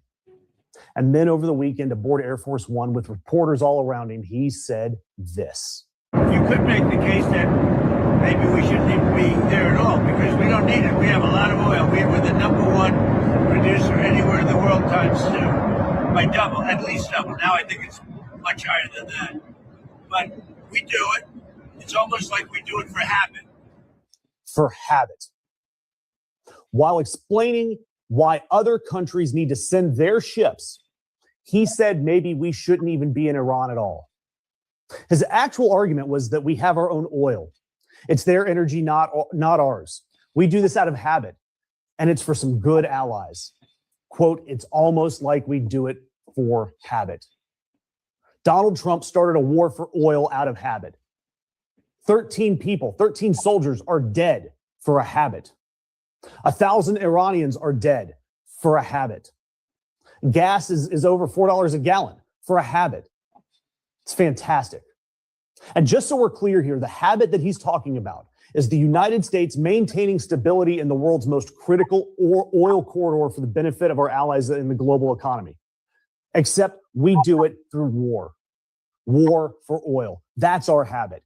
That's what America's proud of. And that's how we've tried to keep oil prices reasonable and gas under $3. It's disgusting. The global supply chain functional because we go to war. Donald Trump's habit was going to war in late February. He blew up the corridor, and now he's asking why other people aren't fixing it for him. And you know what? The mainstream media, they're scared to cover this. They really are. And we, the independent media, we need your help to keep these stories alive. Do me a favor, hit subscribe, hit the notification icon, drop a comment, and again, do the same for any of the independent media that you're following, because all of it helps. Donald Trump's habit, Donald Trump's war, is all because of rising gas prices and plunging poll numbers. Trump is increasingly desperate to get other countries in to help secure the Strait of Hormuz, which Iran has effectively closed to tanker traffic. He's asked for help from China, France, Japan, South Korea, and the UK, and not one of them said yes. Germany's defense minister asked what a handful of European frigates is supposed to do to accomplish what the most powerful navy on earth cannot. Japan hasn't decided anything. Australia has no plans to join. So Donald Trump is out here workshopping out loud whether this war was even worth it, because he's talking about his poll numbers, while the families of 13 dead service members are watching the president muse about it on Air Force One. And by the way, the countries he's begging for help, these are the same countries he spent 2 years threatening with tariffs, the same allies that he's called freeloaders. He's insulted at summits. He's threatened to pull NATO protection from unless they've paid up. He has burned every single diplomatic bridge that he's had with these people before the war even started. And now he is demanding that they send their warships, demanding from his airplane in front of the press to people who have every reason to let him stew in his own bullcrap. Good luck, Donald Trump. And here's the part that nobody's even saying loud enough. We still don't know what winning in Iran looks like. End of February, he called it major combat operations. March 7th, pretty well complete. March 9th, it was won. March 12th, Iran was totally decimated. March 14th, he bombed Karg Island and asked China for ships. On the 16th, he says maybe we shouldn't even be there. When is it over, Mr. President? Donald Trump is making it up as he goes along, and he keeps hoping that no one is keeping score. Well, guess what? We're keeping score. The 13 soldiers, their families are keeping score. And frankly, this is probably the most honest thing that Donald Trump has said about this entire fiasco in Iran. He has said he has no idea why he started it. He has no idea how to end it. And now he's standing in the hallway of his plane saying that maybe the entire thing was unnecessary. It was only necessary to cover up the Epstein files. Those 13 families, they get to carry that weight. He gets to land at Andrews Air Force Base. Their families get to bury their loved ones. And he just goes and posts on Truth Social about how the fake news media isn't giving him credit for the war. And he said that he maybe shouldn't have even started it. And while we're talking about why this war even started, there are new polls out. And this has a lot to do with why the war started. Data for Progress polled 1,272 likely voters and found 52% of Americans believe Trump launched Operation Epic Fury, at least in part, to distract from the Epstein files. 52%. That's no longer a conspiracy theory. This is a majority. 81% of Democrats believe it, 52% of independents, and a quarter of his own party. 1 in 4 people that voted for Trump look at Trump and look at the Epstein files, and they say, this is why he went to war. The Epstein files, the searches were up. The war starts 2 weeks later. That tracks. I mean, hell, we're even renaming the war. Everybody on the internet, instead of calling it Operation Epic Fury, it's Operation Epstein Fury. You know, this war has no point other than to boost Donald Trump's popularity, and it's not working. It's not working because you guys see through the crap. We see through the crap. And the families of those that have died for our country, hopefully they see through the crap too, because we shouldn't be losing soldiers like this. We shouldn't be in a war like this with no goals, no authorization, and no money to pay for it. It's absolutely shameful. You are not going to believe what Trump is saying now. Listen to this shit.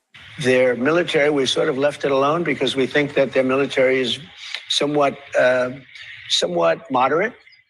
They have other people that aren't moderate. We've taken them out. We've taken different forms of leadership out. We've actually left their military alone. People would be surprised to hear that, because mistakes have been made in wars where you wipe out everybody and then you have a country that's, for 40 years can never rebuild. Only the MAGAs and those that listen to Fox News and Trump alone will be surprised by this. U.S. intelligence has been saying that Iran's military had not been obliterated, defeated, or anything like that the entire time. Only Trump has been saying this. Remember when he said this on April 11th, that the fake news media is crazy or just plain corrupt? The United States has completely destroyed Iran's military, including their entire Navy and Air Force and everything else. And then just several days ago on May 26th, he said, if Iran surrenders, admits their Navy is gone and resting at the bottom of the sea, and their Air Force is no longer with us, and their entire military walks out of Tehran, weapons dropped and hands held high, he then goes on to say the fake news still won't say that they've lost the war.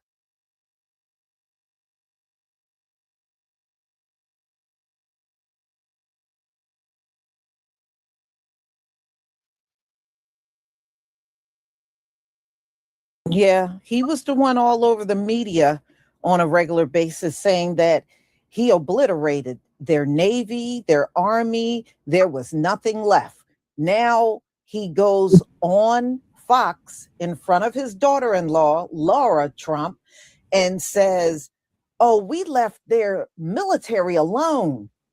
Well, it can't be both. You can't obliterate them and then in the next instance you've left them alone. See, this is why nothing in this country will ever get resolved.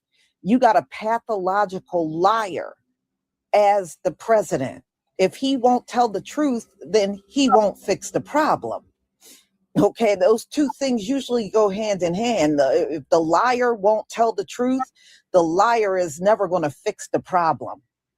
And that's the way it's been the entire time. But now this man is admitting we should never have, well, he should never have messed with Iran because he doesn't know how to get out of it now. And you see the talks ain't going nowhere. He don't know how to get out of this mess. He doesn't know how to get out of it now. So y'all leave it up to Esau to get us in a mess. And now he's got a big problem getting out of it because the country he should be talking to is now refusing to talk to him. And the Straits of Hormuz remains closed. Now, Donald Trump, if we got plenty of oil and we don't have nothing to worry about, why is everybody paying all this inflated prices for gas then? If we got so much gas in the entire world, why are we we should be paying the cheaper price then, shouldn't we? Shouldn't we be paying the cheapest prices on earth because we got plenty of gas?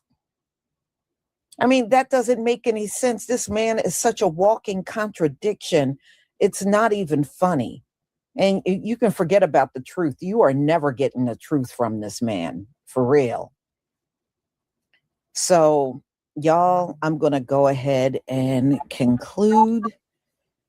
Just 1 second here. Douglas Ledger, thank you so much for the super sticker and your support for my channel. I deeply appreciate it. So, y'all, I have one more live coming up today. And this one's going to be on Iran suspending all peace talks with the U.S. So we'll get further into what's going on with that. But I don't anticipate this war ending. I really don't. And if it does, y'all, everything's going to be so beyond repair, such as the economy. You ain't going to bring this back in no 1 year, 2 years, 10 years. America probably will never come back. After this inflation, everything's going to implode. And Donald Trump, you can see he doesn't fix anything. He literally sits there and make things worse. So y'all, I'm going to go ahead and conclude. Thank you so much for being here. And I'll see you on my next live at 3:45. Shalom, family.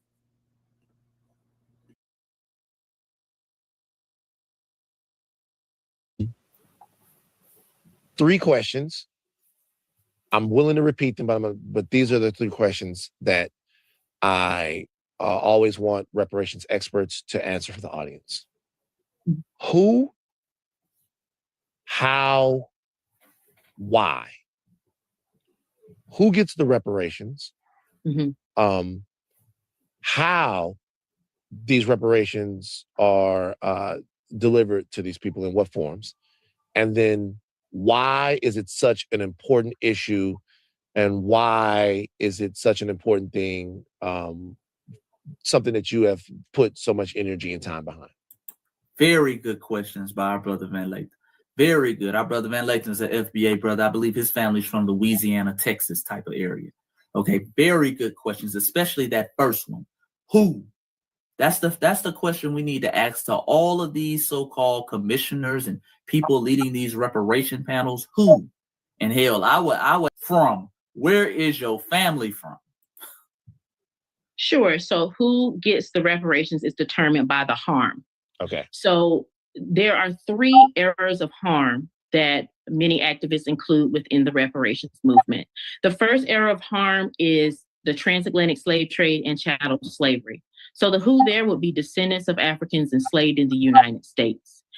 I agree with that. I agree with that. Foundational Black Americans, that's who we're descendant of, including the Black indigenous population that was put on those plantations. That's a story for another day, but I get the gist of what you're saying.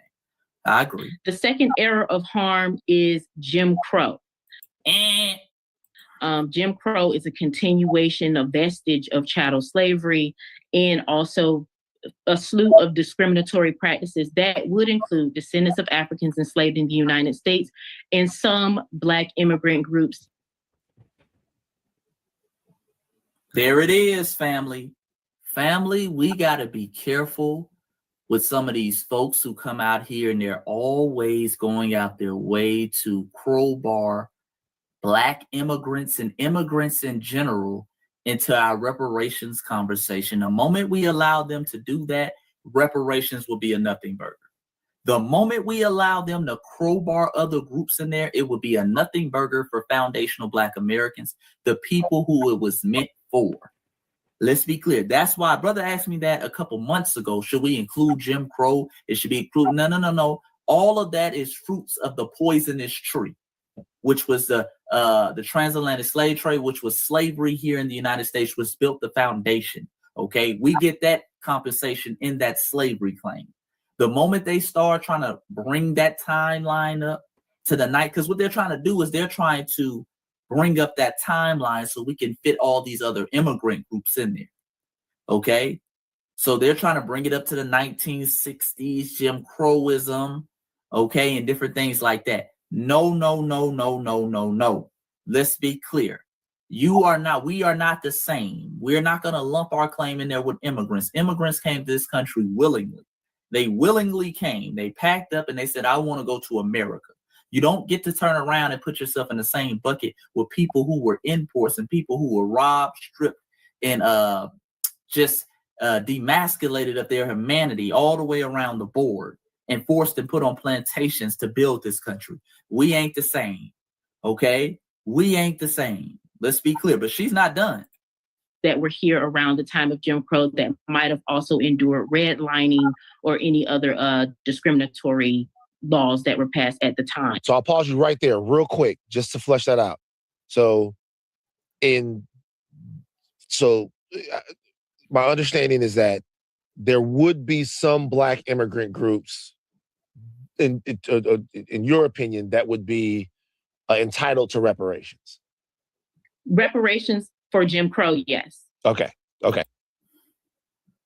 And absolutely not, family. And not to mention, family, some of these very same, especially African immigrants, are part of the collaborator class that collaborated with the white supremacists in Africa to sell some of us out.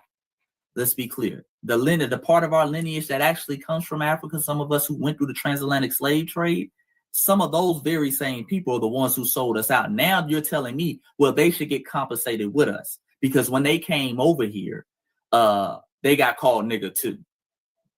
No, absolutely not. Okay, there you go. Okay, cool. Just wanted to, because that's a big point. That's a big point of contention. I'm sure. I know. It's a big contentious. It's a contentious conversation, but yes. Right. So, for example, if there was a community that was displaced or had redlining, and then a local government decided to repair those communities, then usually that will be decided on proof of what would you call it?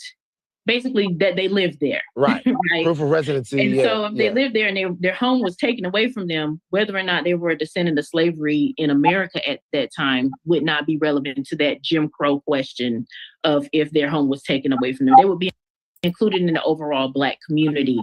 No. File a separate reparation claim. You file reparations for what happened to you. You file a separate claim. Don't try to latch your claim onto ours. That's the thing. Brothers and sisters who happen to be here, which it was very few Black immigrants who were here before the 1970s, okay? Very few. A lot of immigrants came late 1960s, 1970s on outwards, okay? Let's be clear about that. If you had your home taken or you dealt with redlining or systematic racism and you want compensation for that, I have no problem. That's a separate claim, though. Don't try to merge your claim with my reparations claim. Okay, my reparation claim for building the country, okay, for the enslavement of my ancestry and my lineage here, for the 250 years of unpaid labor. Don't try to merge that in, because what people are trying to do, they're trying to be slick. They're trying to get a bigger claim, okay, by claiming what we went through, which is the whole tree in which the poisonous fruit came from, which would be Jim Crowism. Okay, so file a separate claim. Okay, let's be clear. We're not going for that no more. See, we learned this in the 1960s. In the 1960s, family, our ancestors made one crucial mistake with that civil rights movement, which was a beautiful movement. We respect it. I'm a descendant of that movement. I benefit from the civil rights movement that our ancestors, foundational Black Americans, laid down. However, one of the crucial mistakes they made was they put one word in there, and they allowed one word, and that was minority. Because they allowed minority, all those tangibles, all those assets, all those benefits are split among all these other groups. That's why the wealth gap has been widening. Okay? All that fair housing, all those discriminatory practice, all that affirmative action that they claim we get, that goes to other groups. That goes to humpbacks, midgets, white women, everybody else. Okay? So we got to be very particular with the language. Okay, if you happen to be a descendant of an immigrant who was over here in the 1940s during Jim Crowism, who happened to own a business in one of our many Black Wall Streets and it was burned down and you're seeking compensation, that's a separate claim. File a separate claim. Don't try to merge it with our reparations claim for slavery in this country. Let's be clear. File a separate claim. Don't try to merge the two.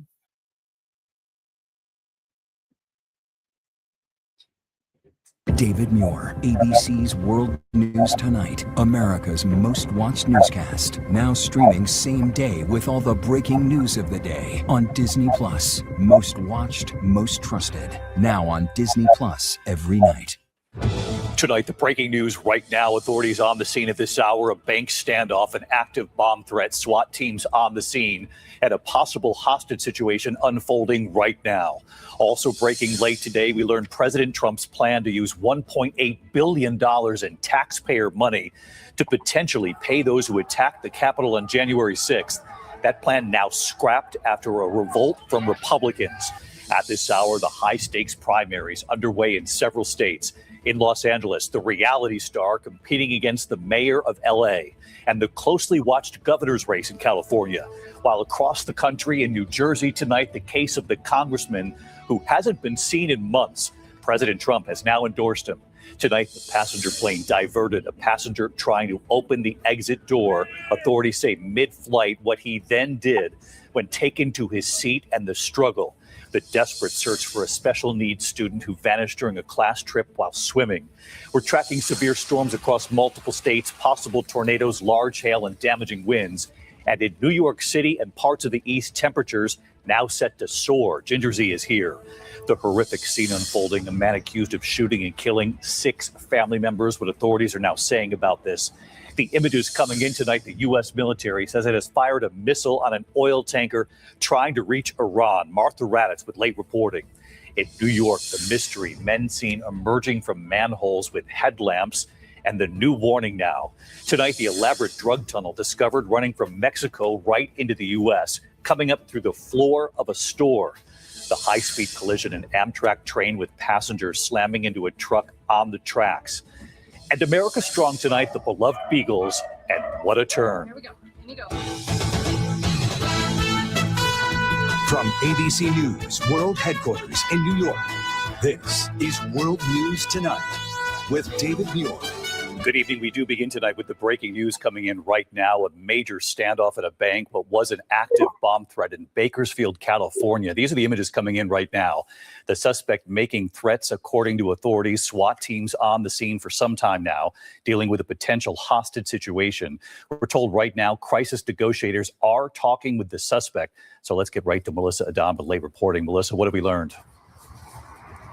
David, several city buildings in downtown Bakersfield are currently on lockdown. There is a massive police presence there with the SWAT team, FBI, negotiators, and of course, all of this developing as we are on the air. Police are reporting an active bomb threat ongoing for at least the last 2 hours in what appears to be a hostage situation at a Chase Bank near city buildings. Well, police say there is a male suspect that's inside that bank. He's making bomb threats, but police say they do not know just how many people are involved and inside that bank right now who are trapped. Well, City Hall, police headquarters are on lockdown there as police negotiate with that suspect right now. Of course, police are asking the public to steer clear from downtown Bakersfield as they're working with this incredibly developing situation. David. The unfolding situation in Bakersfield tonight. Melissa Adam from California, thank you.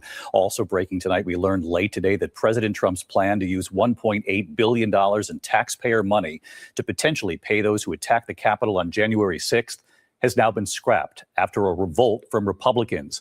But tonight, some Republicans are still sounding somewhat skeptical.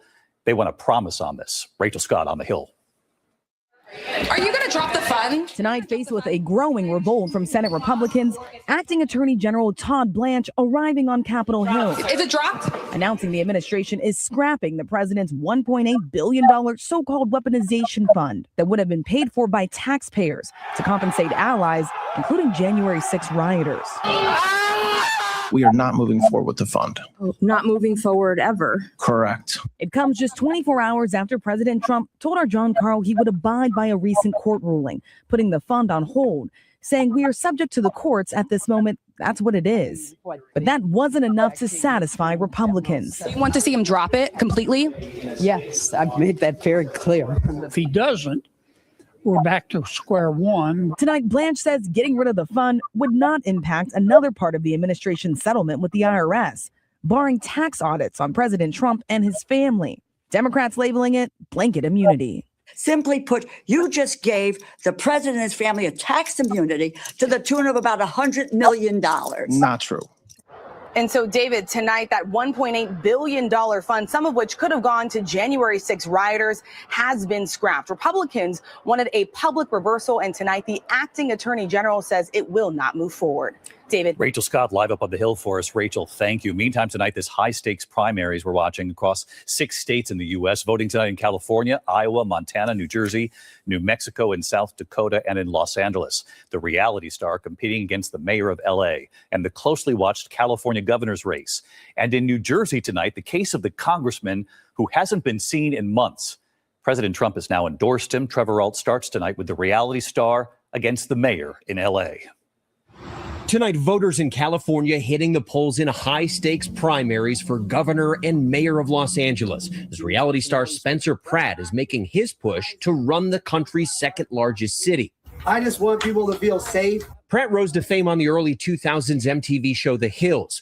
I say things that I feel. His provocative campaign has frequently used reposted AI-generated ads. The registered Republican is running as an independent, trying to unseat Mayor Karen Bass, who's faced fierce criticism for her response to last year's devastating fires. No, I haven't always got it right.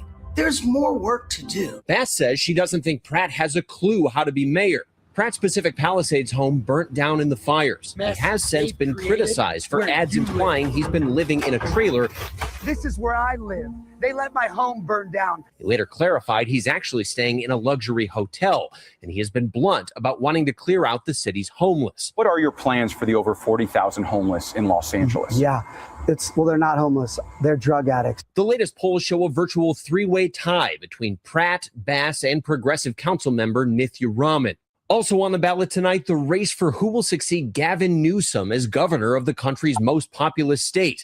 The frontrunner appears to be Democrat and former HHS Secretary Javier Becerra. But not far behind him are Republican and former Fox News host Steve Hilton, who's endorsed by the president, and billionaire Democrat Tom Steyer, who wants more taxes on the rich. Californians can't afford to live here anymore. Voters today have been heading to polls in 6 states. In Iowa, Democrats will choose a Senate candidate, hoping to flip a Republican Senate seat this fall. And the mystery in New Jersey is Republican Congressman Tom Kean hasn't been seen in 3 months. The president has now endorsed him, but voters have been given no explanation, only that he's addressing a medical issue and on the road to a full recovery. And David, there has been a constant stream of voters here in Los Angeles with all eyes on that crowded mayoral race, including Karen Bass and Spencer Pratt. Now, because this is a primary, it means that this race, the governor's race, will then become top two vote getters against each other head to head in November's general election. David. That's right. The top 2 vote getters, regardless of party. We'll see again in November. Trevor Ault, polling station tonight. Trevor, thanks. We're learning more tonight about a passenger plane diverted. Authorities say a passenger on that plane trying to open the exit door mid-flight, what he then allegedly did when taken to his seat in the struggle. Here's Victor Akendo. Tonight, a man in custody restrained by passengers and crew after authorities say he tried to open the exit door mid-flight. It happened on a Frontier flight that left Puerto Rico for Chicago just before midnight Sunday. According to an affidavit, the flight was forced to divert to Miami after 51-year-old Juan Gabriel Reyes attempted to open the exit doors of the aircraft while it was still in flight, stating that he wanted to exit the aircraft. And when told to sit, he ignored those orders and walked towards the front of the aircraft and attempted to make entry into the pilot's quarters. Reyes was allowed to return to his seat. Moments later, passengers seen holding him down after he allegedly began choking an off-duty flight attendant who was seated next to him. Josh Longgood is the man in the jiu-jitsu t-shirt seen holding Reyes down. I instantly just kind of jumped in and safely put him against the wall and restrained him. So I'm thankful that I was sitting right in front of him. Please keep the aisles clear. The latest incident, just one of more than 680 unruly passenger incidents reported so far this year, according to the FAA. Reyes is in custody facing a battery charge. The FBI is investigating and potentially pursuing federal charges. David? Victor Akenda with us. Thank you, Victor. Tonight, the desperate search for a special needs student who vanished during a class trip while swimming along the Jersey shore. Here's Matt Rivers now. Tonight, a mother's anguish as drones, choppers, and first responders search for her son with special needs who disappeared into the surf Monday during a class trip to the Jersey shore. As far as I know, no staff member got into the water with any of the children. DeVoris Carter's family says the 14-year-old was with a chaperone and a family member on the trip, but when that family member went to get something to eat, DeVoris went into the water with several other children while staff watched from shore. Notify the Coast Guard. We have one unaccounted for in the water at this time. There were no lifeguards present at all, and they still allowed these children that special needs to get into the water. The other children were rescued by a police officer. The search for DeVoris resumed this morning. The incident comes just days after a 12-year-old boy from Long Island drowned during a rafting trip on the Lehigh River in the Poconos. David, that rafting death still under investigation. Meanwhile, DeVoris' school in a statement saying that this is a devastating tragedy and that they are heartbroken. David? Matt Rivers tonight. Matt, thank you. Tonight, we're tracking severe storms across multiple states, possible tornadoes, large hail, damaging winds, and temperatures, meanwhile, are set to soar in New York City and parts of the east. So let's get right to Chief Meteorologist Ginger Z with us here tonight. Hey, Ginger. Hey, David, we've already seen a reported tornado in Horse Creek, Wyoming, and there are several others on the map under this severe thunderstorm watch from Scottsbluff, Nebraska, up to Devil's Lake, including Pierre and Rapid City, South Dakota. So I want to take you through what's going to happen the next couple of days, because that's just through 10 p.m. tonight. We are going to see the storms blow up from Fargo to Aberdeen tomorrow. Hail is a big thing, right? But you could see an isolated tornado and damaging wind anywhere in that level 2 out of 5. On Thursday, it's through the south. And then we get the front end of this high pressure system that's blocking it from moving east. That'll warm us 15 degrees above average. David? Ginger Z with us tonight. We'll see you first thing in the morning on GMA. Thanks, Ginger. We're going to turn now to the other news tonight and a horrific scene unfolding in Iowa. A man accused of shooting and killing his 6 family members, including 4 at home. And tonight, authorities are calling this an act of evil. Here's Rhiannon Alley. Tonight, police are investigating a series of homicides, all members of the same family, across a tight-knit Iowa community just south of Cedar Rapids. I simply do not have the words. This act of evil and what it has done to our community. Police say around noon Monday, officers in Muscatine responded to reports of several shots fired. Got one with a gunshot wound. 4 people were pronounced dead at the scene. The suspect, identified as 52-year-old Ryan Willis McFarland. McFarland fleeing the scene, police discovering 2 more victims in separate locations. Officers finally tracking McFarland to a trail along the Mississippi River. As police closed in, he took his own life. David, investigators have not revealed McFarland's relationship to the victims, but believe the violence might have started from a domestic dispute. David? Rhiannon Alley, what a horrific story tonight. Thank you. The war in Iran, and tonight the U.S. military says it is now fired on an oil tanker trying to reach Iran. So let's get right to Martha Raddatz with late reporting for us. Martha? David, U.S. Central Command says the ship, which was empty, ignored repeated warnings over a 24-hour period as it made its way toward Iran's Karg Island. The video released by CENTCOM showing what came next, a Hellfire missile launched from a U.S. warplane into the ship's engine room. The Botswana-flagged oil tanker is now disabled. It is the 6th commercial vessel that the U.S. has disabled as part of the naval blockade of the Strait of Hormuz. David? Martha Raddatz live in Washington for us. Martha, thanks as always.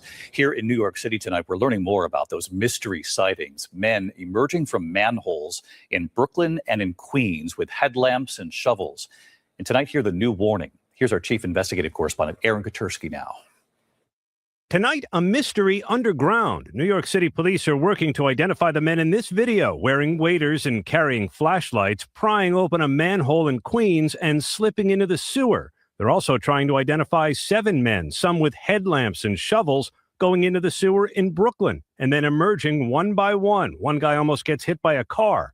Tonight, police suspect these groups were hunting for valuables. This happens from time to time, but there are a lot of hazards down there. Unstable surfaces, confined spaces, noxious gases. Police in the Department of Environmental Protection inspected the sewer system and said they found nothing tampered with, insisting our infrastructure is safe. Police believe these urban scavengers pose no threat, but David, officials say entering the sewer system is both illegal and extremely dangerous. David? Dangerous, and those images are a bit unsettling. Aaron, thank you. Tonight, we do have new images as well of a drug tunnel recently discovered from Tijuana, Mexico to San Diego. Take a look. Authorities say the elaborate tunnel includes a rail system, lighting, and ventilation. It's almost 2,000 feet long, more than 50 feet underground. Authorities say it came up through the floor of a San Diego store that they say was operating as a front. Authorities seizing drugs, weapons, and cell phones. They believe the tunnel was built by a cartel. 4 suspects under arrest. When we come back tonight, the Amtrak train with more than 200 passengers colliding with the truck. The frightening collision on the tracks, the train slamming into an 18-wheeler. We'll have more on this in just a moment. Also, images tonight, the bear on a rampage, chasing a man through the parking lot, taking him down, and injuring 3 others. The horrific scene, the trooper at a traffic stop when a driver plows into his car, sending him running for his life. And later, you'll want to see this right here tonight. So many of you responding, the Beagles tonight in quite a new turn. We'll have that for you in just a moment. Don't go away. Tonight, a collision between an Amtrak train filled with passengers and an 18-wheeler. The truck driver then rushed to the hospital in Durham, North Carolina. Officials say the 18-wheeler was stuck on the tracks when the crossing arm came down. None of the 235 passengers and crew on the train were hurt. Amtrak says one of the truck's fuel tanks ruptured and leaked diesel. A hazmat team now on the scene tonight. Meantime, overseas, a bear rampage injuring 4 people. This playing out in a residential area in Fukushima, Japan. This is surveillance from a steel company showing the bear chasing a worker, throwing the man to the ground, then running toward the building where the bear attacked another worker. The animal reportedly hurt 2 more people nearby. Japan's bear population, by the way, is surging. 13 people have been killed last year in bear attacks. When we come back here tonight, the state trooper suddenly running for his life at a traffic stop. Also, the famous actor tonight, knighted by King Charles. And we remember a famous coach right here tonight. To the index of other news tonight, dangerous moments for a Kansas highway patrol officer during a traffic stop. A vehicle slamming into the officer's patrol car, sending him running. A second view seen from the patrol car's rear view camera. The highway patrol says the driver was found to be impaired, taken off the road. That officer is okay. The actor Idris Elba is now Sir Idris Elba. King Charles knighting him at a ceremony in Windsor Castle for his charity work, especially on behalf of children. Afterward, posting a video with a soccer jersey right here, sporting his new title. We have 2 passings to note tonight. Hall of Fame coach Rick Adelman. Adelman played for 7 seasons before becoming one of the most winningest coaches in NBA history. 23 seasons, 4 teams, winning 1,042 games. His son David coaches the Denver Nuggets. Rick Adelman was 79. And we have just learned tonight that Grammy-winning singer Peabo Bryson has died. Best known for Disney film hits Beauty and the Beast and Whole New World, so many other songs too. His music spanning generations, his family saying he suffered a stroke. Peabo Bryson was 75. When we come back here tonight, the effort to rescue the Beagles, you've responded, and what's now happened. Finally tonight here, America Strong, the effort to save the Beagles. So many of you at home have responded, trying to find them a home. Tonight, the remarkable effort to save the Beagles. So many of you watching and acting. It was right here we reported on the staggering need. Some 1,500 Beagles were moved from the Wisconsin research facility outside Madison. Volunteers transporting the Beagles by bus, by plane. The long line of volunteers holding the dogs. The nonprofits, including Center for a Humane Economy and Big Dog Ranch Rescue, trying to find new homes. After our report, so many of you responded with donations, thousands of adoption applications. And 2 best friends from outside Chicago trying to get the word out too. Eric Noxon and Joey Maslowski have been traveling the country posting about shelter dogs, putting our report in their message. Hey, we've got a bunch of Beagles coming into the shelter. They say some 1,500 Beagles have been removed from a Wisconsin research facility. They're looking for new homes for the dogs now. Look at them. Saved by 2 animal rescue organizations. We are going to go meet them for the first time. Look at them. So here they are for now. Even going to their local shelter, Border Tales Rescue, to meet some of the Beagles for themselves. Hi, sweetie. They're super curious. They've never experienced like anything. There's big ones, there's puppies, there's ones that are very energetic, there's ones that are scared. So these guys are actually going into the hospital today and tomorrow. I'm happy that we can show you guys these beagles are safe. And tonight, word coming in, they're now trying to help 135 more beagles find new homes. More than 1,600 beagles now helped. And right here tonight, How's it going, David? those best friends, Eric and Joey. We definitely encourage you to go to your local animal shelter, visit a dog, take a dog out of their kennel, and just spend some time with them. You'll really start to see how amazing some of these dogs are. We're just super happy that it started off as a sad story, but it's ending very happy. That's what we call America Strong. Thanks, guys, for the help, and let's find the rest of them homes. I'm David Muir. I'll see you right back here tomorrow from all of us here. Have a good evening. Good night. David Muir, the most trusted, most watched newscast in America. And now, World News Tonight has won the Emmy for Best Live News Program for the 4th year in a row.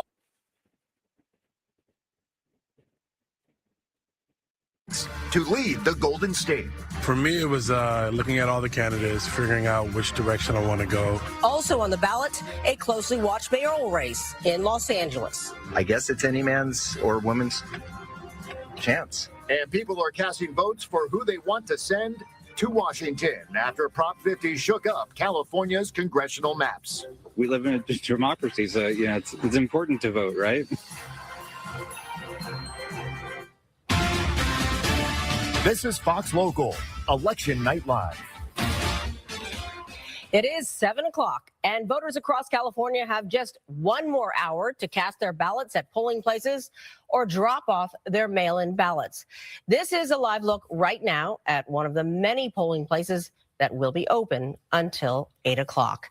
Welcome to our election night coverage here on Fox Local. I'm Claudine Wong at the KTVU studios in Jack London Square in Oakland. Good evening, everyone. I'm Mike Meback. We want to welcome our viewers in Southern California who are joining us right now on Fox 11 in Los Angeles. We are broadcasting live all night on the Fox Local app, and we do have live coverage for you all across the Golden State. Reporters, they are at watch parties for the leading candidates for governor. Also, live coverage out of Sacramento on the balance of power. Plus, the seat to succeed former House Speaker Nancy Pelosi. That one is up in the air. We're live tonight in San Francisco, and the seat vacated by former congressman and former gubernatorial candidate Eric Swalwell. That one also up for grabs. Also, how are Californians actually feeling tonight? We do have reporters talking to voters at polling places, both in Los Angeles and in the Bay Area. We're also covering many local races that have statewide interest, including the LA mayor's race. We have reporters at each of the watch parties for the three leading candidates. We're also covering the LA County Sheriff's race, races in Orange County, and in the Bay Area. We're keeping an eye on two closely watched supervisor races in San Francisco and the Alameda County District Attorney's race. All right, let's get right to KTVU political reporter Greg Lee here in studio. Greg, not a lot of star power when it comes to the governor's race, but definitely a lot of twists and turns here. An incredibly unsettled race that is now all in voters' hands. 6 televised debates, countless campaign ads, and 61 candidates on your ballots. We are finally here. Voters will finally decide which 2 candidates will move on to November's general election. Recent polling in the final week of this election showing just how drastically this race has changed in just a matter of months. What was a sleepy race that very few people were paying attention to saw a massive shift after Eric Swalwell dropped on April 12th due to those sexual assault allegations. Javier Becerra went from 5% to the outright favorite in the polls. And now Republicans Steve Hilton and Tom Steyer are locked in that battle for second. It is very much anyone's guess what 2 will move on. And a word of caution to viewers, it will take some time to count all these ballots, especially because so many ballots are expected to be returned today. Traditionally, you're thinking about the candidate you like the most or policies, but we've added another thing to the decision matrix for voters this year, and that is that Democrats have been told repeatedly that because of the state's top 2 system, we could have this fluky thing happen where the 2 leading Republicans inhabit both those top 2 spots. And that would mean no Democrat goes to the November election. Republicans have also been hearing the same thing could happen to them, that you could have 2 Democrats take the top 2 spots. And as a result, both parties have voters who are thinking about viability, voting for a winner as kind of a part of their decision-making process. And it's been really driving a lot of the narrative, especially here in the last week. Now, turnout coming into today, about 20%. We expect that number to reach well into the 30s.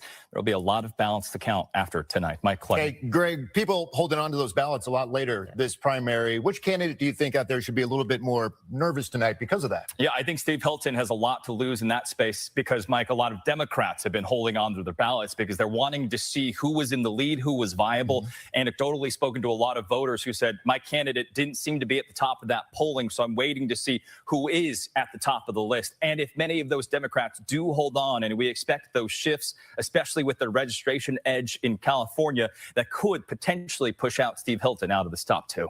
All right, and we got to be patient. We're thinking maybe days, maybe into next week. Yeah, we're talking days, potentially weeks, Claudine. California notoriously slow when it comes to counting those ballots because of the policies and procedures it does follow. And we should also tell viewers that that first batch that we expect after polls close at 8 p.m., that typically is going to be as votes are brought in. And a lot of those votes will skew Republican because they came out early and often and actually outpaced Democrats early on in this process. Yeah, we'll talk more about that coming up. All right. Thanks, Greg. And Javier Becerra has been campaigning for last-minute votes today. His campaign set to hold a watch party tonight in Los Angeles. And that is where we find Fox 11's Laura Diaz, who is live tonight in downtown L.A., not far from Union Station. Laura, good evening. Hi, Mike and Claudine. Yes, we are in downtown Los Angeles, and actually, we're not far from Olvera Street.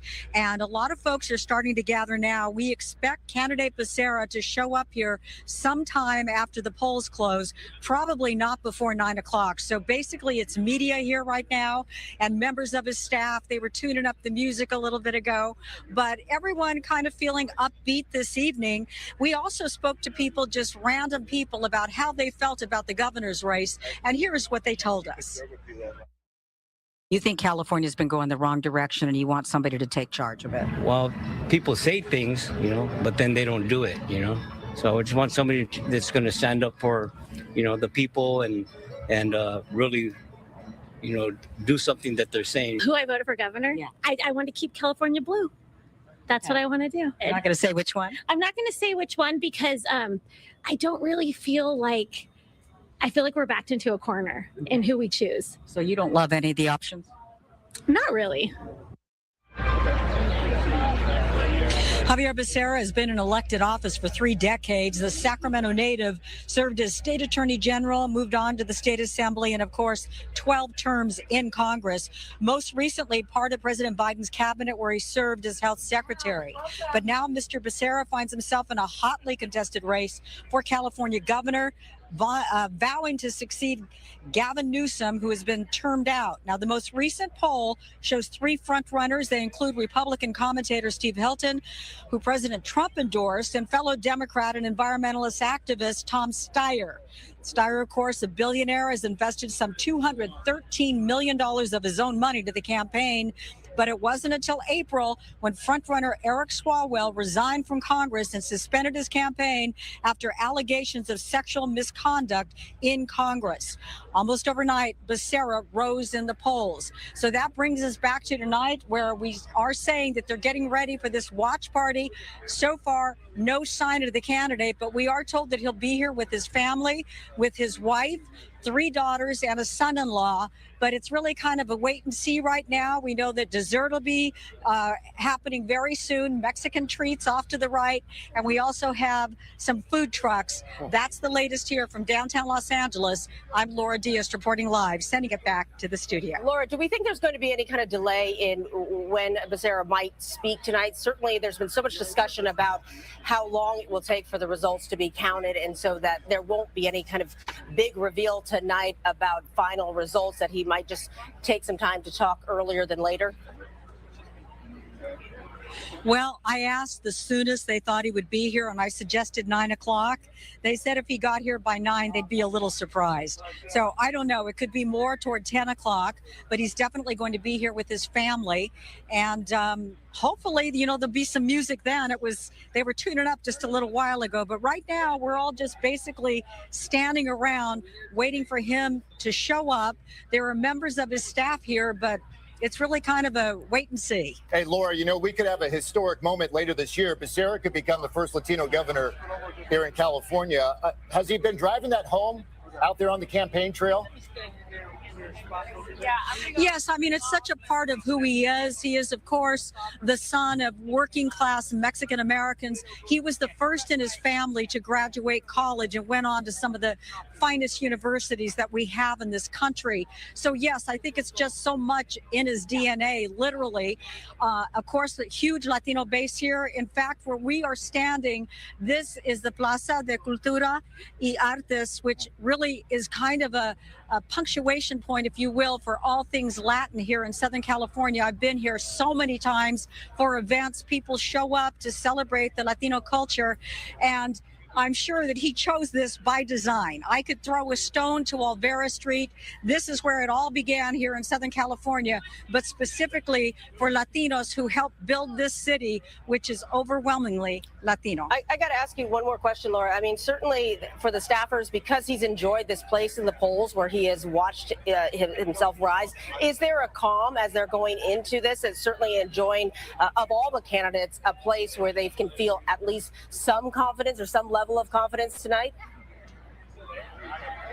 Well, I haven't had a chance to talk at length, but, you know, I'm sure you as I have covered campaigns where it didn't go well. You can feel the tension in the air. And in fact, usually you can see it in people's eyes. Even before the final tally, they know there's sort of dead man or dead woman walking. I'm not getting that sense here. There's a little bit of, you know, a little sway in the room, if you will. I think that people are feeling there could be an upbeat outcome. They're not saying that out loud, but they're feeling pretty good about where they are. Got it. Laura Diaz with the very latest from Becerra Camp there, downtown Los Angeles. Laura, we appreciate the reporting. Let's take you live right now to Huntington Beach, where Steve Hilton is holding a watch party and speaking right now. We're going to be monitoring it. I believe we have the shot. All right, we don't have the shot right now. He just finished his speech, but we actually want to go to Rachel Aragon because Steve Hilton just actually finished speaking. What did he have to say, Rachel? Because certainly a little early in the night, we were just talking about Javier Becerra hasn't even arrived at his watch party, and Steve Hilton already making some comments tonight. Absolutely. He just stepped on the podium, as you just saw right now. By the way, this is the second time we've heard from him tonight. Earlier on 4 o'clock, he also spoke to the media. Of course, he was asked a ton about the recent polling, some that show him tied with Steyer, some that show him behind Steyer. His response to the polling and how tight it is, he says the polls that he's really focused on, you guys, is that poll recently that came out from the California Post showing that 56% of Californians are dissatisfied with the direction California is going. And he's pitching himself to voters right now and the last few months as the change California needs. He also talked about bringing back that California dream, and he really has been zeroing in throughout the last several months and even today in Huntington Beach about making California affordable. He talked about bringing down gas prices and really bringing a state that is friendly to small businesses. But again, when it comes to polling, his biggest thing was showing just how dissatisfied that a lot of Californians are right now with the direction it's going. Hey, Rachel, did he speak at all in regards to Chad Bianco? You know, there was a lot of talk about Democrats criticizing Democrats not dropping out of the race. And in the last couple of weeks, Mr. Hilton's been doing the same to his Republican opponent here in this race. Did that come up at all tonight? Well, earlier, actually, he spoke about that several hours ago. He says nothing personal against Chad Bianco, but he's encouraging supporters of Bianco to join his campaign, to join his support, because ultimately, he says the top two vote getters will go to November, and he believes he's the best shot to be that GOP nominee come November. So he's been encouraging the Bianco supporters and fans to really join him because he believes, again, that the only way California can see change is to have a governor who's a Republican in office, which, again, by the way, we haven't seen for 16 years, and it's been 20 years since California has elected a governor who's Republican. It's interesting. You've mentioned this twice already today that he's spoken, and your comments seem to imply that he is still campaigning very hard, even with 45 minutes left before these polls close. How do you expect the rest of the night to play out tonight at this watch party? You know, it's interesting. He actually was addressing just that earlier. He says they're pretending or really living out like they're in third place because they're not taking anything for granted. They don't want to assume they're coming in second or first. They are working, they said, up until the last minute to try to appeal to voters and send out that message again. His main thing is making California affordable, but they are running a campaign, they said, in third place to really work themselves and show that they want to earn every single vote. All right, Rachel Aragon with the very latest out of Huntington Beach tonight. Rachel, appreciate it. Joining us here in studio. Set the news and it's got them showing out the question, the question. And Jesus is back. Okay. I'm putting it in the show now. About $5. Unhoused neighbor news and legal migrant news. I don't have time for that. Roll that over. All right, so thank you for tapping in. I'm going to end this live now. So shout out to Antithesis for coming through. Shout out to Val Hawkins for coming through. Shout out to Chow Dog for coming through. Shout out to Young Ricc for coming through. Shout out to Time for coming through.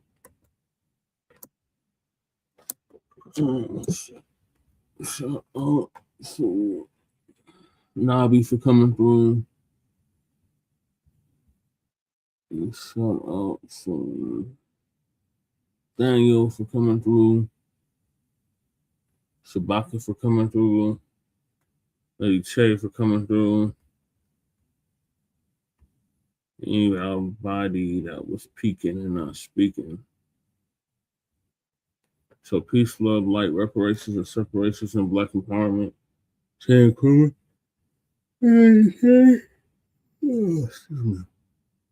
out from the Maha Income and the Legal Migrant Flooded City. We'll see y'all later. Peace.